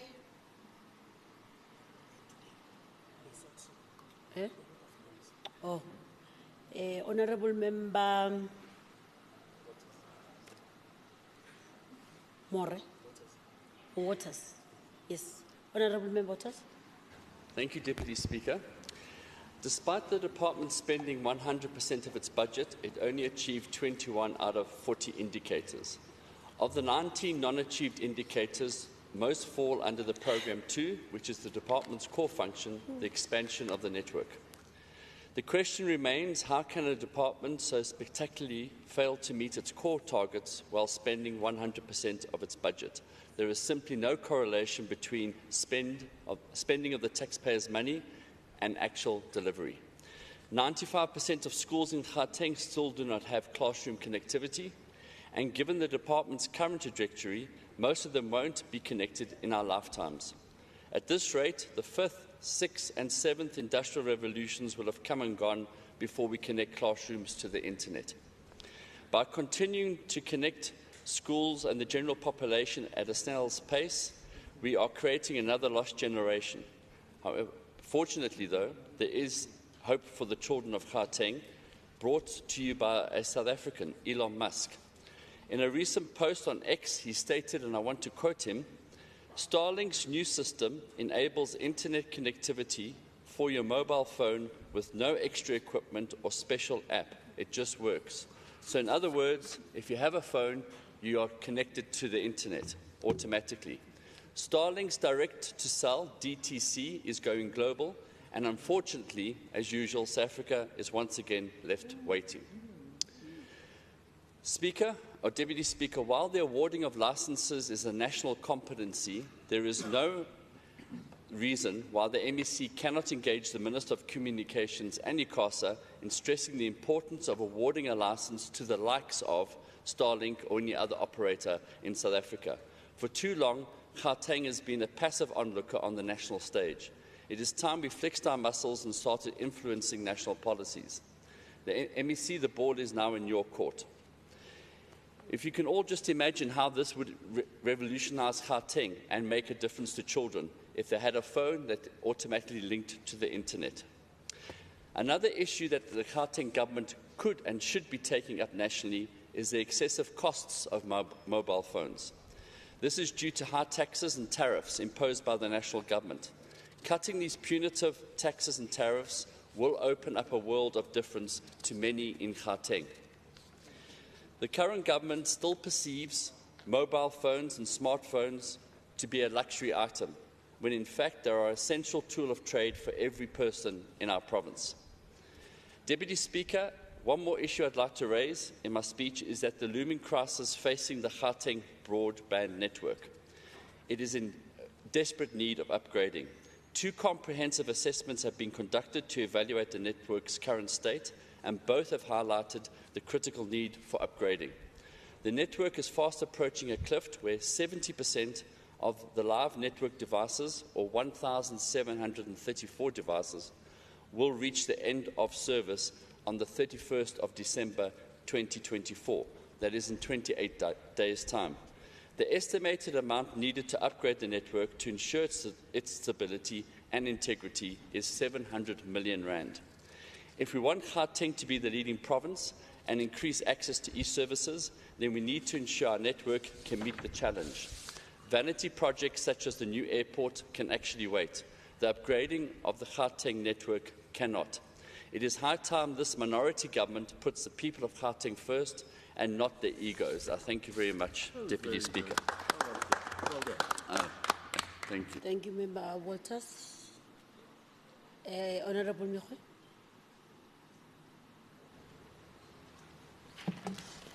Thank you so much, Deputy Speaker. I am humbled to debate the annual performance report of the Provincial Department of eGov Research and Development. The department is playing a significant role in shaping and innovate Gauteng City Region, ensuring that it is capable of delivering high-quality and efficient services to its citizens. Central to this mission is the modernization of government services and the establishment of a citizen-centric innovation ecosystem. This ecosystem leverages industrial revolution technology to respond positively to the artificial intelligence and stimulate sustainable economic growth to strengthen service delivery. Noting that this department has a clear mandate of providing comprehensive ICT services to the poor and vulnerable people in society, eGov also responded positively to the clarion call of the Premier of Growing Gauteng Together, our roadmap to 2030, with intention to address provincial growth and development strategy of the Gauteng City region, while profound and advanced technology gain a momentum through all platforms of provincial government. Honourable Deputy Speaker, the ANC in its 55th National Conference placed the need for the organisation to truly embrace its role as a strategic centre of power for social and economic transformation within the country. This assertion is premised on an organisation which is capable to manage its policy implementation. It is an organisation characterised by the ability to evaluate how it continues to serve the mandate of the people. The Gauteng Department of eGov was officially proclaimed on the 11th of August 2015 to create a connected government by enabling simpler and more convenient government processes and to act as a catalyst for sustainable economic growth by promoting effective, efficient and customer-centric processes across government. The department was mandated to realize ICT-enabled public service delivery that offers opportunities to improve efficiency and access to public services, to develop the transparency and accountability of the Gauteng provincial government and empower its citizens. Madam Deputy Speaker, the department is committed to better coordinate resources across the government and leverage private partnerships to improve the speed and quality of public service delivery to citizens by making them available online. The approved GCR e-government strategy seeks to improve the connectivity of government communication affairs to citizens, where it emphasizes the universal and the public service modernization to enabling the residents to easily interact and receive government services. This simplicity of interaction will also result in government services becoming more affordable and effective to access and accelerate service delivery to the people of Gauteng. The linkages between the Department of eGov strategic pillars and GCR strategy is expressed in the department's plans to roll out the Gauteng broadband network across GCR and deliver e-services, interoperability and the eradication of duplication of applications within the Gauteng City region through effective governance to promote and increase use of available e-services and stimulate the ICT economy in the province. This can be seen in the continued focus on high-growth priority sectors and infrastructure investment projects that will be instrumental in unlocking the transformation, modernization and reindustrialization of the different corridors and districts of the Gauteng City region. The Department of eGov will be working with the provincial government to ensure that the Executive Council resolution on centralization of ICT functions within the departments and being implemented in order to eliminate the duplication of applications as well as the ring-fencing of funds for software packages. This will enable eGov to properly exercise its role as the custodian of ICT in the province. Progress has also been made on the implementation of the common platform that allows citizens to access a wide range of government services through a single window at a click of a button, and provincial department developed applications which was periodically tested at the Design and Validation Center to eliminate crashes, thereby minimizing disrupted connectivity. Honourable Members, the 2023-24 annual report reflects the department's achievements in executing its legislative mandate, aligned with the Gauteng City region's focus on improving the quality of life for citizens. We are also aware that there might be challenges, but those will be looked into going forward. A critical priority for this administration is the reduction of crime and the enhancements of community safety. To this end, the department deployed advanced technologies as part of the e-security strategy, implementing targeted initiatives to combat crime in niche areas and other high-risk locations throughout the province. Despite a challenging service delivery environment marked by constrained economic growth and enforced cost containment measures which have impacted the achievement of some annual performance plan targets, the department has remained resolute on its commitment to execute its mandate to the fullest. Guided by the Growing Gauteng Together 2023 Programme of Action, the department has strategically aligned its 2020 to 2025 goals with the priorities of economy, jobs and infrastructure development, education, skills revolution and health improvements, a capable, ethical and developmental state. The commitment of eGov confirms the expertise and the effort that outlined by the ANC on developmental state to eradicate poverty through prudent financial management that underpin the ability to maximize service delivery. For the 2023-24 financial year, the department achieved an expenditure rate of 99%, ensuring that resources are optimally directed towards essential service delivery objectives. The department managed to achieve an unqualified audit outcome for 23-24 financial year.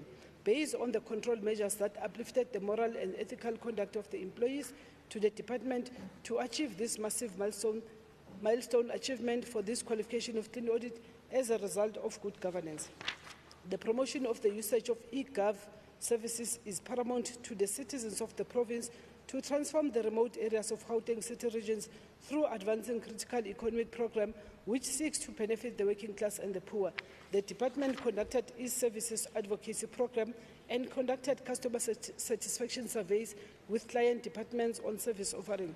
The department has a strategic objective to stimulate the ICT economy. This is achieved by facilitating incubation and innovation as well as encouraging public-private partnership for the development and rollout of eGov services.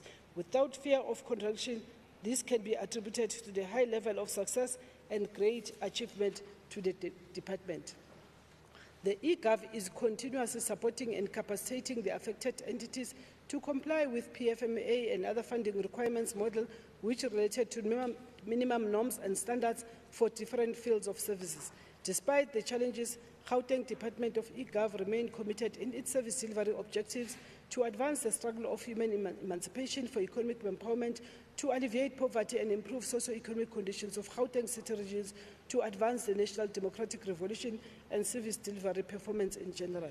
Madam Speaker, ANC-led government of provincial unity believes in integrity, accountability, ethical and morality of leading transformation agenda under the auspices of eGov as a cornerstone to change lives of people to new system of technology, which was demonstrated on many occasions for historic legacy to pursue the 7th administration mandate given by the citizens of Gauteng.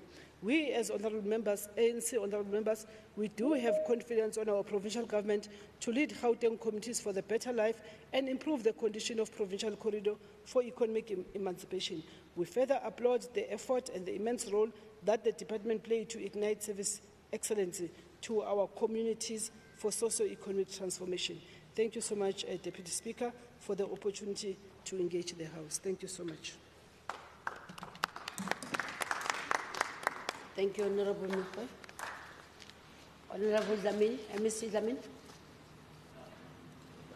Thank you very much, Deputy Speaker, Honourable Female in Absentia, Honourable colleagues in the Executive, Honourable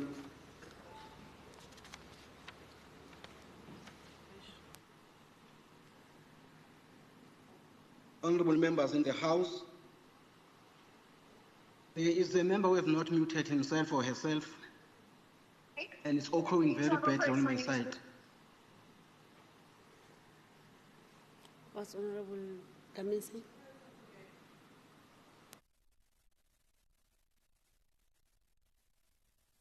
Thank you very much, Madam Deputy Speaker. I am honored to present the 2023-2024 annual report for the Gauteng Department of E-Government Research and Development. This report encapsulates the strides we have made towards modernizing public services and driving innovation in governance, highlighting key achievements during the financial year. I am proud to announce that the department has sustained its track record, achieving an unqualified audit outcomes for the third consecutive year. This accomplishment reflects a steadfast commitment to sound government and accountability. My mandate is to preserve and elevate these standards further. Together with my colleagues, I will ensure this momentum is maintained, offering unwavering support to uphold excellence in our financial and operational management. The department's mandate is to position Gauteng as a leader in the digital transformation of public services. By embracing cutting-edge technologies, we aim to enhance efficiency, accessibility, and transparency while addressing service delivery challenges. Globally, governments are accelerating their digital transformation efforts. As South Africa's economic hub, Gauteng must lead this charge. Modernizing public services enables streamlined operations, reduced delays, and improve user satisfaction. Key initiatives include the SAP ERP system that automates financial and human capital functions, reducing inefficiencies and costs.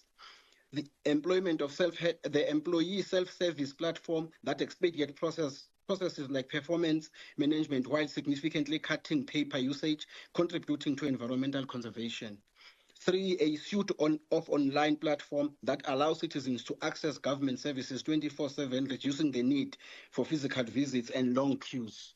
These initiatives underscore a commitment to building a user-centric, accessible government that meets the diverse needs of our citizens. For the 2023-2024 financial year, the department's overall expenditure reached 108%, while this reflects robust resource utilization. Here remains areas for improvement in performance outcomes. Out of the 40 performance indicators, 21 were achieved, translating to 52.5% rate. 19 indicators were not achieved due to economic constraints and cost containment measures, including 5 measures in Program 1 and 14 measures in Program 2. We recognize these challenges and are developing strategies to address these gaps while aligning performance targets with available resources. To enhance public safety and attract investment in the department has implemented high-tech crime-fighting infrastructure. 500 CCTV cameras have been installed across significant roads, business hubs, and crime hotspots. The command center monitors activity via 300 GPG installed and 6,000 leased cameras covering critical areas across Gauteng corridors. The e-panic button app and physical panic button have empowered over 80,000 users, generating 15,000 plus emergency call-outs, particularly aiding in the fight against gender-based violence and femicide. These initiatives mark a transformative approach to using technology to ensure safer communities. Significant progress has been made in expanding broadband connectivity across the province. Wide area network connectivity was extended to 14 sites. Local area network was provided to 25 sites, ensuring seamless end-to-end connectivity. Voice over internet protocol services were rolled out to 27 sites and 19 Wi-Fi hotspots were established. These developments are pivotal in reducing communication costs and fostering a digital connected government. The department is committed to advancing township economic revitalization by equipping SMMEs and youth with ICT skills. 230 disadvantaged ITC entrepreneurs received mentorship and training. The department achieved 70% procurement spend on township economy of RFQs under 1 million rand, surpassing our own target of 68%. 1,796 GPG staff were trained in ICT programs to enhance service delivery capabilities, and 5,278 individuals benefited from ICT skills development initiatives. Additionally, 76 beneficiaries received bursaries and 4 youth gained experimental learning opportunities. These efforts aim to reduce unemployment and foster inclusive economic growth. As we expand digital services, robust security measures are paramount. Cybercrime poses a significant threat, targeting critical infrastructure and sensitive data. The department has prioritized the development of the Gauteng Provincial Government Cybersecurity Strategy, which includes implementation of global best practices, standards, and guidelines, ensuring the secure processing and storage of provincial applications and data. We aim to safeguard the digital ecosystem, fostering trust in the government services. I extend my heartfelt appreciation to the Portfolio Committee for their unwavering guidance and oversight, which ensures adherence to sound financial and operational cost. I also want to thank the senior management for their exemplary leadership. Honorable Deputy Speaker, I'm presenting the 2023-24 annual report of the Gauteng Department of E-Government, fulfilling our obligation under Section 40 of the Public Finance Management Act. Let us continue to drive innovation and modernize government for the benefit of the people of Gauteng. And I'd also like to take this opportunity to thank members who participated in the debate. Member Celias, your advice on issues that we have raised, we are noting them. I know you're passionate about the sector, and also with the Honorable Walters. Yes, our mandate, we must really connect all our schools, but I'm also happy that you supported the adjustment budget where we were given some money to be able to deal with the systems that will be expiring in December. I can assure you that we are at a very far stage on making sure that we by the time we reach this December, we have sorted the matter. We have been given money for that. Ms. Honorable Simatla, in my report you heard about the involvement of the youth, and I can also assure you that we are at the very advanced stage of revitalizing the e-waste program, because there's a lot of job opportunities there for our young people. And I also addressed the issue of cybersecurity that you engaged. Member Walters, I can assure you I have approached Minister Malachi to have an engagement with him on issues that I think we can collaborate to make sure that we achieve our objectives in making sure that we really connect and digitize our services as government. Member Mikwe, thank you very much for highlighting our achievements and our policy position. And I want to agree with you that we really need to stimulate the ICT economy because it will play a very big role in our economy. And yes, I want to agree with you. The cost containment measures have really killed us, but I'm happy that at least the executive is prioritizing those areas that are very crucial, more especially in the mandate that they've given this Department of Digitizing and Universal Connectivity of our people. I wish to thank you, Honorable Deputy Speaker.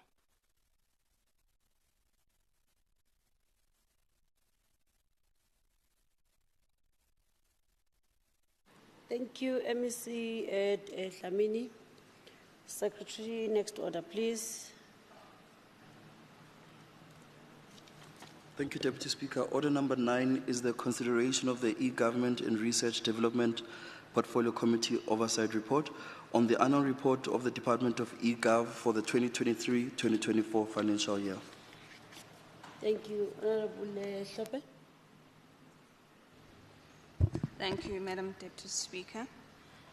I'm going to go through the Oversight Committee report for the financial year 2023-2024. The committee's oversight report provides an overview of the financial and non-financial performance of the Gauteng Department of E-Gov. No, thank you. For the 2023-2024 financial year, the report illustrates how the department implemented its mandate to achieve targets and utilize its allocated resources for the year under review. To achieve its mandate and objectives, the department was allocated a budget of 1.75 billion to fund 3 programs, namely administration, ICT, shared services, and human resources. Expenditure for the year amounted to 1.74, which roughly comes up to that 100%. However, only 21 out of the 40 indicators were achieved. Madam Speaker, if I may just move to key recommendations and request that the House consider those that are not read as read. On key findings and recommendations, the Portfolio Committee is concerned about the discrepancy on the financial and non-financial performance, as the department has spent 100% of their allocated budget whilst only achieving 52% on its performance indicators. Tragically, these major non-performance areas are on Program 2, where ICT infrastructure is located, meaning much-needed infrastructure rollout and connectivity of various community facilities has not taken place, further highlighting inefficiencies in resource utilization and target achievement. On recommendations, the Portfolio Committee recommends that the department should respond to the following by the 31st of January to provide a plan to address the unachieved targets from the current financial year and outline how these will be achieved in the 2024-2025 financial year. The plan should include monitoring mechanisms to track project implementation and performance against the allocated budget, further to revise the annual plan to ensure that targets are aligned with operational schedules and availability of client departments, to minimize disruptions to the project. The progress report on the adjustments and their implementation on the plans should be submitted to the oversight and scrutiny. On acknowledgements, the Portfolio Committee extends its gratitude to the MEC and the head of department and all their officials.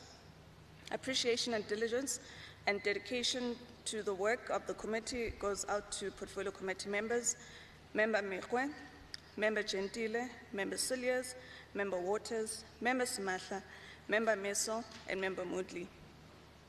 And further to our committee staff who really support the committee and ensure that we're able to do our work, our group committee coordinator, senior researcher, senior committee coordinator, researcher, media officer, communications officer, information officer, community administrator, service officer, and our hindsight recorder. On adoption, after due consideration, the E-Government and Research Portfolio Committee adopted the annual performance report of the Department of eGov for the 2023-2024 financial year in terms of Rule 117 2C, read with Rule 164, the E-Government and Research Portfolio Committee presents to the House and recommendations for adoption on the Portfolio Committee's report for the annual performance. Thank you.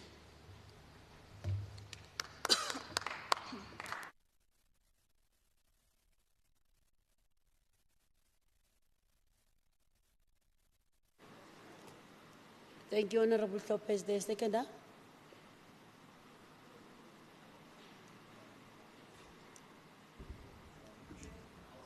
Seconded. Thank you, Member Waters. I now put the question. Those in favor say aye. Aye. Those not in favor say no. Thank you. The ayes have it. Secretary, let's have the next order, please. Order number 10 is a debate on the annual report of the Department of Social Development for the 2023-2024 financial year.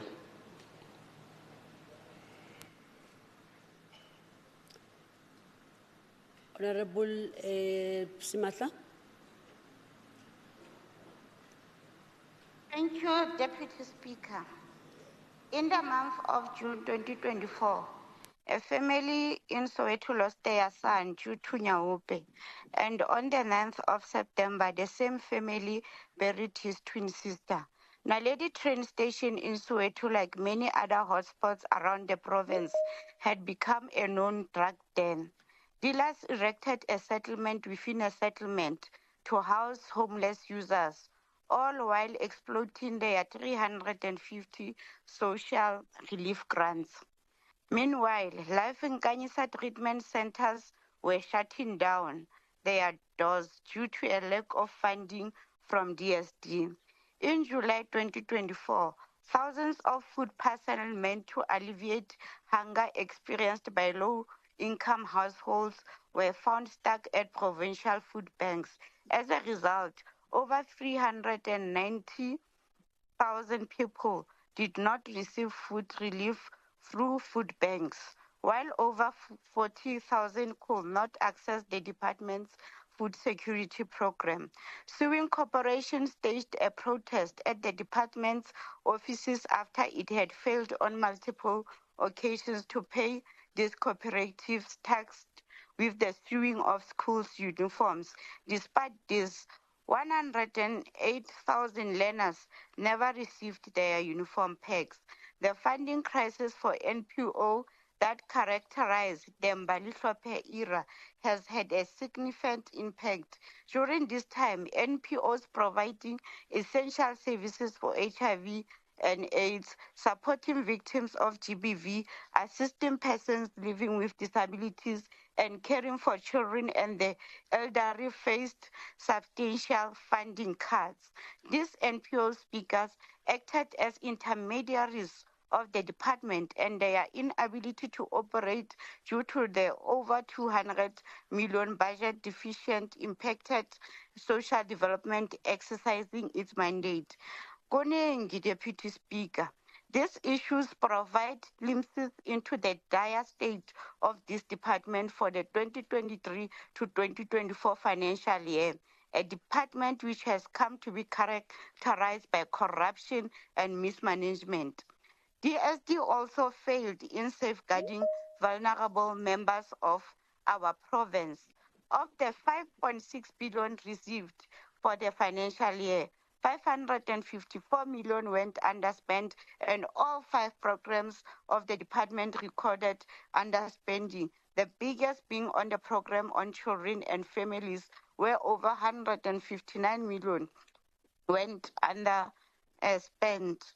Speaker, over 1 million dignity tax never reached beneficiaries, resulting in worsening period poverty, where it had been shown that the education of girls is negatively affected by their inability to afford sanitary towels as they miss school due to their periods. It comes as a great concern that in tackling substance abuse, Verport and Randfontein centers, which together made up 750 beds, were reprioritized in favor of clinics with only 119 beds. This raises alarm considering that the department saw an increase of over 2,000 person assessing inpatient treatment center. Speaker, the department in the year under review failed to combat rampant substance abuse within the province. In conclusion, the annual report of department during the year under review paints a bleak picture. Thank you. Thank you. Your time is up. Honorable More. Thank you very much, Honorable Deputy Speaker, honorable members, guests, all protocol observed. Deputy Speaker, we welcome the commendable achievements by the department. Notably, 100% of suppliers were paid within 30 days during the financial year under review. That are commendable achievements that deserve recognition, but we also wish that this payment of suppliers in time can also apply to the payment of NPOs and NGOs on time as it has been done. The failure to allocate critical funding to non-profit organizations that support our most vulnerable people, resulting in them shutting down due to a lack of funds, constitute a human rights violation and gross injustice against our poorest. We note with deep concern the growing irregular expenditure, which has now surpassed 1 billion. This is particularly alarming given the current economic climate with rising poverty and unemployment. The AG's report highlights severe financial mismanagement and material misstatements in the performance report of the department. This is a stark reminder of the need for stringent financial oversight and accountability in the department. It is quite concerning that the department has underspent 554.7 million. Such underspending in important programs like your development and research, children, families, social welfare services, and restorative services is unacceptable at a time when inequality, poverty, and unemployment and skills development gaps are relentless pressures. The unspent allocation delays and delays in filling of open positions exposes a serious inefficiency in resource management. The decreased employment of persons with disabilities, dropping from 4 to 1.7, is another area of concerns. This is far below the planned target of 5% and reflects poor on the department's commitment to include and give equal opportunities. The failure to meet several critical targets, including those related to community-based care, support services, social relief applications, underscores the department's inability to deliver on its promises. The shortfall in distributing dignity packs, school uniform, food parcels, supporting youth development structures further exemplifies this failure. 30 years into democracy, how did we get here? Where money is wasted and returned to Treasury, leaving communities without support they desperately need. How did we get here? Where GBV is a norm, where drugs are sold at the street corners like sweets, Deputy Speaker.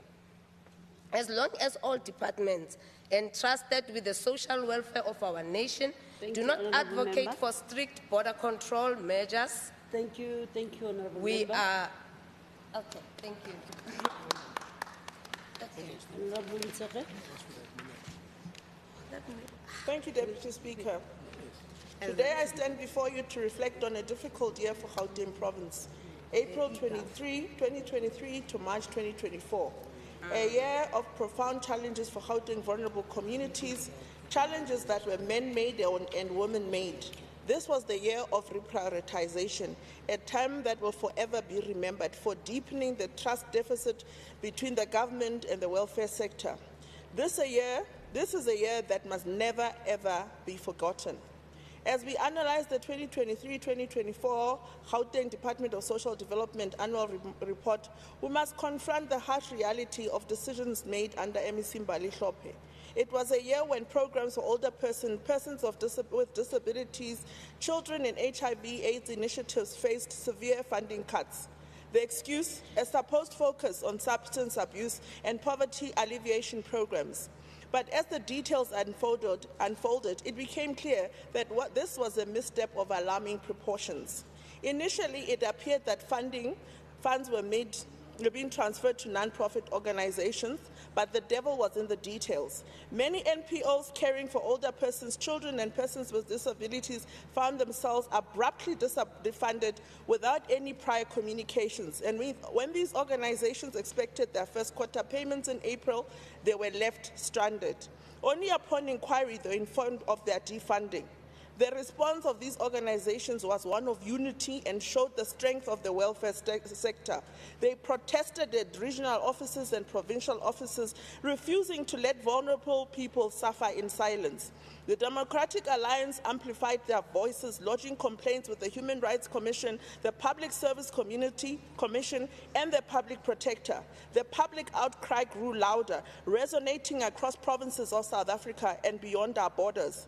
Months later, under mounting pressure, Premier Lesotho instructed the department to reverse this reprioritization.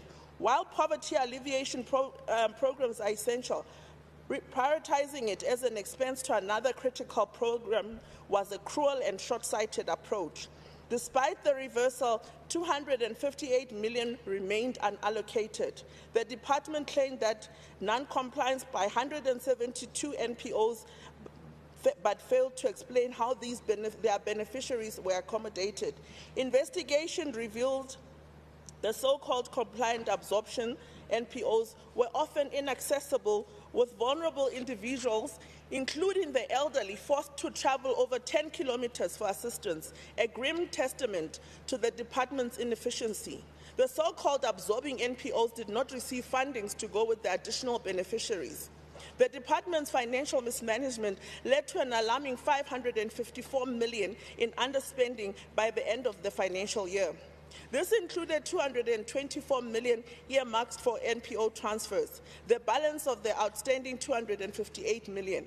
Imagine the difference this money could have made to struggling organizations and the vulnerable people they serve. Instead, these funds were returned to Treasury, lost forever to the communities that desperately needed them. Many NPOs were forced to dip into their savings and rely on personal contributions from their leaders or management to keep their doors opened. Staff members went unpaid, yet they continued to serve with dedication, often out of pocket. Programs were delayed and services were curtailed, leaving a trail of suffering and pain, even death in some instances. The department underspent across various programs, each underscoring a failure to address critical needs. Social welfare underspent by 41.5 million.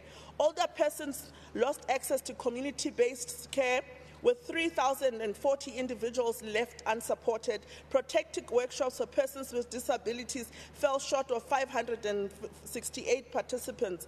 HIV and AIDS programs failed to meet targets, leaving individuals without food relief and psychosocial services, meaning the opportunity to default on their ARVs. Children and families underspent 159.6 million. Over 10,500 children were denied foster care placements due to administrative delays. Drop-in centers lacked funding, leaving children from vulnerable homes without meals or homework support. Restorative services underspent by 184.5 million. Victim empowerment programs were underfunded, leaving victims of gender-based violence without supported police stations. Substance abuse programs, despite being a stated priority, failed to assist even a fraction of those in need, with over 5,000 requests ignored or unable to be supported. Development and research underspent by 169.1 million. Poverty alleviation efforts fell short by nearly 2 million beneficiaries. Over 44,000 households were denied food relief, and nearly 1.6 million people missed out on dignity packs. Over 108,000 school uniforms were not distributed to needy learners. What a shame. Behind these statistics lie immense human suffering. Vulnerable individuals were denied essential services, NPOs shut their doors, and employees lost their livelihoods in an already tough economy. The department blamed procurement processes and non-compliance, but these excuses ring hollow when the consequences are so dire. When the department claims some targets were met, these achievements are overshadowed by the missed opportunities and wasted funds. The MEC's decision to spend on advertising campaigns, painting the department as effective and doing very well, added insult to injury. The 2023-24 financial year will be remembered as one of pain and betrayal to Gauteng's vulnerable. But it also served as a wake-up call. South Africans, armed with power of the ballot, spoke out in the 2024 elections, reducing the ANC seat in the Gauteng legislature from 37 to 28, a reality that must never be forgotten. A DA-led government would have approached things differently. We believe humility, accountability, respect for the vulnerable, and serving people who placed their trust in us and put us in our seats. We would never have played with the well-being and lives of the vulnerable individuals or livelihoods of those who care for them. Every rand allocated to uplift our communities would have been spent with diligence and compassion. As we move forward, let us never forget the lessons of this year. Let us hold those in power accountable and demand governance that prioritizes the needs of the most vulnerable. The DA remains committed to building a Gauteng where every individual can live with dignity and hope, regardless of their circumstances. Our people must not be seen as beggars. Voices of the vulnerable, whether they can speak for themselves or not, must always be heard, and people working in this sector must always be respected and treated as such. I simply cannot imagine how the government could ever do all this work if NPOs did not do what they do. We must thank them. We must revere them. I thank you, Deputy Speaker.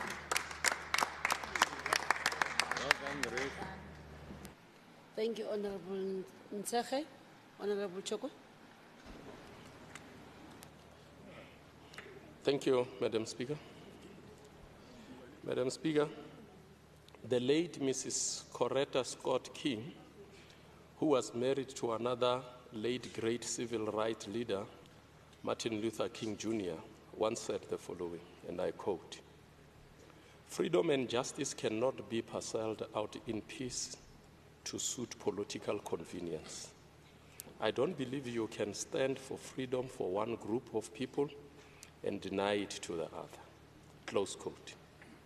As I stand before you today, Madam Deputy Speaker, it will be my submission that not addressing the triple challenges of poverty, unemployment, and inequality is akin to denying the underprivileged their freedom. 30 years post our democratic transition, the once popular narrative of accepting the things that we cannot change has passed its expiry date and should be challenged by our conscious and intentional actions to change the things that we cannot accept. Honorable members, the Department of Social Development is indeed a critical area of government focus. It involves improving the well-being of individuals and communities through various initiatives and policies. It is through its missions of growing Gauteng together to improve the quality of life of society through the provision of accessible, integrated, comprehensible, sustainable, and developmental social services that equity can be restored and parity can be achieved. By focus on this mission that I just gave, the department seeks to foster inclusive and sustainable development, ensuring that all members of society have the opportunity to thrive, improving the country's Human Development Index, in particular the economic growth prospects in general. Honorable members, as lawmakers, we play a crucial role in providing social development services to improve the well-being of individuals, families, and communities in our province. Nationally guided by statutes and the Constitution as the supreme law of this country, the provincial department effectively develops and implements programs to eradicate poverty and provide social protection and social development among the poorest of the poor and the most vulnerable and marginalized. Madam Deputy Speaker, I wish to start my departmental focus by commending the department on the re-engineering and strengthening of governance processes and focusing on key deliverables, which culminated in an improved achievement of 82% on its annual performance plan, the highest rating since 2016, which is also highest for the 6th administration, which started in 2019 at 71%. Honorable members, Mulauli Julius Nyerere, the father of Ujamaa, meaning familyhood, that helped guide Tanzania on a path of peace and stability and provided the social infrastructure for stable and equitable treatment of all, once said, "Education is not a way of escaping poverty. It is a way of fighting it," close quote. He argued that education should provide a plural space for both social and economic engagement and encourage the development in each citizen individually. This is the philosophical approach of the department's skills development program, with their efforts to increase economic opportunities with a special focus on stimulating youth development and empowerment through the creation of 9,260 EPWP job opportunities and attaining the participation of 31,365 beneficiaries on the Welfare to Work program. This was over and above the skill development program, which had a total of a massive 114,025 beneficiaries during the year under review. Madam Deputy Speaker, the department expanded its food security program in the poorest wards and the township informal settlement and hostel communities by providing 415,099 nutritional food parcels and daily cooked meals through community-based care organization, community nutrition and development centers, and food banks.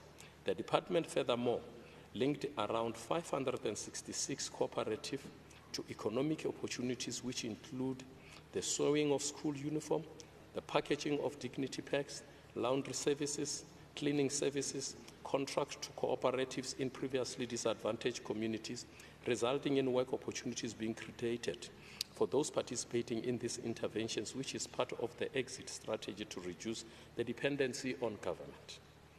Madam Deputy Speaker, service delivery is mostly achieved through teamwork, and the department should be commended for finding new models of collaboration with the private sector and non-profit organization, which seems to be leading to more comprehensive and effective solutions to community needs, as witnessed by the results we are achieving here.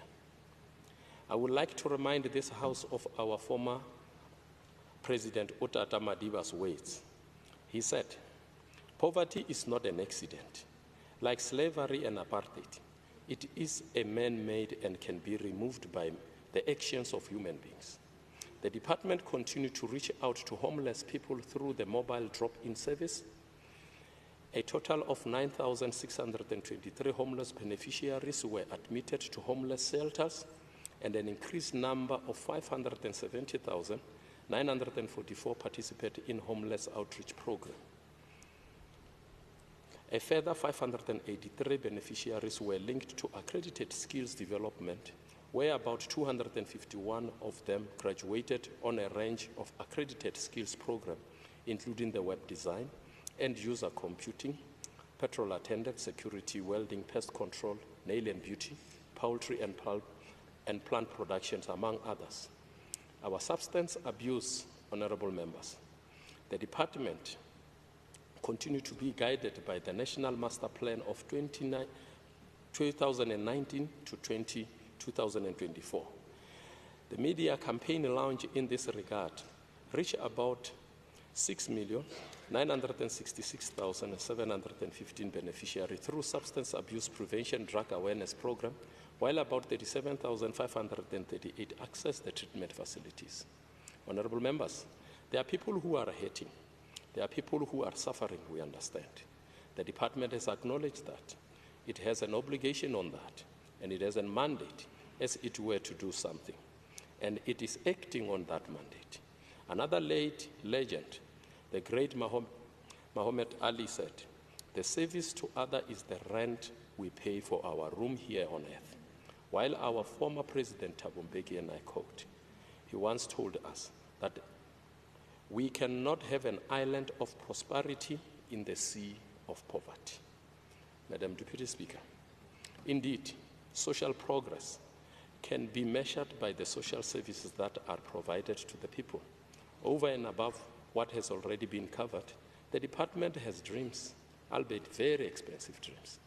With a limited budget, they covered programs far and wide, including the World Elder Abuse Awareness Day held in June 2023, Gauteng Older Persons Game held in Mpumalanga, the International Day for Families, which reached about 1,061 persons, Homeless Symposium in Cape Town, Child Protection Week in May and June of last year, 100 Pregnant Lender Dialogue in partnership with Gauteng Department of Education, Gauteng Department of Health and Wellness. Honorable members, it has long been acknowledged that a peaceful world cannot exist for long with just the minority rich and comfortable, while a substantial majority is poor and uncomfortable. With the Gauteng Department of Social Development existing somewhere between these two worlds, hope will indeed die last, if at all. Deputy Speaker, Setswana se re phoso e tsamaya le mogatisi. The department has its fair share of challenges while delivering the services we mentioned above. These are not insurmountable, and provision have been made to address them. The department faced challenges with the provision of dignity packs, school uniform, food parcels, and skills development training. Efforts aimed at achieving this target could not yield expected outcome at the end of the financial year due to delays in the tender processes. The department plans to finalize the open tender processes on time so that appointed manufacturers of dignity packs and school uniform can obtain sizes of the beneficiaries while schools are still open. They will also consider a longer-term contract to mitigate the procurement challenges of school uniform and ensure school uniform are distributed on time. This remedial action will also address the related underspent funds in this regard. Honorable members, the department plans to partner with SETAs to increase skills opportunity for youth and recovering addicts, which was previously a challenge as well. During the last financial year, the department had to close several child and youth care centers due to municipal bylaws, administrative government, and financial mismanagement. The closure of these CYCCs has hindered service deliveries, we agree, causing trauma-affected children to move again, further destabilizing their lives. The closure of this facility also means a loss of employment for many. Madam Speaker, the department has contacted various municipal mayors and members of the mayoral committee to request consideration in this regard. The department plans to write to various MMCs with specific intervention required to deal with compliance issues. The department has also taken steps to prevent... Thank you, Honourable Member. Thank you, Time is up. Honourable. It was the last sentence. Thank you. Honourable Lemisi.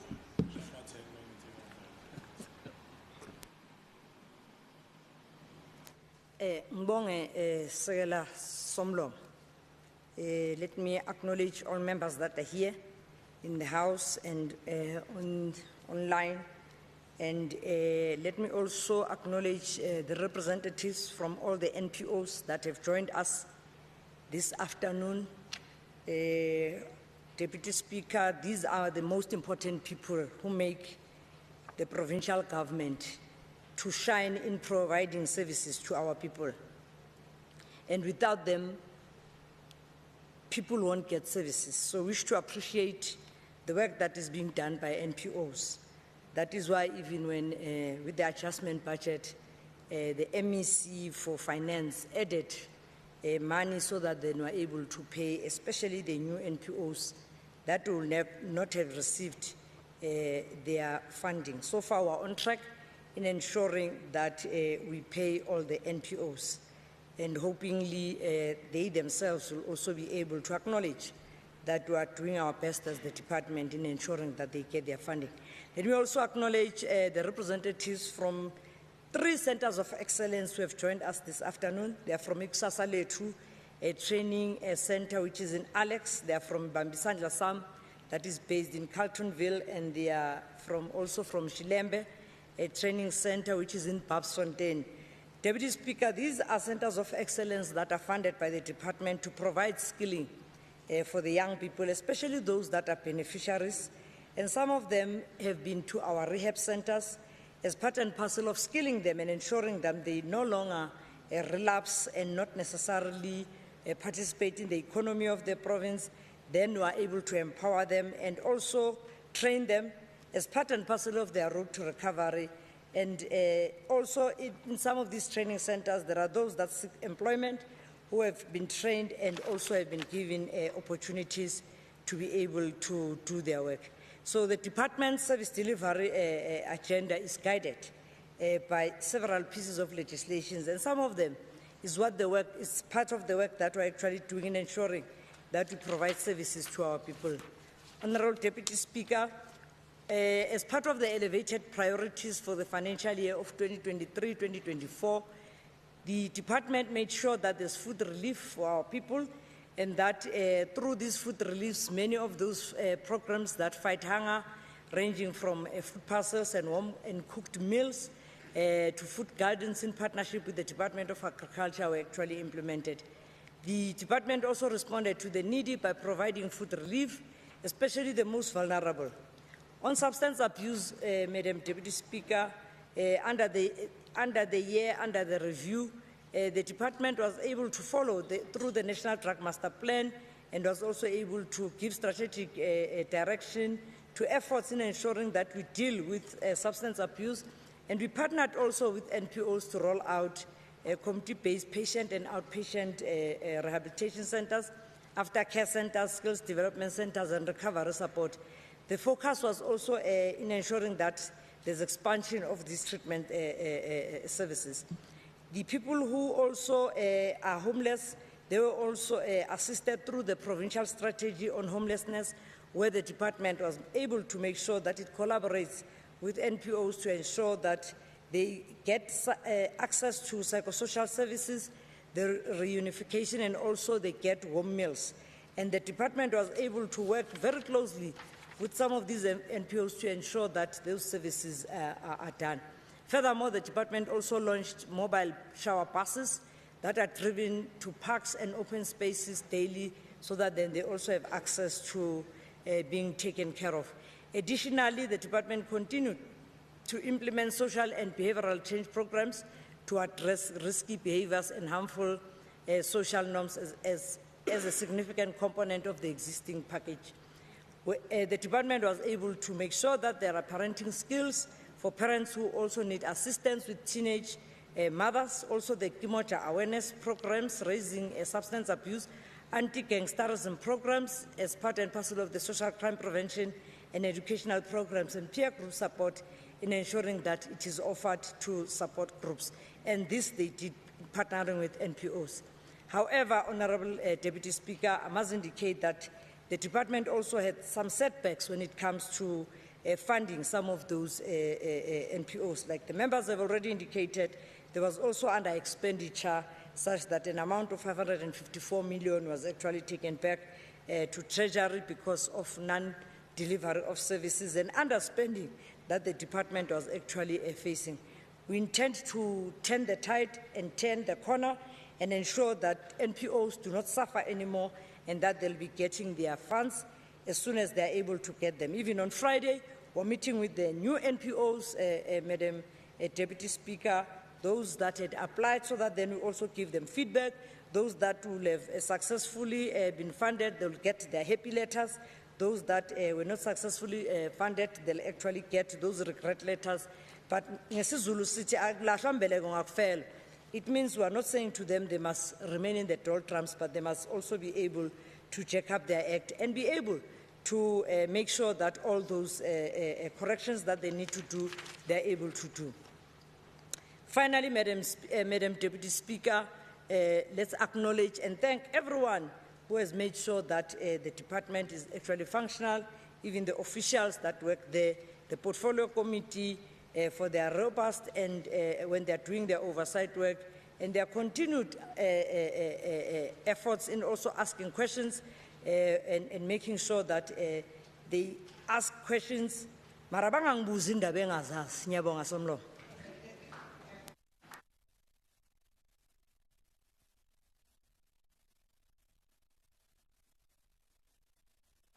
Next order, please. Thank you, Deputy Speaker. Order number 11 is the consideration of the Social Development Portfolio Committee's Oversight Report on the annual report of the Department of Social Development for the 2023-2024 financial year. Honorable Chokwe.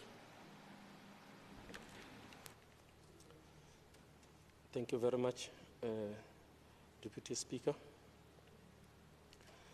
Honorable Deputy Speaker, the House should take other part of this report as read. I, Honorable Dr. Tlo Chokwe, Chairperson of the Portfolio Committee on Social Development, hereby table the committee's annual performance report on the Department of Social Development's annual performance report for the financial year 2023-2024.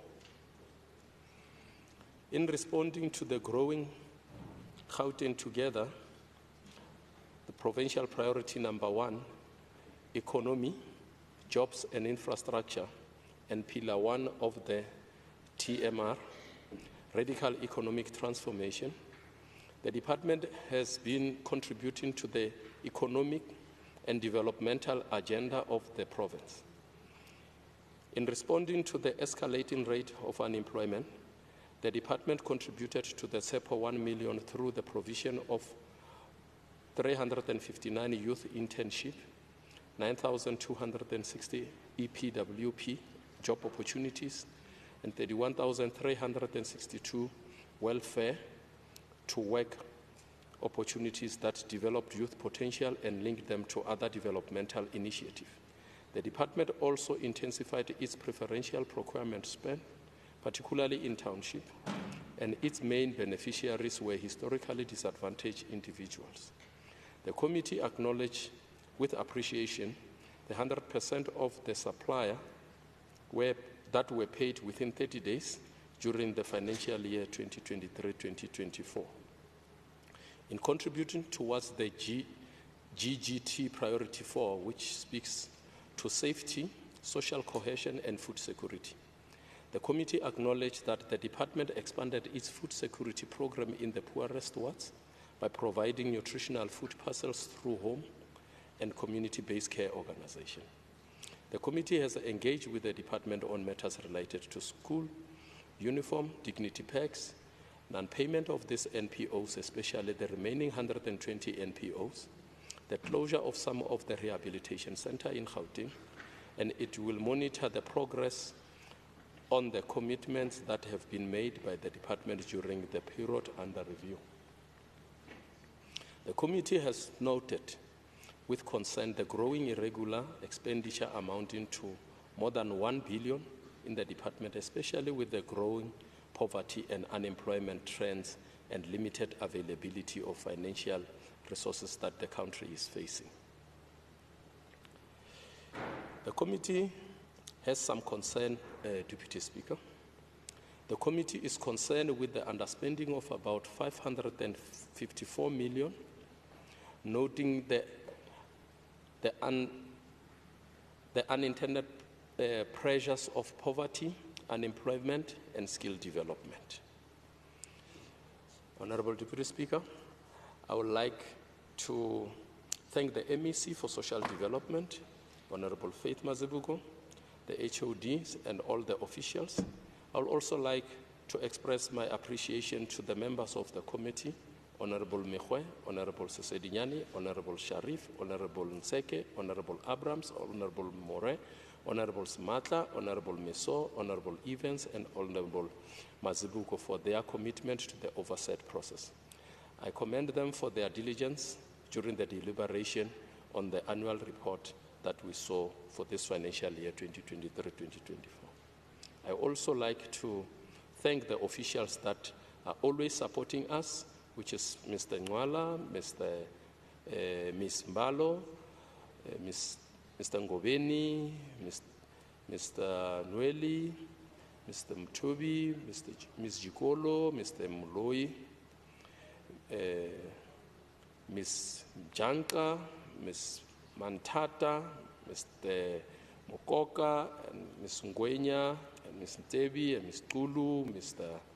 Makwela, for their dedication in assigning the committee and assisting the committee to achieve this mandate. On adoption, after the extensive deliberation, the Social Development Committee adopted the annual performance report on the Department of Social Development for the financial year 2023-2024 in accordance with Rule 117, Section 2, Subsection C, read together with Rule 164. The Social Development Portfolio Committee tables the report to the House for consideration and adoption, considering the concern and the proposed recommendation made in this report. Honorable Deputy Speaker, thank you very much. Thank you, Honorable Member. Honorable Blue. Oh, a second, sorry. Do you have a second? Deputy Speaker, on I the rise to adoption? second the report. Deputy Speaker? Oh, I yes, rise to second the Member. report. Thank you. The second, thank you. I now put the question. All those who agree, say aye. Aye. Those who do not agree, say no. The ayes have it. Secretary, next item, please. Next. Thank you, Deputy Speaker. Next order. Order number 12 is the debate on the annual report of the Department of Health, including its entity for the 2023-2024 financial year.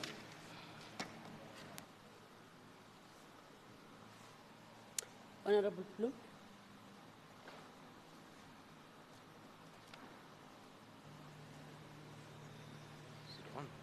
Thank you, Madam Speaker. This is my 31st speech in this House on the annual report of the Gauteng Health Department. You know, I wish I could say that the overall picture has improved, but it is as dismal as ever. Only 56 out of the 120 targets were allegedly achieved, which is 47%. Now, I say allegedly because the Auditor General says many of them could not be determined as correct because, quote, adequate supporting evidence was not provided for auditing.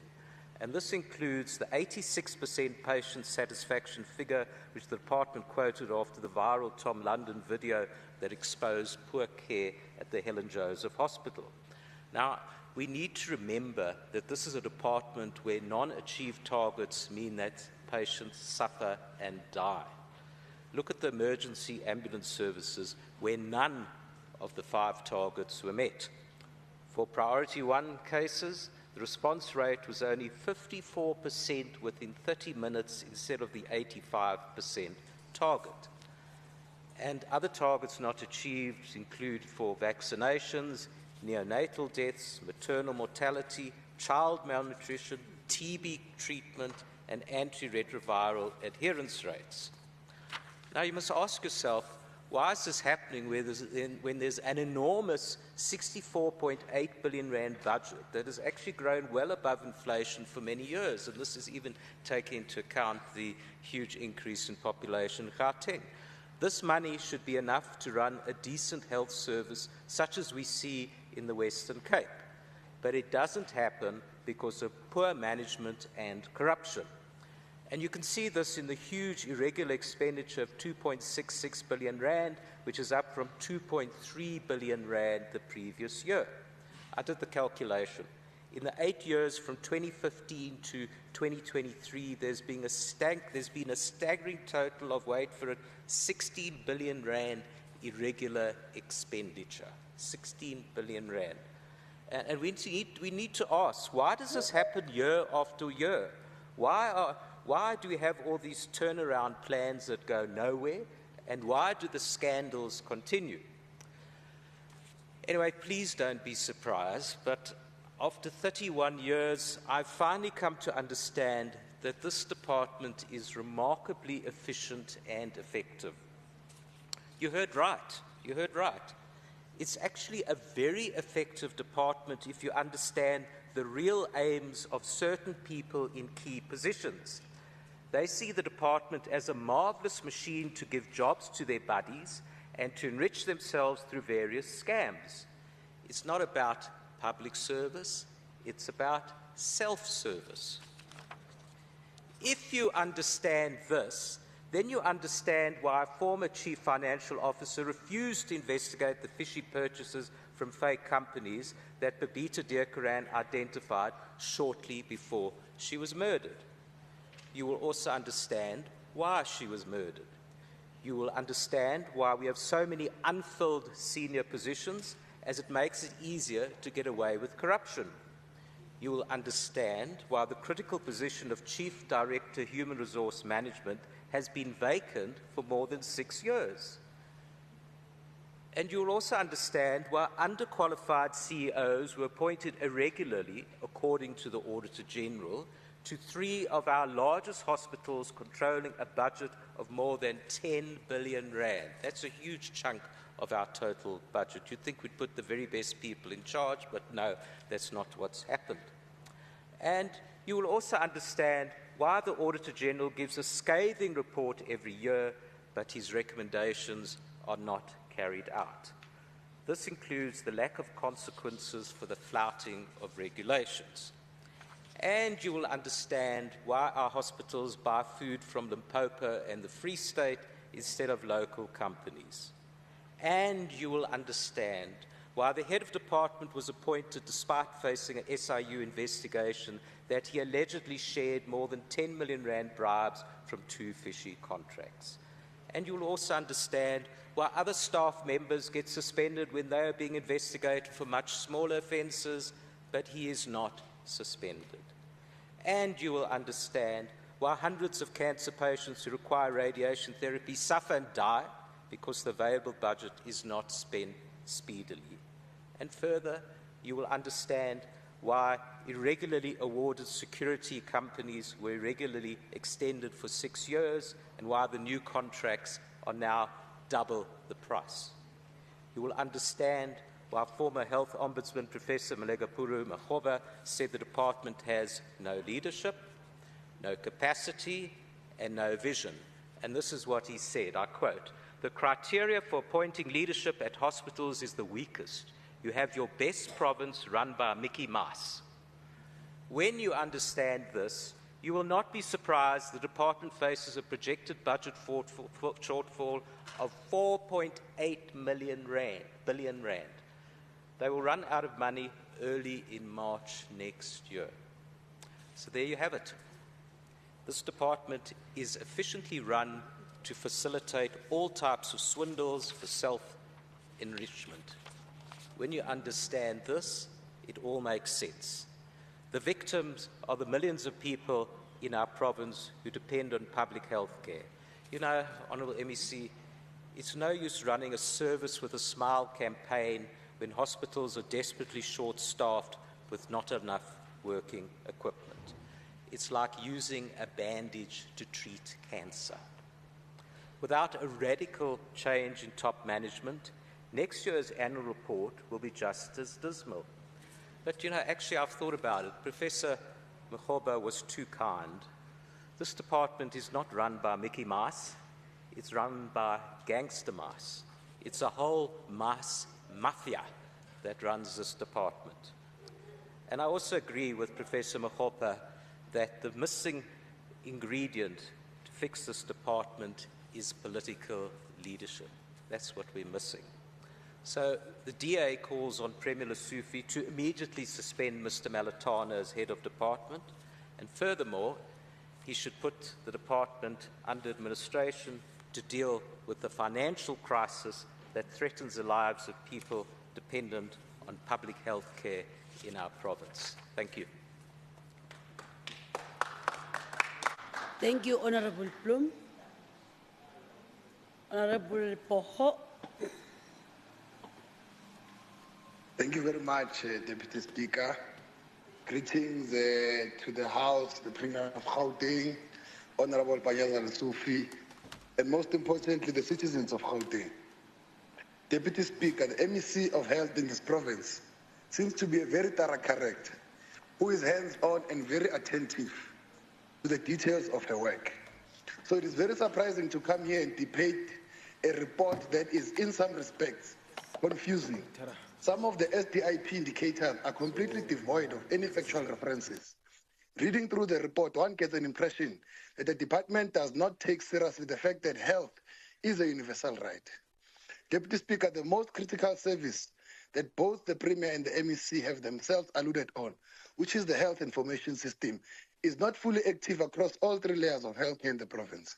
Countless times, countless stakeholders, including the department itself, have tied themselves on the discussion of a central digitized database of patient and health information.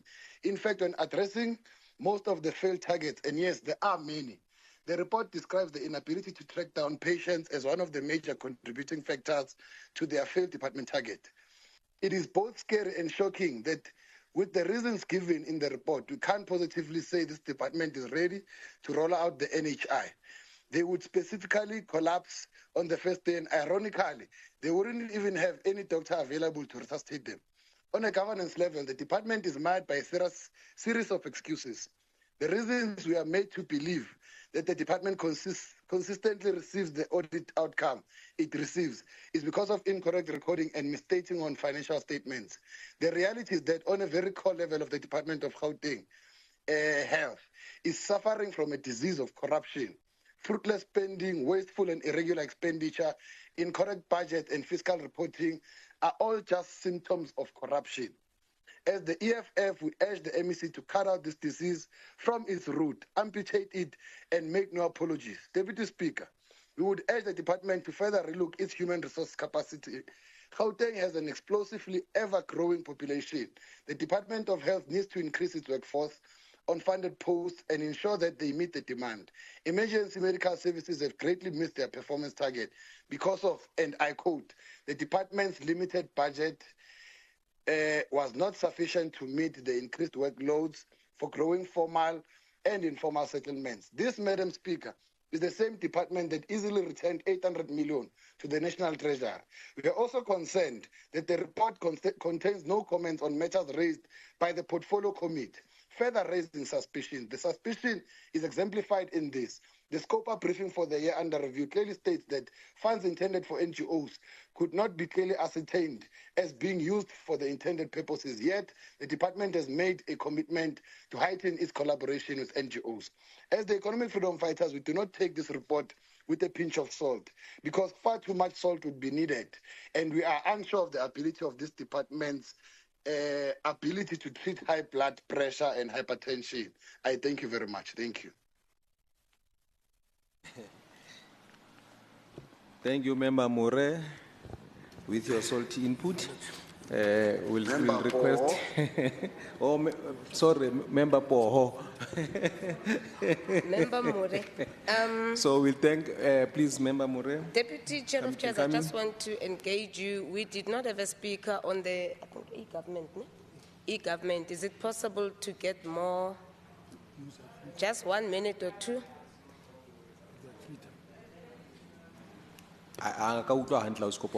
Okay, more e-government.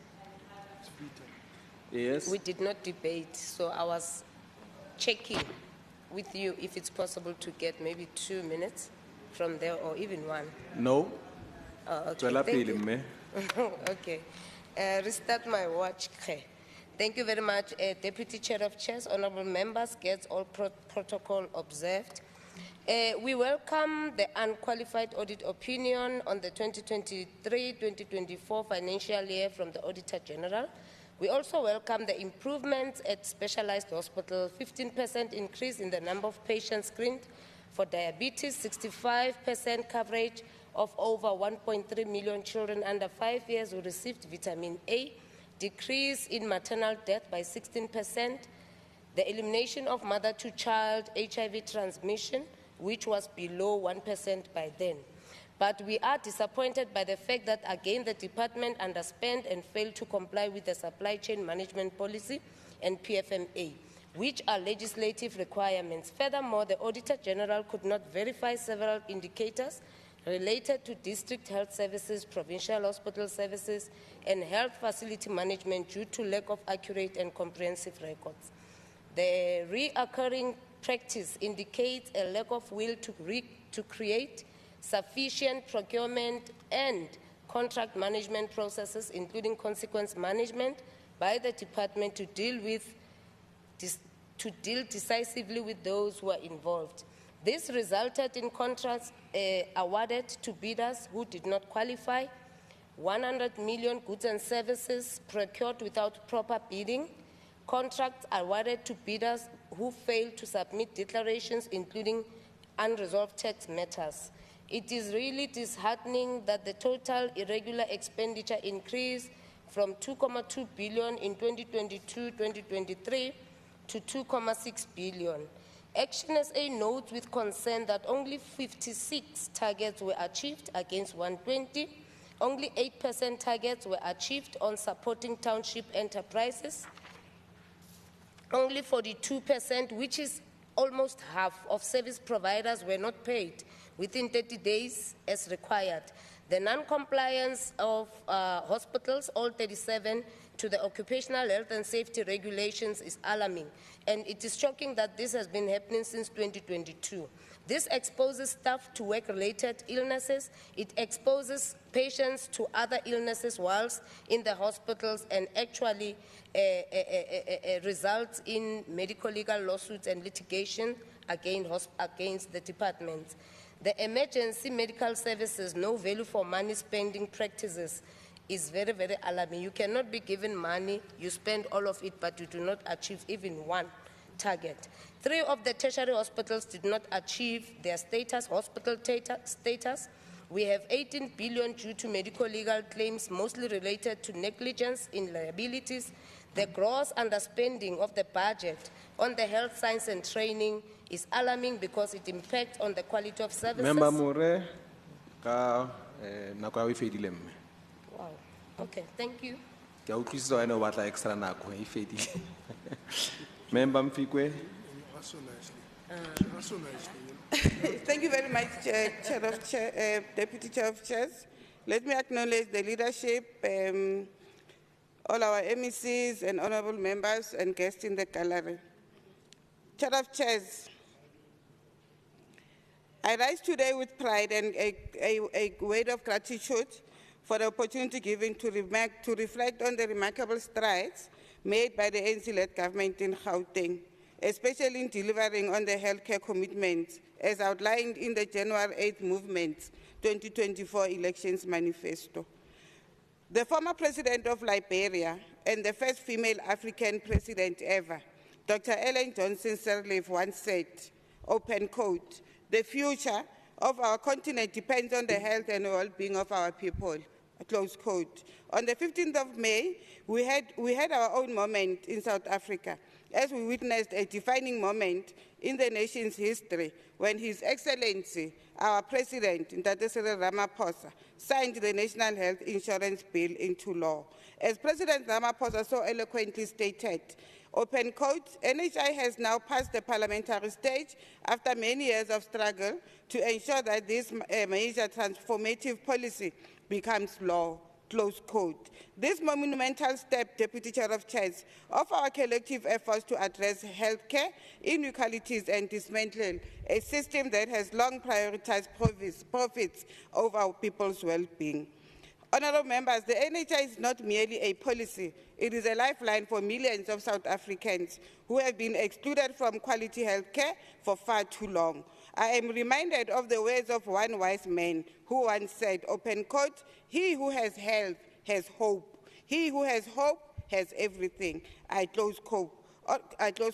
Honourable members, the current two-tier system compels the government to subsidise both public and private healthcare sectors, with the private sector receiving disproportionate resources to serve a minority of affording section of South African citizens, whilst the public hospitals are overwhelmed by the majority of South Africans who cannot afford private care. Leadership, health is a human right. It is a key to developing, to quote former Secretary General of the UN, Mr. Kofi Annan, without any meaningful reorganization of healthcare resources. From the grip of profit health sector, there can be no hope for universal health coverage in this country, close quote. We are here because we share a fundamental belief, honourable members, that poverty, illiteracy, disease, and inequality do not belong in the 21st century. We share a common purpose to eradicate these ills for the benefit of all. Gauteng has completed 8 major capital projects, including the Gauteng Health Department, including ICU expansions at Chris Hani Baragwanath Hospital and George Mukhari Hospital, built 6 new clinics, such as Greens Park and Fine Town, which are operational, Deputy Chair of Chairs, and bringing services closer to our communities. We have, through the department, reduced maternal deaths by 16%, with 80% of mothers receiving postnatal care within 6 days of delivery. Immunization coverage for children under 1 has increased by 83.9%, while death from severe acute malnutrition has declined by 27%, supported by nutrition campaign, reaching 1.3 million of our children. Over 5.4 million HIV tests have been conducted, and PrEP interventions have reduced youth HIV positive rates to 1.1%. TB treatment success rates also reached 75.6% for drug-resistant TB, as well as 64.4% for multi-drug-resistant TB. In communicable diseases, Chair of Chair, we've seen 8.4 million screenings for diabetes and hypertension, which were conducted, improving early detection and management. The health information system has now fully integrated in all our hospitals, enhancing data reliability and service delivery. The centralized chronic medication dispensing distribution program now serves 1.3 million patients, marking an increase of 15%. To implement NHI successfully, we must mobilize communities and counter misinformation. So I call on all the people of Gauteng to campaign to unite trade unions, youth organizations, progressive professionals, and health advocates to promote awareness and understanding of NHI, to counter forces that are against this progressive program, which we know them, we're sitting with them there, led by a 30-year-old member of this legislature. Honourable Speaker, Honourable Chair of Chairs, access to quality health care is a fundamental human right, as much as access to water and food is. Yet these rights are often violated by greedy neoliberal systems that prioritize profit over people's well-being. As Mahatma Gandhi had said, it is health that is really wealth, and no pieces of gold and silver. The ANC's government is committed to international solidarity. That reminds us of the global struggle for justice. In Gaza, Palestine, the apartheid Israel settler regime continues to deny basic health services to millions, exacerbating a humanitarian crisis for Palestinians. The ANC stands firmly with the people of Palestine, condemning those atrocities and reaffirming our dedication to universal human rights. Madam Speaker, we say, from the river to the sea, Palestine will be free. Chair of Chairs, we may have fallen short, and history will judge us on our past, but we still have the future ahead of us to fix. Despite our progress, challenges do remain. Emergency services response times in Gauteng fall short, with urban responses within 30 minutes at 52% and rural responses under 60 minutes at 60%. Additionally, manual queue management systems in hospitals are still causing delays. The signing of the NHI bill is not just a victory for the ANC, but for all South Africans, because it embodies a vision that we have for our society, where healthcare is a right and not a privilege. The progress of Gauteng demonstrates the ANC-led government's unwavering commitment to its manifesto promises or commitments. We implore the department, therefore, to expand wards that will ensure that there is greater coverage for those with mental diseases, and so that we avert the life accident situation, because it is in our past. We're looking forward to a service that improves their lives. We want the department to focus on improving overall management of child health programs from pre-birth and post-birth. Also to accelerate the e-health platform to ensure greater surveillance and increased care. As much as there is notable progress in the drive to finish incomplete infrastructure programs, we hope that more will be done in the next quarter so that we see proper movement in these infrastructure programs. We're looking forward, dear MEC, to seeing Davidton Hospital being built. We appreciate that there has been fast-tracking of building of the 2 bunkers at George Mukhari and Chris Hani Baragwanath Hospital to ensure the expansion of cancer care and treatment. We note with appreciation that the department has made significant investments, Chair of Chairs, Deputy Chair of Chair, in the purchase of new linear accelerators as part of efforts to integrate against the backlog in the treatment of cancer patients. The committee does indeed attest to these great strides as part of its oversight visits. Chair of Chairs, we remain resolute in our mission to implement the NHI and build a healthier, fairer, and more prosperous South Africa. Together, we can honor this commitment and realize the dream of universal healthcare coverage for all. Thank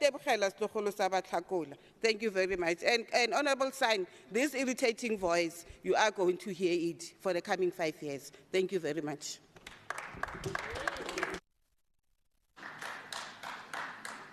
Ralebo Memfikwe, sawucela kuba MEC wezo health aphendule ku debate.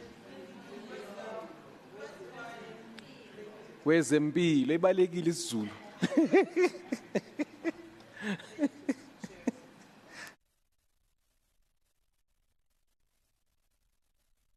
Oh, thank you, Deputy Chair of Committees. Let me greet Madam Speaker and Deputy Speaker, Honorable Premier, that she is not well, we all know, Chief Whip of the governing party, members of the Executive Council, leaders of political parties in the government of provincial unity, residents of Gauteng, good afternoon. It is with great pride that I rise to participate in this important debate on the 2023-24 annual performance report of the Gauteng Department of Health. The period under review once again attests to the dedication and resilience of the healthcare system and our healthcare workers, whose commitment continues to ensure that our province remain at the forefront of the healthcare service delivery in South Africa. Honourable members, it gives me immense pleasure to inform this August House that today's debate takes place on the backdrop of back-to-back resounding achievements by the Gauteng Department of Health facilities at the National Batupili and Innovation Awards on Friday, the 29th of November, including the African Health Excellence Awards on Saturday, 30th of November, all hosted here in Gauteng. And I hope you will understand now. Our department stamped its authority as a leader in public health care innovation and excellence in the country. Cape Town was, including Western Cape, and Western Cape was there, but they couldn't match Gauteng. All the 3 top positions in the Innovator of the Year category of the National Batupili and Innovation Awards were scooped by the Gauteng Department of Health Facilities.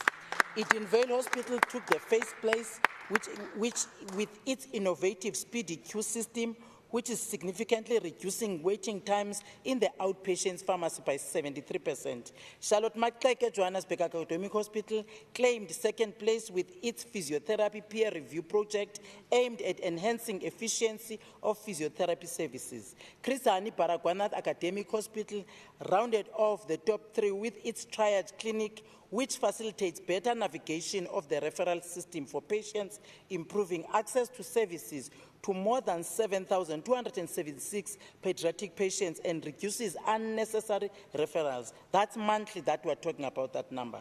And our efforts to improve patients' experience of care were affirmed with the outstanding employees who are here with me today in our midst, because I've invited them just to come and see, so that when I talk about them, they can see what we're doing in Gauteng.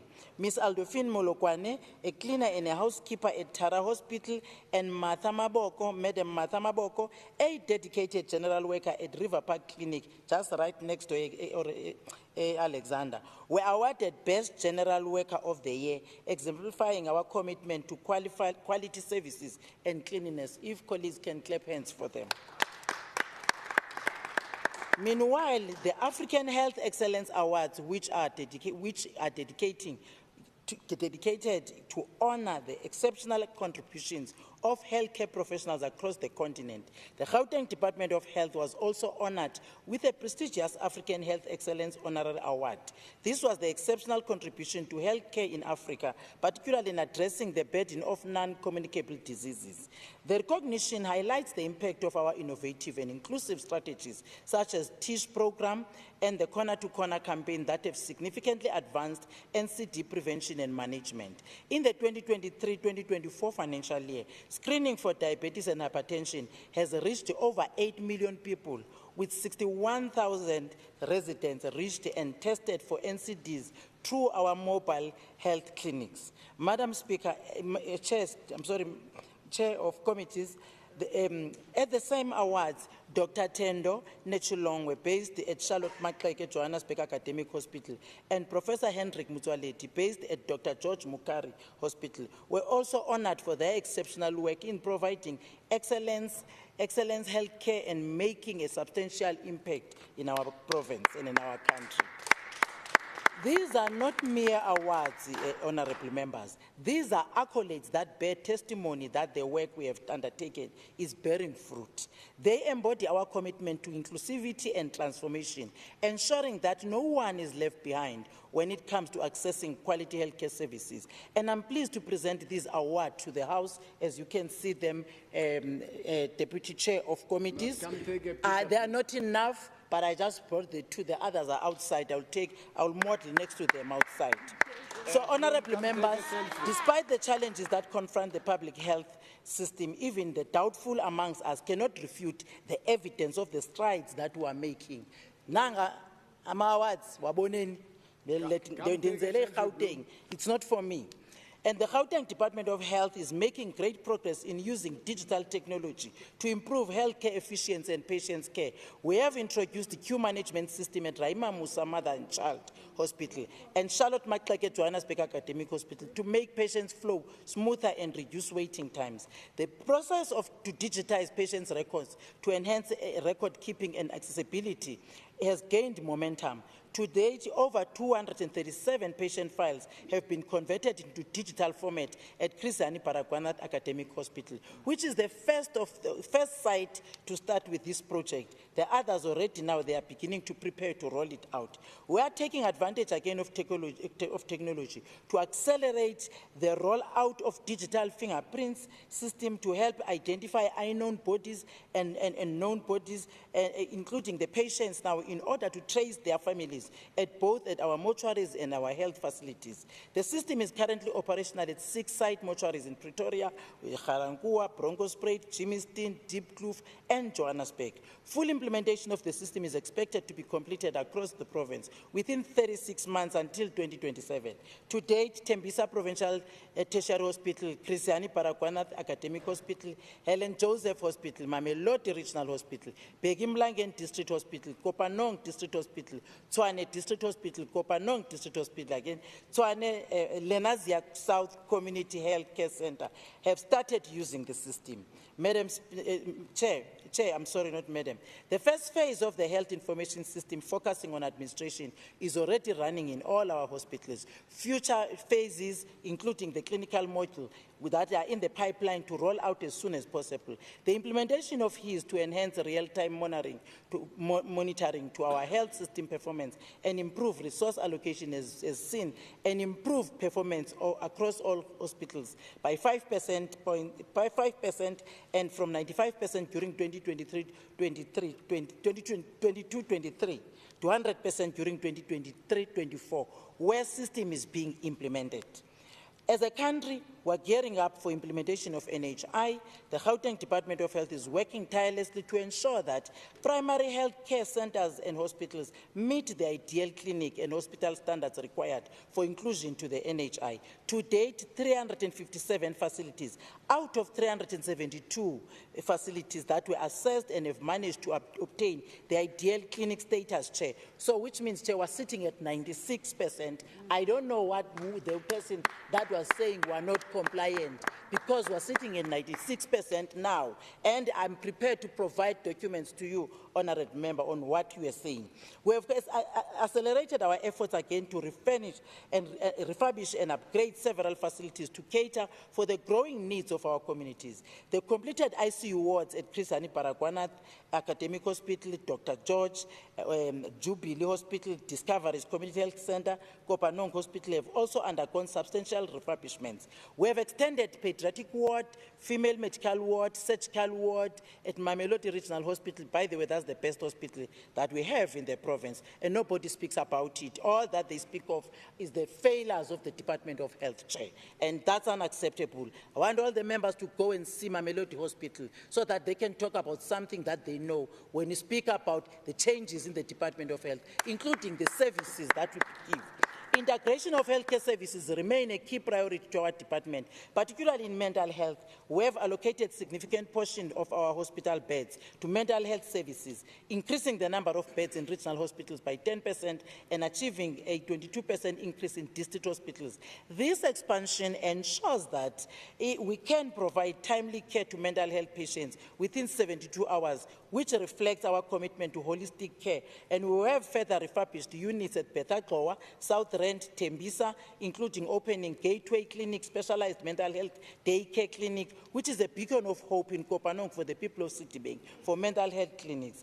Again, on HIV and AIDS, we have conducted over 5 million tests in the past year, marking 2.2 increase in the previous year. Our targeted campaigns and the expansion of self-screening services have been very important in achieving our goals. Notably, the proportion of HIV-positive clients among the 15 to 24 age group has declined from 1.3 to 1.1%. This is a testament to the effectiveness of our preventative programs, including pre-exposure prophylaxis.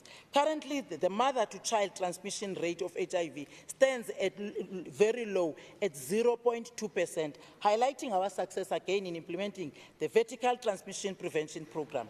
The maternal mortality rate has decreased by 11 points, again from 1.85% now to 1.05%.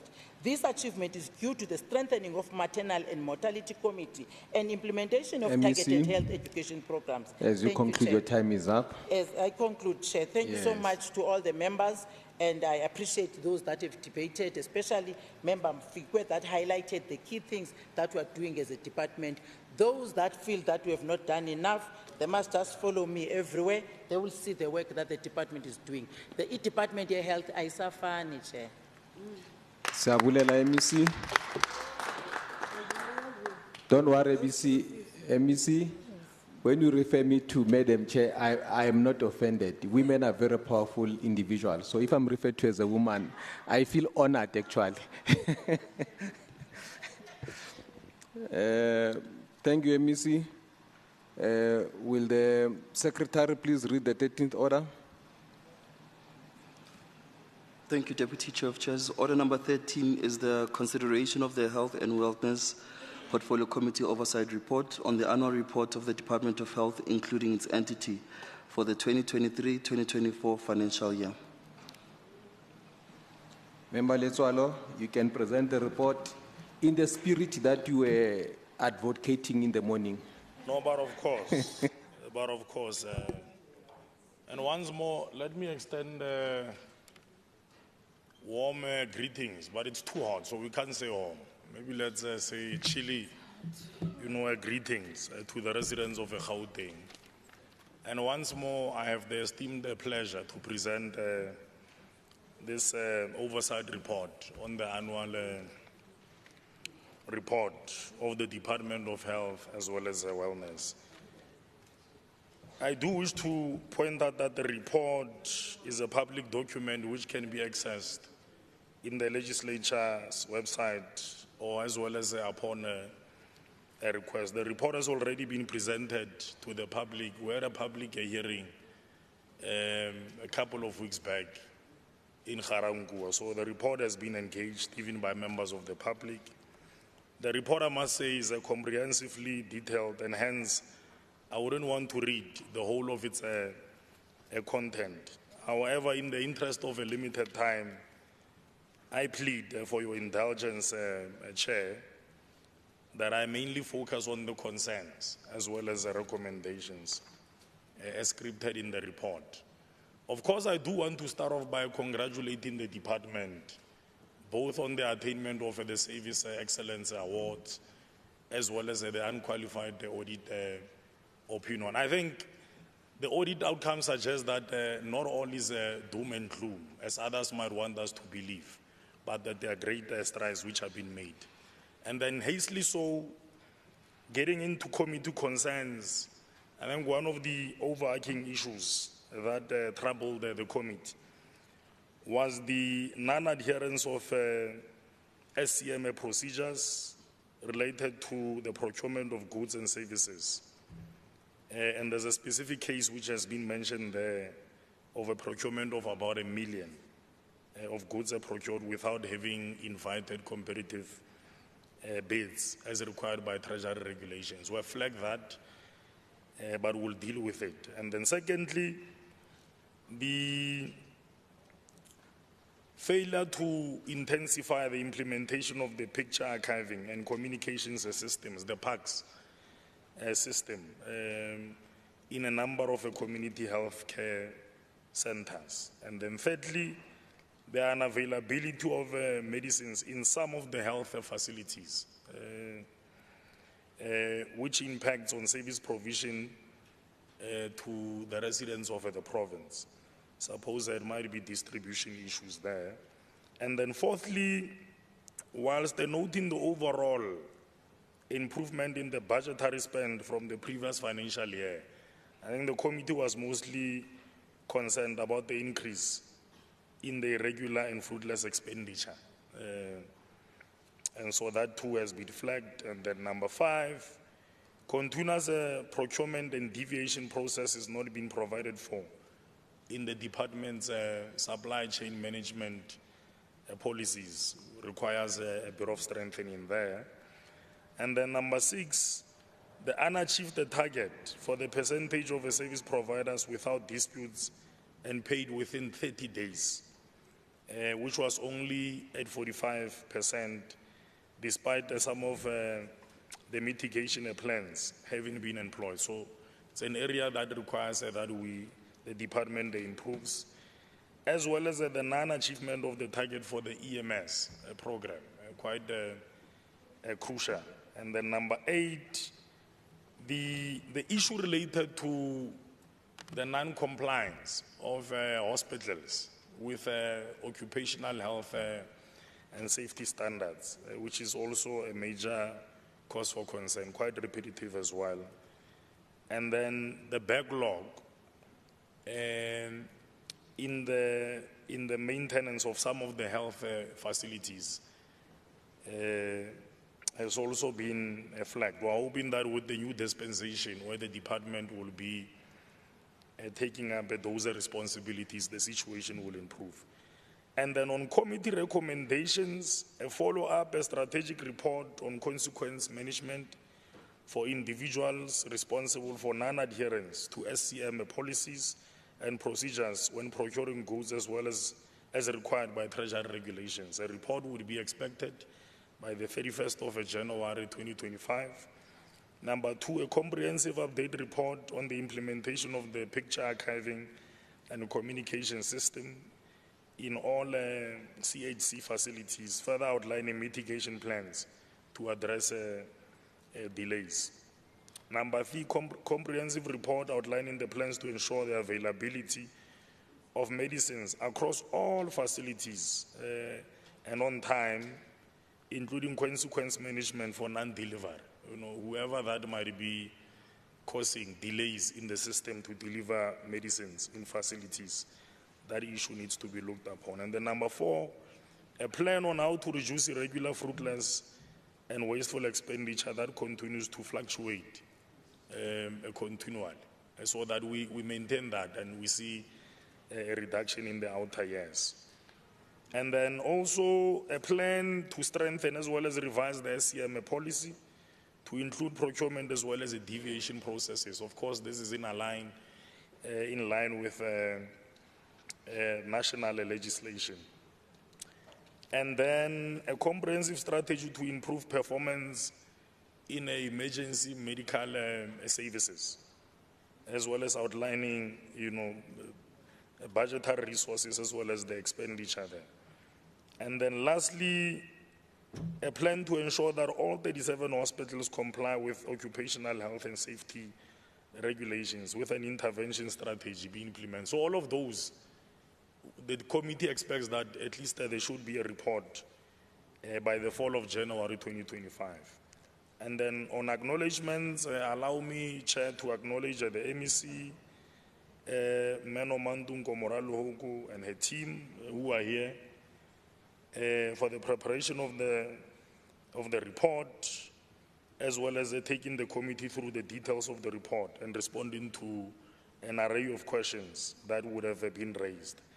I also wish to thank the preceding committee, because this work cumulatively would have found us already in commencement of the previous financial year. So we want to take this moment to thank Mayor Dr. Dikhamela, who would have commenced with that financial year, including the current membership of the committee for anchoring the work of the committee. And then furthermore, thanking the support staff, led by Menon Dumis August. And then on adoption, in accordance with Rule 117, subsection 2, Proviso C, read together with Rule 164, I therefore wish to recommend that the annual oversight report on the Department of Health as well as Wellness for the 2023-2024 financial year be adopted by the House, taking into account the concerns as well as the recommendations. Thank you very much, Chair. Thank you, Member Letswalo. Okay, thank you. Is there a seconder? Thank you very much, Chair. I rise to second the report. Thank you. Member Mfikwe, seconds. All those in favor say yes? Yes. All those not in favor say no? The yes have it. The report is adopted. Will the Secretary please read the 14th order? Debate on the annual report of the Department of Infrastructure Development for the 2023-2024 financial year.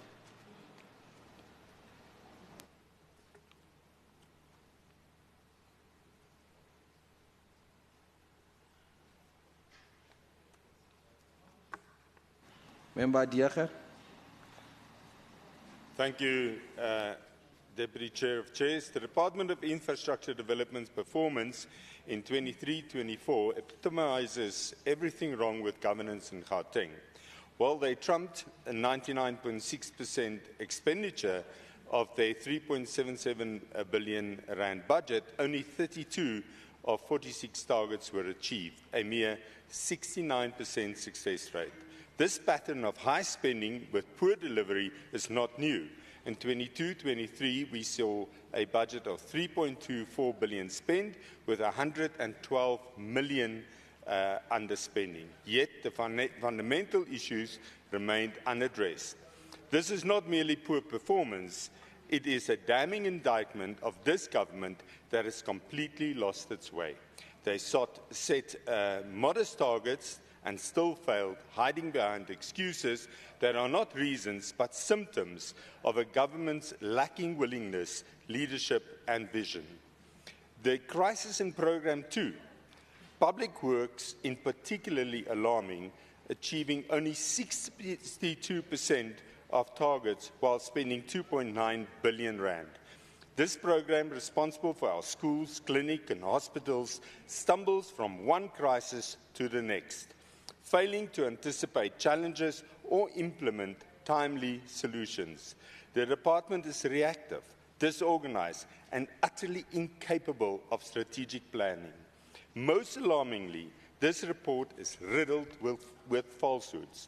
They claim projects like Samvatu Primary School, the Tau and Maratola Primary School are complete when anyone on the ground can see otherwise. This isn't poor management, it is a deliberate attempt to deceive the public.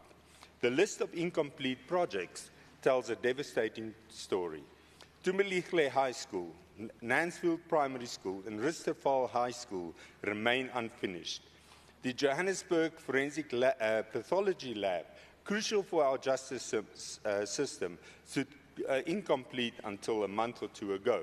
Most shockingly, the Transorania project cost exploded from 10 million to 68 million rand, a 580% increase, and that demands immediate investigation.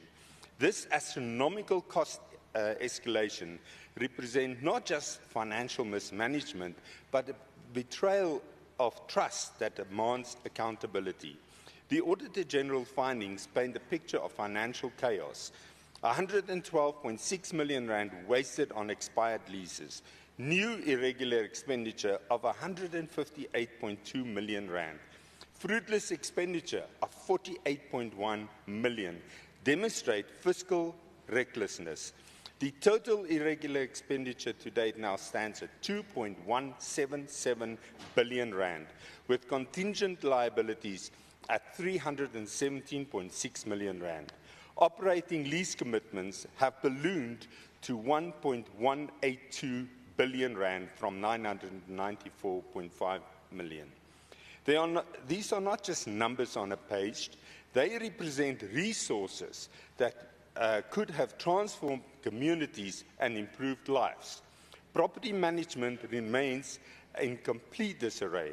Only 5 out of 30 targeted properties were sold, while 681 residential and 54 commercial properties face illegal occupation.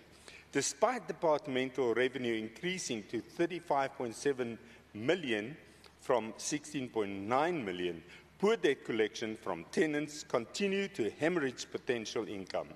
The department's asset management shows similar neglect, with total assets at 163.4 million and liabilities at 163.2 million rand, leaving virtually no room for financial maneuverability. The human resource crisis, with a 13% vacancy rate exceeding the 10% norm, and that directly impacts on service delivery and project management capabilities. The department's failure to meet procurement targets, only 1.57 against 2% for military veterans, 2.13% against 5% for people with disabilities, and 22.94 against 30% for youth-owned enterprises. This represents dashed hopes and stolen opportunities for economic empowerment. The quality of completed projects raises serious concern. At Sakutabu Secondary School, basic services remain dysfunctional. The Chris Hani Baragwanath Hospital refurbishment crawls forward toward delayed payments. Due to delayed payments, while Helen Joseph Hospital stalls over basic zoning issues, where land remains designated as farming land, and oversight that speaks volumes about this department's incompetence. Most concerning is the absence of project management directorate, explaining the persistent project delays and poor contractor performance. For years, this government has been rich in words, but bankrupt in action. their name will forever be linked to broken promises and crumbling infrastructure, while the people of Rustafel, Sekgotha Hostel, Tembisa, Alexandra, Mamelodi, Vosloorus, Hillbraai, Soweto, and Yeoville fall into deeper despair. The failures of this government are not accidental.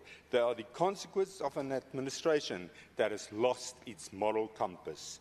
The Democratic Alliance therefore calls for, number one, immediate establishment of a project management directorate with comprehensive management frameworks and contractor rating systems. Two, a full forensic investigation into all cost escalations and particularly the Transurania case. Number three, implementation of strict contractor performance measures and pre-qualification criteria. 4, a complete overhaul of property management and debt collecting systems. 5, development of targeted recruitment strategies to address the vacancy crisis. Implementation of real-time performance monitoring linked to key indicators. Number 7, establishment of an internal audit unit to continuously monitor compliance and expenditure. While the department maintains an unqualified audit opinion, this means little when basic service delivery fails. The department's ambitious plans for 2024-25, including health projects, education facilities, and solar PV installations, ring hollow given their track record. These failures rob our communities of dignity and hope. This is not just missed targets and wasted money. This is about a government that has betrayed the trust of its people through systematic incompetence and neglect. And I really wish MEC Maili was here, because this all happened under his intellectual watch. Until these fundamental issues are addressed, billions of taxpayers' money will continue to be wasted while failing to deliver on core mandate. The people of Gauteng deserve a government that implements robust project management, maintains strict performance standards, and ensures transparency and accountability. Thank you. Thank you. Member Masilela. Thank you, Speaker. Greetings, the residents of Gauteng. As we gather before the House today to evaluate the department's performance for the 2023 and 2024 financial year, a student from Tubelihle Secondary School is experiencing the consequences of the department's failure firsthand. This student fell from temporary stairs that were installed after the school deterioration in 2016, leaving the premises in a dangerous condition. Takotabo Secondary School is another potential disaster, having been handed over to the Department of Education by DID while still incomplete. The school currently faces numerous challenges, including electrical hazards that threaten the safety of both learners and staff. For the 2023-2024 financial year, the department was allocated 3.773 billion and reported an expenditure of 3.756 billion, indicated that 97% of its budget was utilized. However, only 32 out of 46 targets were met. During the year under review, the department significantly failed to fulfill its mandate of executing infrastructure projects for the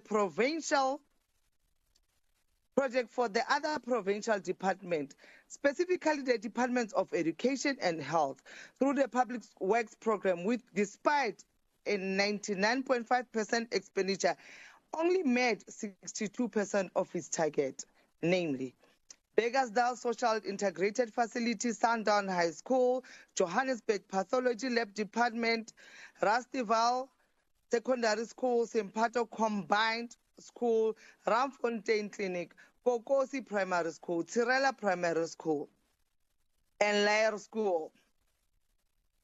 All these projects were not completed due to ongoing disputes with contractors, the initiation of projects without necessary compliance reports, and construction started starting on privately owned land that was never designated for such use. Vandalism of projects and failures to secure construction sites also persisted during the 2023-2024 financial year, a tendency we believe is being exploited by officials to conceal their incompetence and shortcoming, as seen in the 11 billion Metros mega housing project, where groundwork were never completed, resulting in subsequent vandalism and abandonment of the project. It is evident that this incomplete project will be carried over into the 2024 and 2025 financial year, and once more, consume a significant portion of the budget while the department continue its misleading practices of presenting this project as a new initiative, as we witness in the budget provided for the 2024 and 2025 financial year. Throughout the year under review, the department experienced instability characterized by a CFO on suspension since March, and OD accused of maladministration and turmoil among staff and senior officials due to a lack of organizational structure, which saw staff members being constantly shifted around within the department. Consequently, the department lacked the capacity for a structured approach to monitor project management beyond the newly launched infrastructure delivery platform, MEC Mamabolo. Even with this new platform, there's no way the department will be able to deliver on projects until it cleans its house and gets its affairs in order. Until then, the DIG, through the seemingly unsatisfactory stewardship of MEC Mamabolo, will continue to experience significant challenges carrying out its duties, including its your time is up. I thank you. Ngiyabonga. Member Mhlakaza, Deputy Speaker. Sorry, Member More. Hey, sengijagela Deputy Speaker. Member More, I'm sorry. It's your turn. I'll give you 3 seconds extra for 3 minutes. Honorable Chair of Chairs, reading through the 2023-2024 annual report of the department, one visualizes a department struggling to work smart, to complete projects and deliver on its core mandate. In terms of performance, the department achieved 69% of their planned targets. The department did not achieve 31%, and the department underspent by 16.9 million. We welcome the Auditor General unqualified audit with no material misstatements and some improvement in terms of compliance with laws and regulations. While we note some achievement by the department, significant challenges remain preventing the department to fulfill its legislative mandate, especially when it comes to CAPEX project. The AG also flagged material irregularities resulting in significant financial loss on 5 incomplete projects and lack of proper internal controls, leading to irregular and wasteful expenditure. Chair of Chairs, there's lack of communication and coordination between province and local government. Hence, most projects get to a point where they stand still because there would not be delivery of bulk services.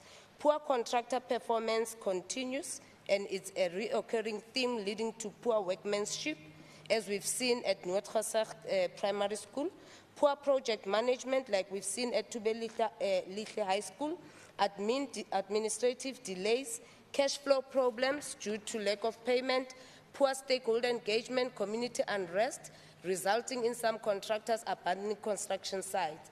The inability of the department to achieve 31% of its service delivery target leaves one to wonder as to who exactly hold these contractors accountable. 30 years into democracy, the question is, how did we get here? Where the new buzzword is construction mafias, where there is no value for money during business transactions, where departments miss deadlines, repeatedly fail to deliver, projects take more than 10 years to complete or remain incomplete and get vandalized like the Montrose mega project in Rand West, and there is no one to hold accountable. its business as usual. This shortfall underscores the need for focused efforts to enhance our overall performance.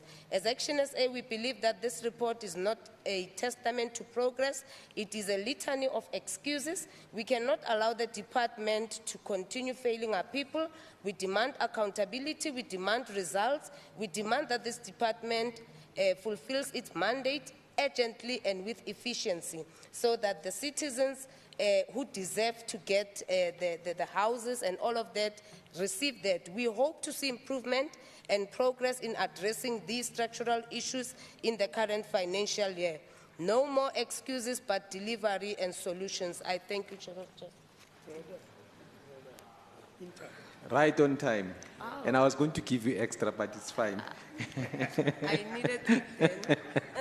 Member Mhlakaza, it's you now. No, I get what you're namu. Hey, ban, let's go chirisang. Kifile rasiling one na koza rasikoni kifile diaker. Kifile kifane 3 minutes rasingona to diaker.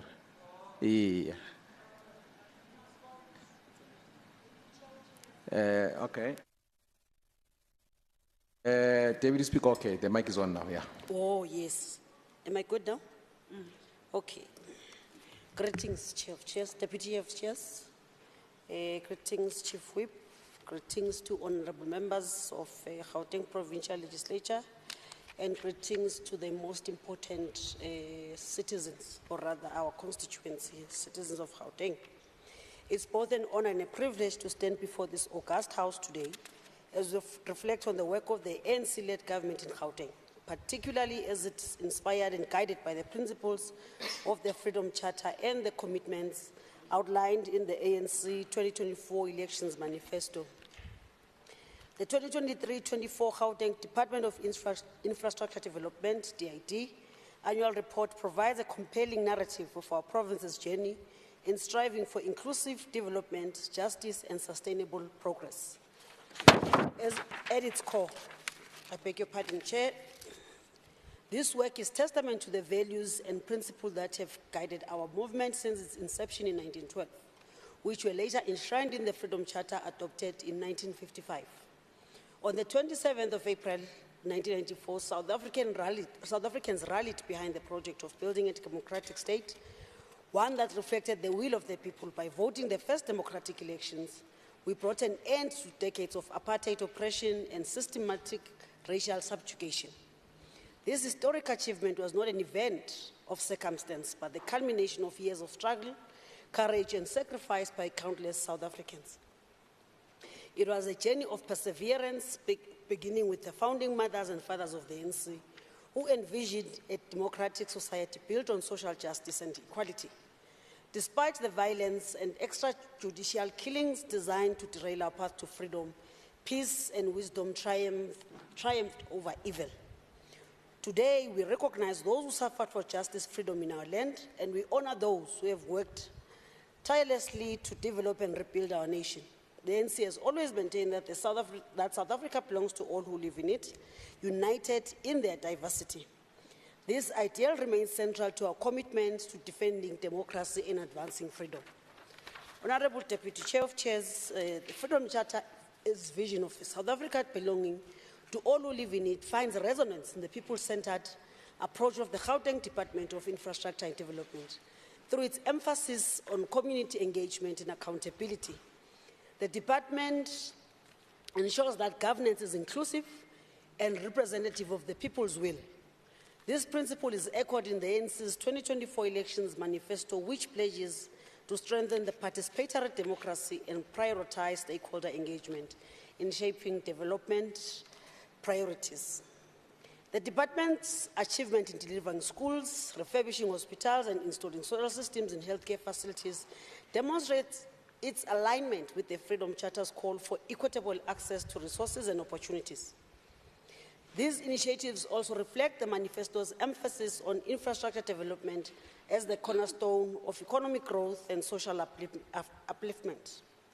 Furthermore, the creation of thousands of jobs under the expanded Public Works Program, EPWP, focusing on youth, women, and persons with disabilities, honors the Freedom Charter's principle of right to work, job security, and fairness.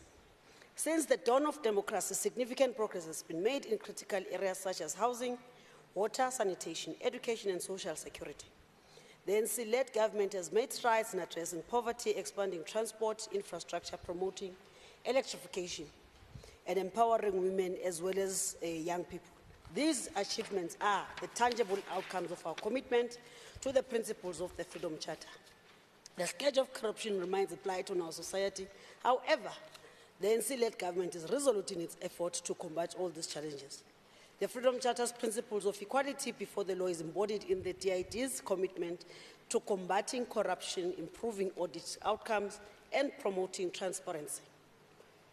These efforts align with the manifesto's pledge to rebuild public trust through robust accountability measures and ethical governance. Honorable members, the Freedom Charter envisions housing security and comfort for all. This vision is reflected in its work, the department's work, to enhance social infrastructure and expand access to reliable services. The department's focus on sustainable development, exemplified by investments in renewable energy, digitalization, and smart technologies, underscores our commitment to innovation and progress.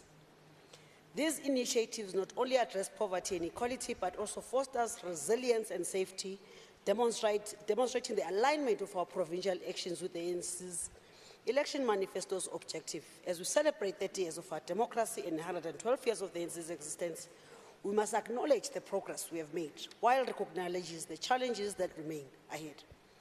The journey has not been easy, Deputy Chair of Chairs, but the success of the past 3 decades reflect the power of a united nation with a shared purpose and destiny.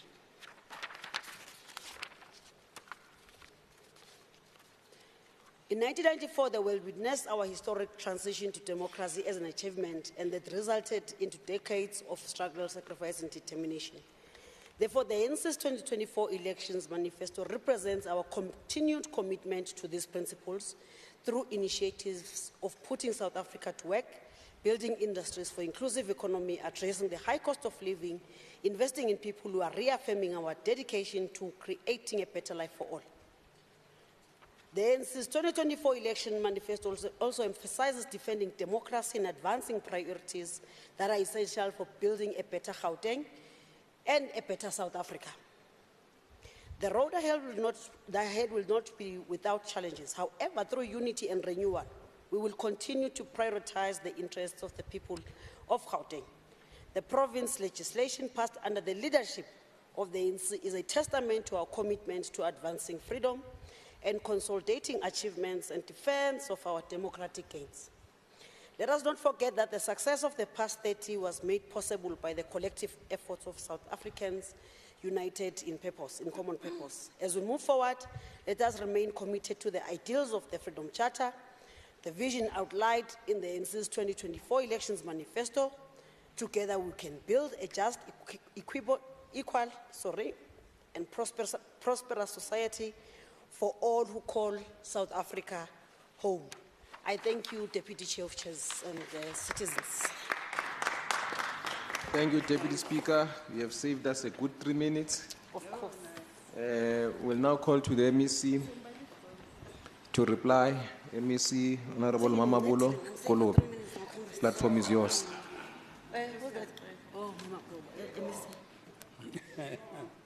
Can I be protected? For the first time from this side, especially that corner. Now you are protected from Kacheni. Honorable members, and thanks to you, Honorable Deputy Chair of Chairs, let me take this opportunity to thank the honorable members for the debate and for the very good points they've made. But obviously, if we were to borrow from the House, we will say that Honorable Mhlagaza Manamela had it. And I think she correctly articulated the position of the African National Congress, linking it with its priorities and the manifesto. and of course how this department creates productive assets for communities. And I think I would like to underline the points that she has made and made so correctly. Now, honorable members, we do have a full speech that we will submit as part of our debate. But I thought, given the time we have had here, we could spare you and give you back some valuable time. And what I'm going to say is that I think Honorable the Jahar of the Democratic Alliance, Honorable Masinlela, Honorable More, I think I'll just like to refer them to the debate we had when we were debating the budget of the department, because they are still stuck in the points that we have acknowledged and said we need to change and improve. So I think my plea to them will be that let us continue to give the department an opportunity to improve its work, but otherwise we value their points and of course their critique, and it will help us to improve. We were never in denial about the challenges that we have, but I'm very much worried by Honorable Masilela losing hope that things could be better. I think it's very much important for members of the House to remain very hopeful about particularly the capacity of the ANC demonstrated over time to improve the quality of lives of the people. And I think our Honorable Madam Deputy Speaker has correctly articulated that. So with that, we're looking forward to a better DID. We will demonstrate at the beginning of the year progress that we have made thus far. And I think on that note, we want to thank the honorable members. We will meet them in the portfolio committee as we'll be giving reports on the work that we are doing. Otherwise, thank you very much. Happy Christmas to all honorable members. Happy New Year. We'll see you in the New Year. Thank you. Will the Secretary please read the 15th order? Thank you, Honorable Deputy Chair of Chairs. Consideration of the Infrastructure Development Portfolio Committee Oversight Report on the annual report of the Department of Infrastructure Development for the 2023-2024 financial year. Thank you. Kajeni Boyabenyat, please present the committee's report. Thanks, Deputy Chair of Chairs. May I please request that part of the reports that I will not read be regarded as read. During the year under review, the committee noted that the department had a total budget of 3.7 billion and spent just a little more, which translates to 97% expenditure. The department's performance overall is noteworthy, especially under the Program 3, which is the Expanded Public Works Program. This program recorded 100% expenditure, aligning with the achievement of its set targets at 100%.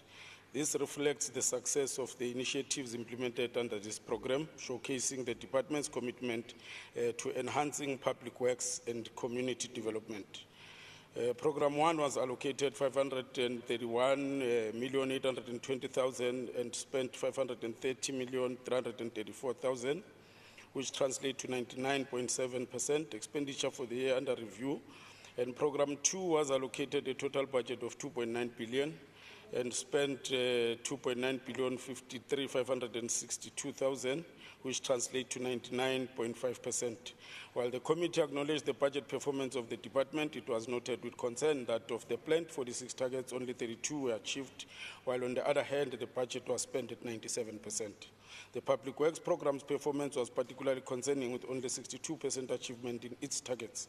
This program encompasses several vital functions within the department. Amongst others is the building of schools, clinics, hospitals, and libraries on behalf of the client's departments, while the administration program managed to achieve 70% of its target. It was further concerning to the committee to note that long overdue projects were still not completed even in the year under review. The non-achievement was attributed to poor performance and late payments of the contractors, as reported by the department.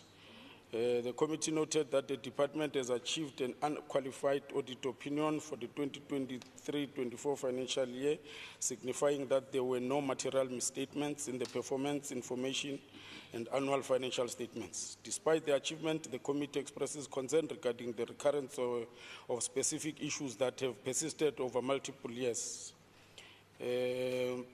There were several areas identified by the department that have hampered its performance during the year under review, including amongst others the changes in scope of the projects, cash flow problems of the contractors and poor performing contractors, causing the delays in the completion of the projects. The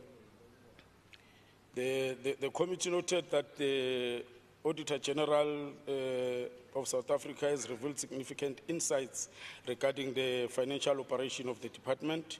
The committee acknowledged the attainment of an unqualified audit opinion indicating that there were no material misstatements. Despite these positive findings, several areas of concern were highlighted by the AG. On concerns, the department has not met its targets related to military veterans even in the past financial year on issues related to procurement of goods and services. The department failed to achieve targets related to the procurement of goods and services to PWD's enterprises. The department failed to achieve targets related to procurement allocated to youth-owned enterprises. There is no project management directorate in the organogram of the department. The continuous appointment of poor performing contractors, the ongoing challenges surrounding service delivery projects within Department of Education and Health. The findings of the AG were recurring as in the previous financial year. The irregular expenditure of 112 million was allocable to expired leases, the 2% of the budget allocation to the military veterans in the province. On recommendations, after assessing the department's annual performance report, the portfolio committee recommends the following and requests the responses by Friday, the 26th of January 2025. The department to arrange campaigns or workshops aimed at engaging military veterans, encouraging their participation in the procurement process, also to enhance training and support by strengthening the incubator program by offering comprehensive training modules tailored to the needs of the veterans community, covering critical areas such as business management, procurement processes, and technical skills. The department should report on the measures in place to ensure that targets related to PWDs are met. The department should report on the measures in place to ensure that targets related to youth-owned enterprises are achieved. The department should develop and disseminate an organogram of the Project Management Directorate. This organogram should outline the roles and responsibilities of each position within the Directorate to provide clarity on accountability. The department should develop and implement a strategy to blacklist poor performing contractors by their IDs so that they cannot obtain any opportunities within the department or government. It should avail a report detailing measures in ensuring that the long overdue projects are fast-tracked. It should also improve interdepartmental collaboration by fostering stronger relationships between the Department of Education and Department of Health to ensure that projects are coordinated, resources are shared, and delays are minimized. A report should be provided in this regard. The department should ensure that it monitors lease agreements and ensures timely renewals on terminations. On acknowledgements, I would like to thank MEC Mamabulo, HOD, and the entire executives for their efforts in consideration of this report. I further appreciate the diligent deliberations of honorable members. I would like also to thank our support team for their dedication and assistance in this report on adoption in accordance with Rule 117, subsection 2C, read together with Rule 164. The Portfolio Committee on Infrastructure Development and Property Management present before the House the oversight report on the Department of Infrastructure Development and Property Management annual report for the 2023-2024 financial year for consideration and adoption. Thank you, Deputy Chair of Chairs. Siyabonga Kachini. Is there a seconder? Member Diakher. I rise to second the report. Thank you. Thank you. All those in favor say yes. Yes. Yes. Abangavume mamathi no. Abekho. The yes have it. The report is adopted. Will the secretary please read the next order? Thank you, Honorable Deputy Chair of Chairs. Public Accounts Standing Committee on Oversight on the report of the Auditor General of South Africa to the Gauteng Provincial Legislature on the financial statement of the following reports: Department of Transport and Logistics, Gautrain Management Agency, G-Fleet Management, Department of E-Government, Department of Social Development, Department of Health, Medical Supplier Depot, Department of Infrastructure Development, Gauteng Infrastructure Financial Agency, and Transport Authority for Gauteng for the year ended 31st March 2024. Thank you. Honorable Moody, please present the committee reports. Thank you, Honorable Chair, Deputy Chair of Chairs. Can I have free time, please? Can I have some free time, please? This is a joke. Deputy Chair of Chairs, I, John Moody, the Chairperson of the Standing Committee on Public Accounts, SCOPA, table the committee's oversight reports of the Auditor General of South Africa to the Gauteng Legislature on the financial statements of the departments and entities as had been called out by the Secretariat. I request that these reports are taken as read. I will provide a short, consolidated report which include all the departments and entities' reports as stated. Audit opinion. I plead with the House that it notes that of the 10 reports SCOPA is tabling today, five for entities and departments which received unqualified audit outcomes without any material findings. And these are, number 1, G-Fleet received an improved audit opinion from that received in the previous year, 2022-2023. 2, Gauteng Management Agency has retained a clean audit over 5 consecutive years. Gauteng Transport Authority, that's number 3, achieved its first clean audit this particular year. And 4, E-Government has retained a clean audit opinion over the 3 consecutive years. Gauteng Infrastructure Financial Agencies also received a clean audit opinion of the past 5 financial years to date. The following 5 departments and entities received unqualified audits with material findings on compliance with laws and regulations and were subjected to public hearings. 1, the Department of Roads and Transport, which is an unchanged audit opinion compared to that received in the last financial year, 2022-2023. Issues of concern is underspending, high contingent liabilities of 420,808,000 and another amount of 917,985,000 rand in irregular expenditure. There was a concern raised by the department that the department did not take effective steps to prevent fruitless and wasteful expenditure.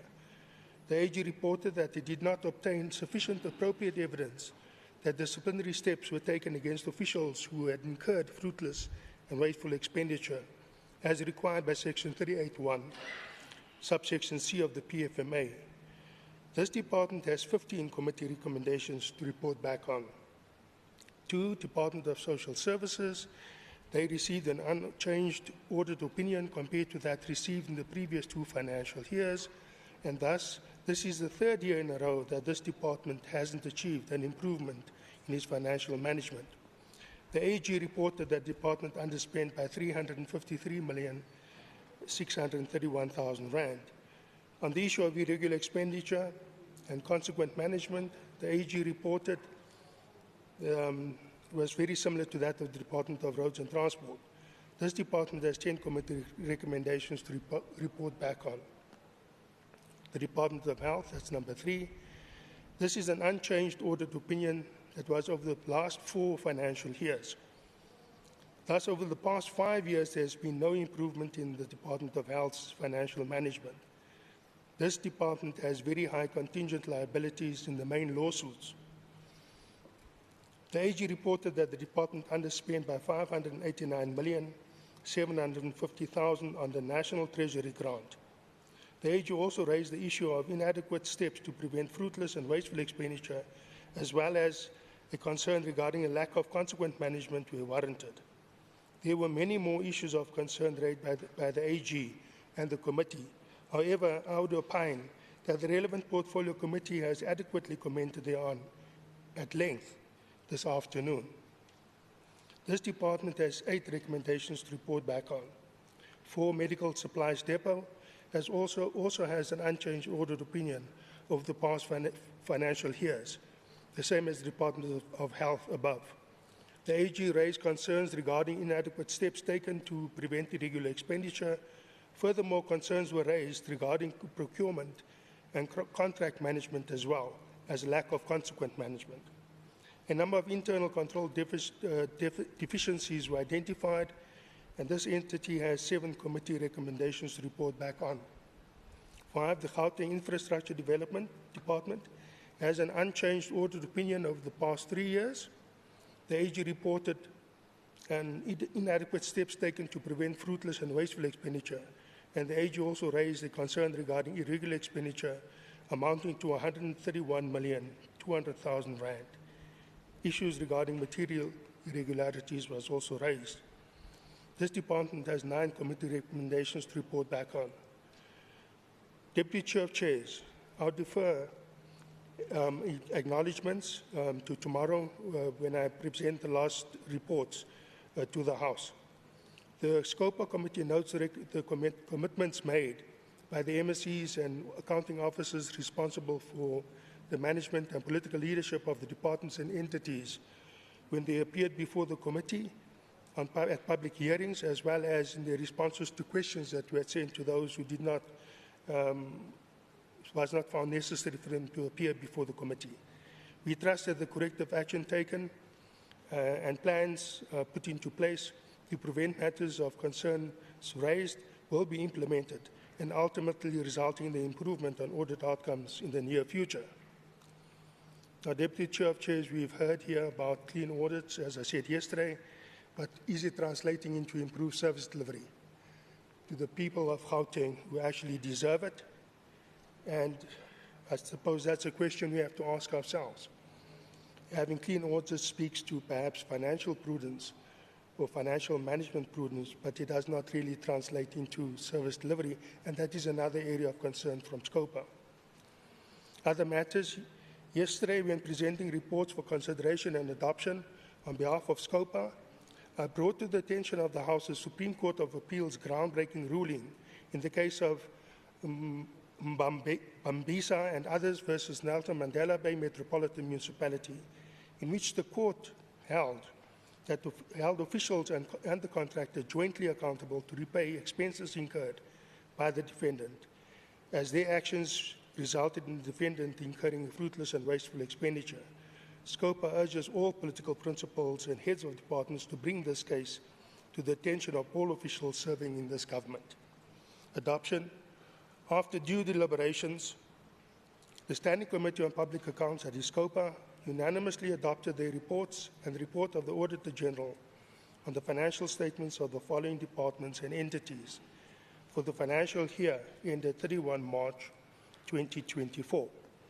Gauteng Department of Roads and Transport, G-Fleet, Gauteng Management Agency, Gauteng Transport Authority, E-Government, Gauteng Department of Social Development, Gauteng Department of Health, Gauteng Medical Supplies Depot, Gauteng Department of Infrastructure Development, and Gauteng Infrastructure Financing Agency. In terms of Standing Rule 117, subsection 2, subsection C, read together with 164, the committee presents to this House the above-mentioned reports for consideration and adoption. I thank you. Thank you, Member Moody. Is there a seconder? Member Tlebere? I second the report. All those in favor say yes. Yes. Not in favor say no. Saved you 10 minutes.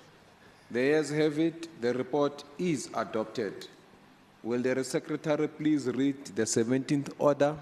Thank you, Honorable Deputy Chair of Chairs. Health and Wellness Portfolio Committee Focus Interventions Study Report on the assessing the programmatic scope of the oncology service in Central Hospital of Gauteng. Thank you. Member Letsoalo, you can present the committee report.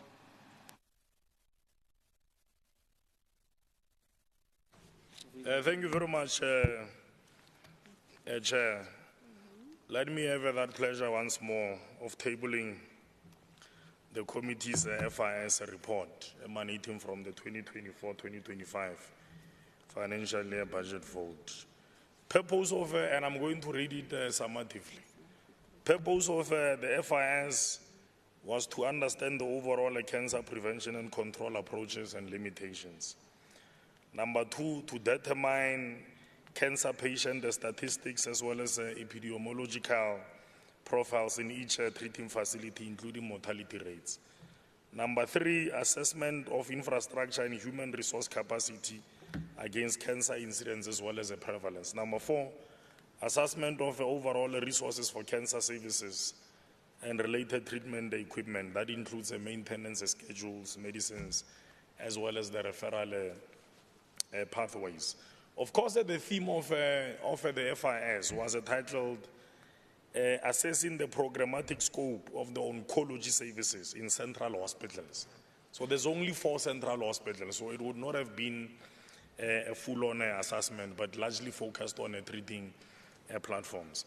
The process that was followed quickly, so on the 17th of October, the committee received a presentation from the department, which engaged about, which rather surfaced issues related to the overall scope of oncology services in the province. And then followed on the 22nd as well as 23rd October, the committee undertook the oversight visits to George Mokaro Hospital, Steve Biko Hospital, Charlotte Maxeke Hospital, as well as the Nelson Mandela Children's Hospital. And then followed up on the 14th of November by a stakeholder engagement session. So we met with a number of cancer stakeholders, but I will talk to who those are. But these are stakeholders who are within the cancer care ecosystem, quite a number of them. And then what is mostly important is that we then had a roundtable discussion, very fruitful engagements. And then a number of issues were raised, and I just want to quickly run the House through them. That session recommended the procurement of additional brachytherapy machines for prostate cancer patients, as these offer better outcomes than hormonal treatment. So there's a hormonal therapy within the treatment regimes. But of course, what would have been preferred, it's a brachytherapy, which is also a form of a treatment as well. Number two, the department needs to incentivize and employ more specialized staff within the oncology units, as the current shortage limits the provision of services to patients. So human resource issues are quite big in this space. You know, there's an attrition of professionals owing to a number of issues. So if the department they can intensify the drive towards the recruitment, it should assist to mitigate instances of cancer. And then number three, concerns were raised regarding patient safety during transfers between facilities with other patients coming from outside the borders of the province. I think one of the things that must be stated is that our central hospitals cater to residents of Gauteng and beyond our province, but also beyond our country.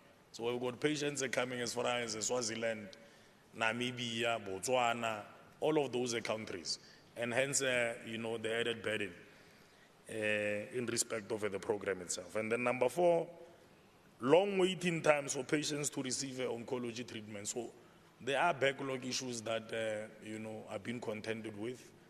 But of course, there are mitigation plans that the department will have also communicated. And then number five, a call was made by the stakeholders for joint partnerships with traditional health practitioners to strengthen efforts in fighting the spread of cancer through PHC approaches, but also educational. So it's not only just the primary healthcare level. So that would include the screening, but beyond that, just a lifestyle, you know, patterns, behavioral patterns, because it might also in a way assist in mitigating exposure to cancer. And then number 6, the shortage of the radiation therapist in the province was also noted, along with concerns about their salary scales compared to other provinces. So there's one impediment, and I know the department will have said to us, they have been engaging the Department of Public Service and Administration. It's the occupational specific dispensation. So if you go to KZN and Western Cape, you will find that it has been agreed to. But in respect of Gauteng, the situation, it's contrary. So there are those engagements that we are continuously monitoring. And then number 7, under diagnosis of some of the patients, and they need to intensify health screenings. So the buzzword is health screening. The department really needs to intensify a screening, because a lot of patients present quite late, such that not much can be done to sort of, dissuade the effects, the ravaging effects of a cancer. So no sooner a detection can be made, it would save a lot of lives. And I think that is but one of the suggested recommendations by the stakeholders. Let me quickly tell you who those stakeholders are.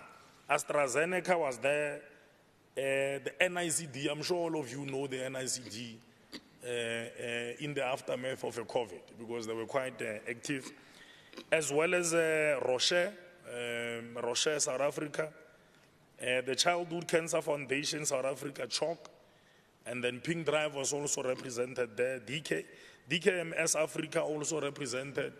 The Soweto Cancer Society was also represented. National Health and Laboratory Services, also a contributor there, because delays in the receipt of a blood test to detect, whether there's an existence of certain symptoms or such, often gets delayed, which also delay a diagnosis. So we had engagements with all of those specific organizations. And then what are our recommendations? Our recommendations are five-folded. Number 1, a plan to address challenges with early diagnosis in order to ensure the prevention as well as the capping of fatalities. Number 2, the department to provide quarterly updates to the Committee on Progress and Bottlenecks regarding the construction of oncology units. So there are 2 oncology bunkers which are building, Chris Hani Barra as well as Dr. George Mukar. Very instrumental, quite a key intervention, I must say, because currently the concentration around the platforms, treatment platform, is largely in Charlotte Maxeke as well as Steve Biko. So with the expansion of those platforms, I think you should be able to adequately respond to all of those cancer cases. Number 3, the department to provide a comprehensive report on the strategic plan to create and fund posts in oncology units, including incentivizing. So it's one thing recruiting, but how do you retain so that you don't ultimately suffer an attrition? And then number 4, the department and the NHLS should establish a service level agreement for all blood tests, emphasizing the urgency of tests required for timely diagnosis and treatment in oncology units. I suspect there could be that kind of an arrangement at national, but we are re-emphasizing it at this level as well. And number 5, a seminar. I know the committee had suggested a quarterly seminar, but we ultimately said a seminar. It could be an annual seminar with relevant stakeholders, the same stakeholders and more, to facilitate further engagements and enhance oncology services, including monitoring. So monitoring and evaluation forms a part of this. And then lastly, on acknowledgements, I wish to thank the MEC in absentia, and thank everybody else, including cancer stakeholders, wherever they may be listening. We received a positive feedback, even yesterday. Cancer, I forgot that cancer was also there. Cancer Association of South Africa was also there. And they gave us a positive feedback. So we really want to appreciate, including the residents. Let's avail ourselves for more screenings. Let's test, including members here. You might think that you are immune to cancer. So let's regularize subjecting ourselves to screenings, especially men prostate, women, breast, the cervical cancer, all of those, you can easily be immune. And then let's eat proper. So the food that we are eating here, we must review, because some of them, they've got carcinogens and all of those things. So we really need to review, so that we mitigate instances of a cancer. And then on adoption, in accordance with Rule 117, subsection 2, Proviso C, read together with the Rule 165, I hereby present the FIS report for adoption by this House. Thank you very much. Thank you, Member Litswalo. Is there a seconder? Yes, Member Chair of More, Chairs, second. I second. All those in favor say yes. Yes. Not in favor say no. The yes have it. The report is adopted. Will the Secretary please read the 18th order? Thank you, Honorable Deputy Speaker. Joint Focus Intervention Study Report of the Community Safety Portfolio Committee and Education Portfolio Committee on assessing the effectiveness of a school safety intervention in fighting crime in schools in Gauteng, emanating from the two-department budget vote of 2023 and 2024. Thank you. Member Masuku, please present the committee report on behalf of the joint committees. Good afternoon, Deputy Chairs of Chairs, honorable members who are here, members of the executive, the Premier in absentia, the Chief Whip of the ruling party. We hereby stand in front of you to present a joint report from both the Community Safety Portfolio Committee and the Portfolio Committee on Education on behalf of Honorable Moiponi Mhlongo. We are tabling this report, which is a focus intervention study, which was titled Assessing the Effectiveness of School Safety Interventions in Fighting Crime in Schools in Gauteng, particularly for the year 2023-24. I will also request the House to take the parts of the reports that I'm not going to read out as read, and also encourage members to go through the same report, because issues relating to school safety, I think all of us should be quite interested in it, in protecting the project of learning and teaching. This report presents the detailed FIS conducted by the Community Safety and Education Committees. The FIS was focused on assessing the effectiveness of programs of various government departments which are aimed at creating safer learning environment at schools across the province. Amongst the others, the objectives of the study were to investigate factors contributing to the scourge of violence at schools, ascertain the level of implementation of safety plans, the multidisciplinary diversion programs, as well as the impact of Adopt a Cop program in deterring criminal behavior in our schools. The committees considered presentation from 3 departments, which were identified as key role players: the Department of Education, Department of Community Safety, and the Department of Social Development. We later on asked the Department of Sports also to come in and make a presentation. The Department of Community Safety reported that the school safety interventions were regularly conducted across the 5 corridors, which entailed school searches and school talks. The department also established and monitored school safety desks to address challenges faced by learners and teachers within the school environment. The department further implemented the prison visit program, wherein learners from various schools were selected to attend to prisons with the intention to discourage them from being perpetrators of crime. In the financial year, it was also reported that Business Against Crime donated 100 CCTV cameras. About 40 of those cameras were installed in schools in efforts to leverage technology to improve safety. The department further intended to roll out more CCTV cameras at problematic schools in the financial year. The committee noted updated plans and progress made by the Department of Community Safety as reported at the meeting. It reported that 995 push-to-talk gadgets with e-panic buttons were distributed to school patrollers. They also increased police visibility and support for patrollers at schools to ensure improved rapid response by law enforcement. The Department of Education reported that the National School Safety Framework of 2016, which was adopted, was committing to preventing, managing, and responding to safety incidents that happen in schools. The Gauteng Department of Education divides a school safety strategy based on the 5 pillars of the framework, which include standardized school policy development, implementation, psychosocial support and promotion of alternative forms of discipline, advocacy programs, active law enforcement partnership with the provincial SAPS, metro police departments, and community police forums and community patrollers. The committee held a meeting on the 29th where the department had also planned to embark on a series of imbezos which had actually been initiated in November 2024.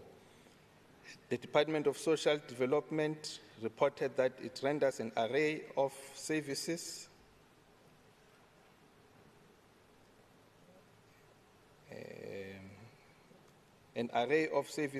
to enhance and support the issues relating and respond to school safety. And my report disappeared here. But they also indicated that they have programs such as Gimoja program, which is aimed at preventing learners to get involved with drugs. Gimoja means fine, we are fine, I'm fine with drugs. The Department of Social Development Intervention Program also include an interdepartmental memorandum of understanding which prioritize the following interventions: school-based support plans, core package of social services, the establishment of MOU tasks to monitor corridor implementation plans. They also have a specialized program to crisis issues impacting on learners' well-being, such as child exploitation, which includes child trafficking and online safety of children, child violence, and learner bullying. The development of joint referral metrics with the Department of Gauteng and Department of Education. So all these are programs that have been put in place, and these are programs that we engaged in and we evaluated in our engagement. I will move on to talk about the concerns after all the processes that we entered into where stakeholders were engaged in a broader forum and where we visited almost 8 schools in different corridors in the province, where we interviewed and spoke to the management teams in the schools and also spoke to learners. And this was a clear indication that we wanted more people to have a say on this matter. When it comes to the concerns and observations that we have made, the prevalence of violence at school, carrying of various dangerous weapons and sharp objects by learners at school has risen. The deployment of Gauteng traffic wardens at school has been welcomed. Deployment of security guards, installation of CCTV cameras at schools was also welcome, which enhances school safety. The scourge of illicit substance and drug abuse, gangsterism, bullying, and tribalism, lack of parental involvement in the education and the behavior of their children. The study also revealed that there's a need for programs to capacitate school staff to learn and identify and support learners at risk. The learners who skip classes to partake in gambling has also was found to be a big concern. There was a need to provide a psychosocial support, and representatives of the RCLs were not included when schools developed school safeties in many respects. In terms of recommendations, the relevant departments must submit an integrated report on all the above stated recommendations to the legislature by the 28th of February 2025. Community safety in collaboration with law enforcement agencies must enhance the random school search interventions to curb violent behavior.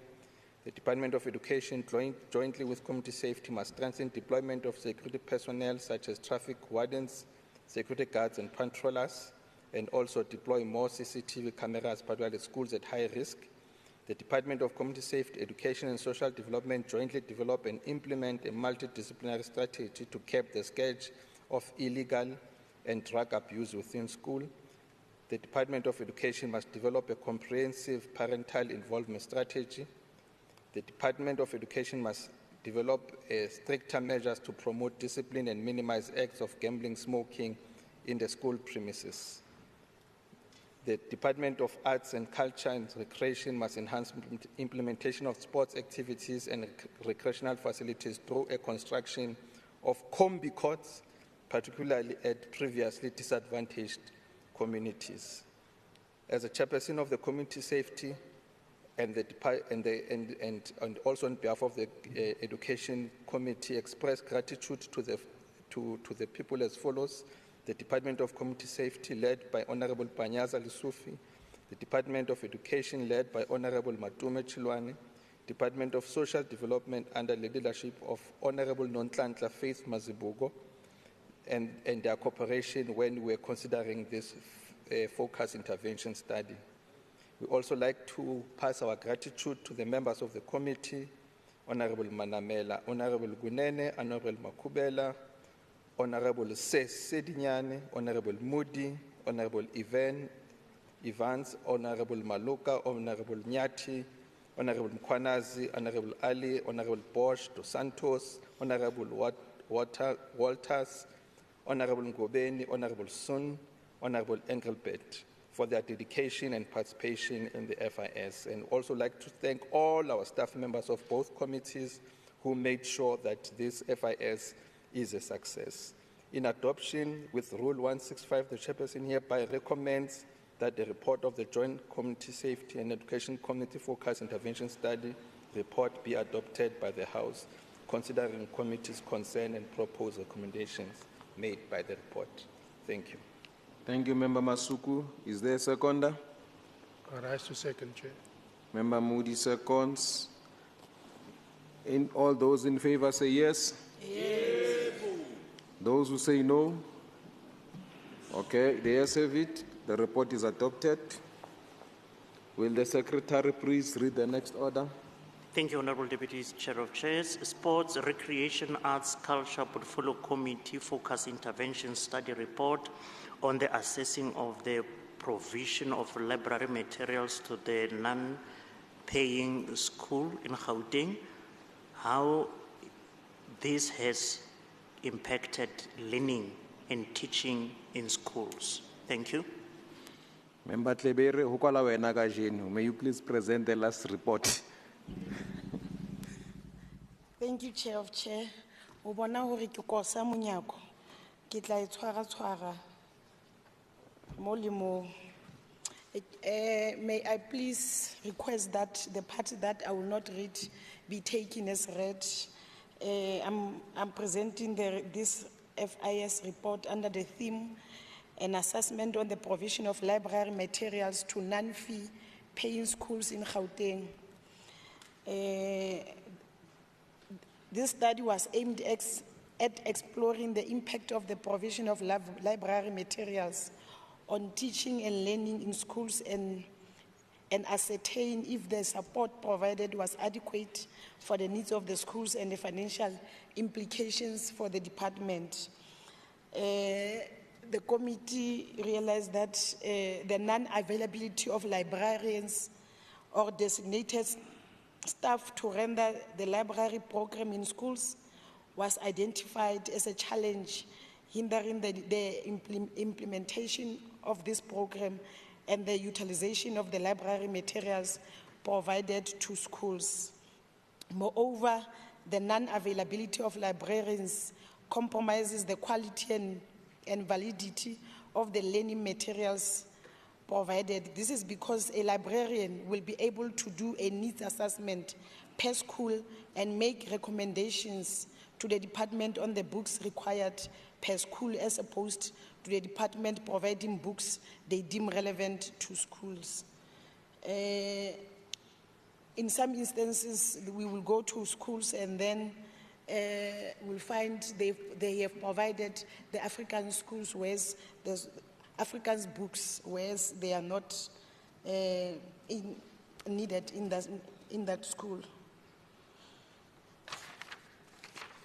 The committee is of the view that non-profit organizations like Bachaba Dichaba that are community-based should be empowered by the department to inculcate the culture of learning in communities, especially the previously disadvantaged communities, to level the playing field by ensuring that children from disadvantaged families have access to the same quality of education as those from the different backgrounds.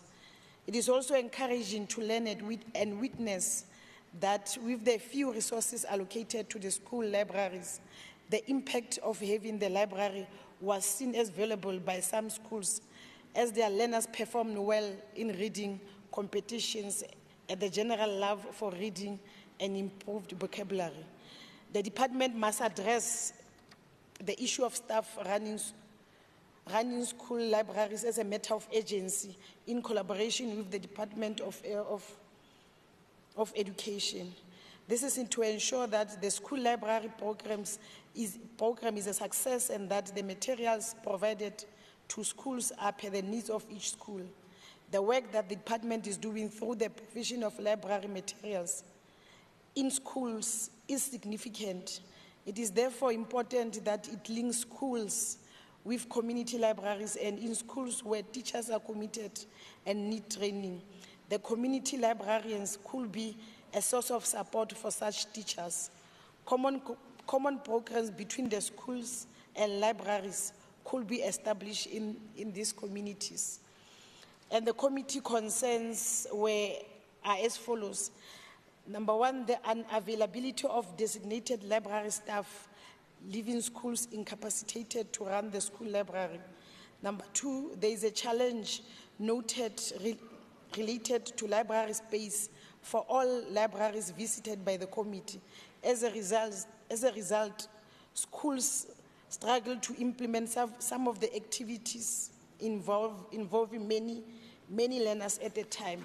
Number three, there seems to be no clear indication as to how to draw a distinction between the Department of Education and the Department of Sport, Arts, Culture and Recreation in the implementation of school library materials. Number four, there are no checks and balances in place for the provision of school library materials, resulting in wrong books and inappropriate materials delivered to schools. And the committee proposed this recommendation. Number one, look into employing fully designated library staff for consistent functionality of the school library program. Provide the committee with the status report by the 28th February 2025. Engage the Department of Education to erect fully functional library structures in schools with the necessary resources, and provide the committee with the report by the 28th February 2025.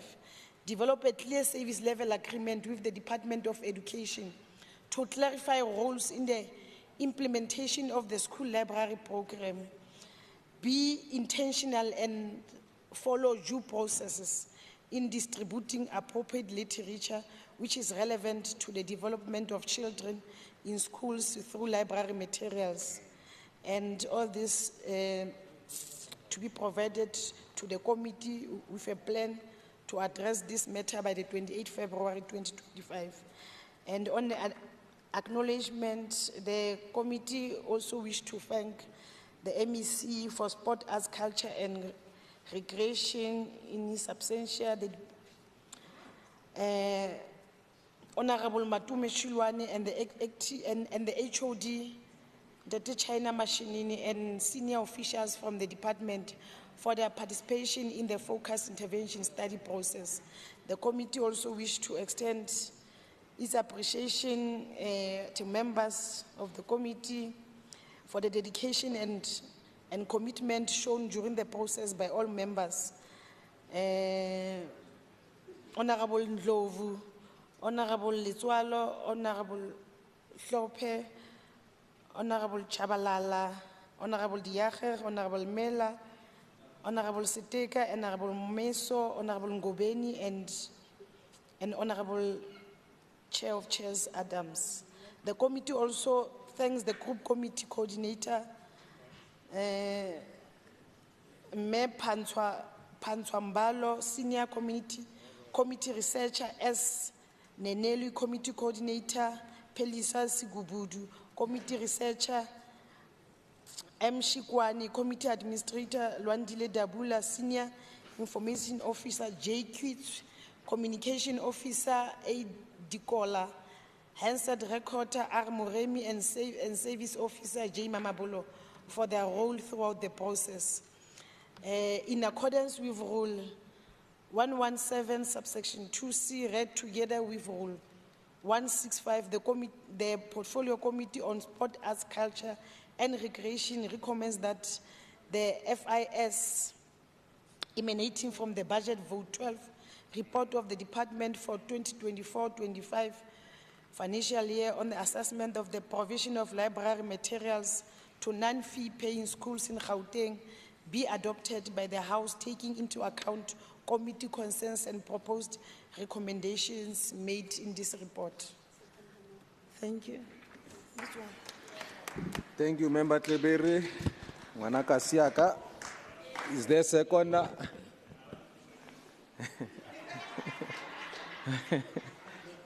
All those in favor say yes. Yes.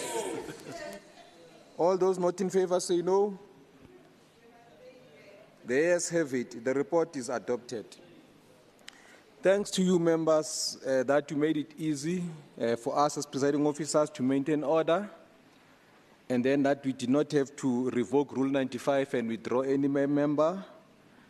We also have not had the opportunity to use this hammer as part of maintaining order. We thank you very much for that. We also thank the stakeholders who came from Spokane, Zone 10, Infrastructure Committee, the West Rand Ziribe Farmers Agriculture Committee, and those that come from Natal Spirit, who were also our guests. The House is now adjourned.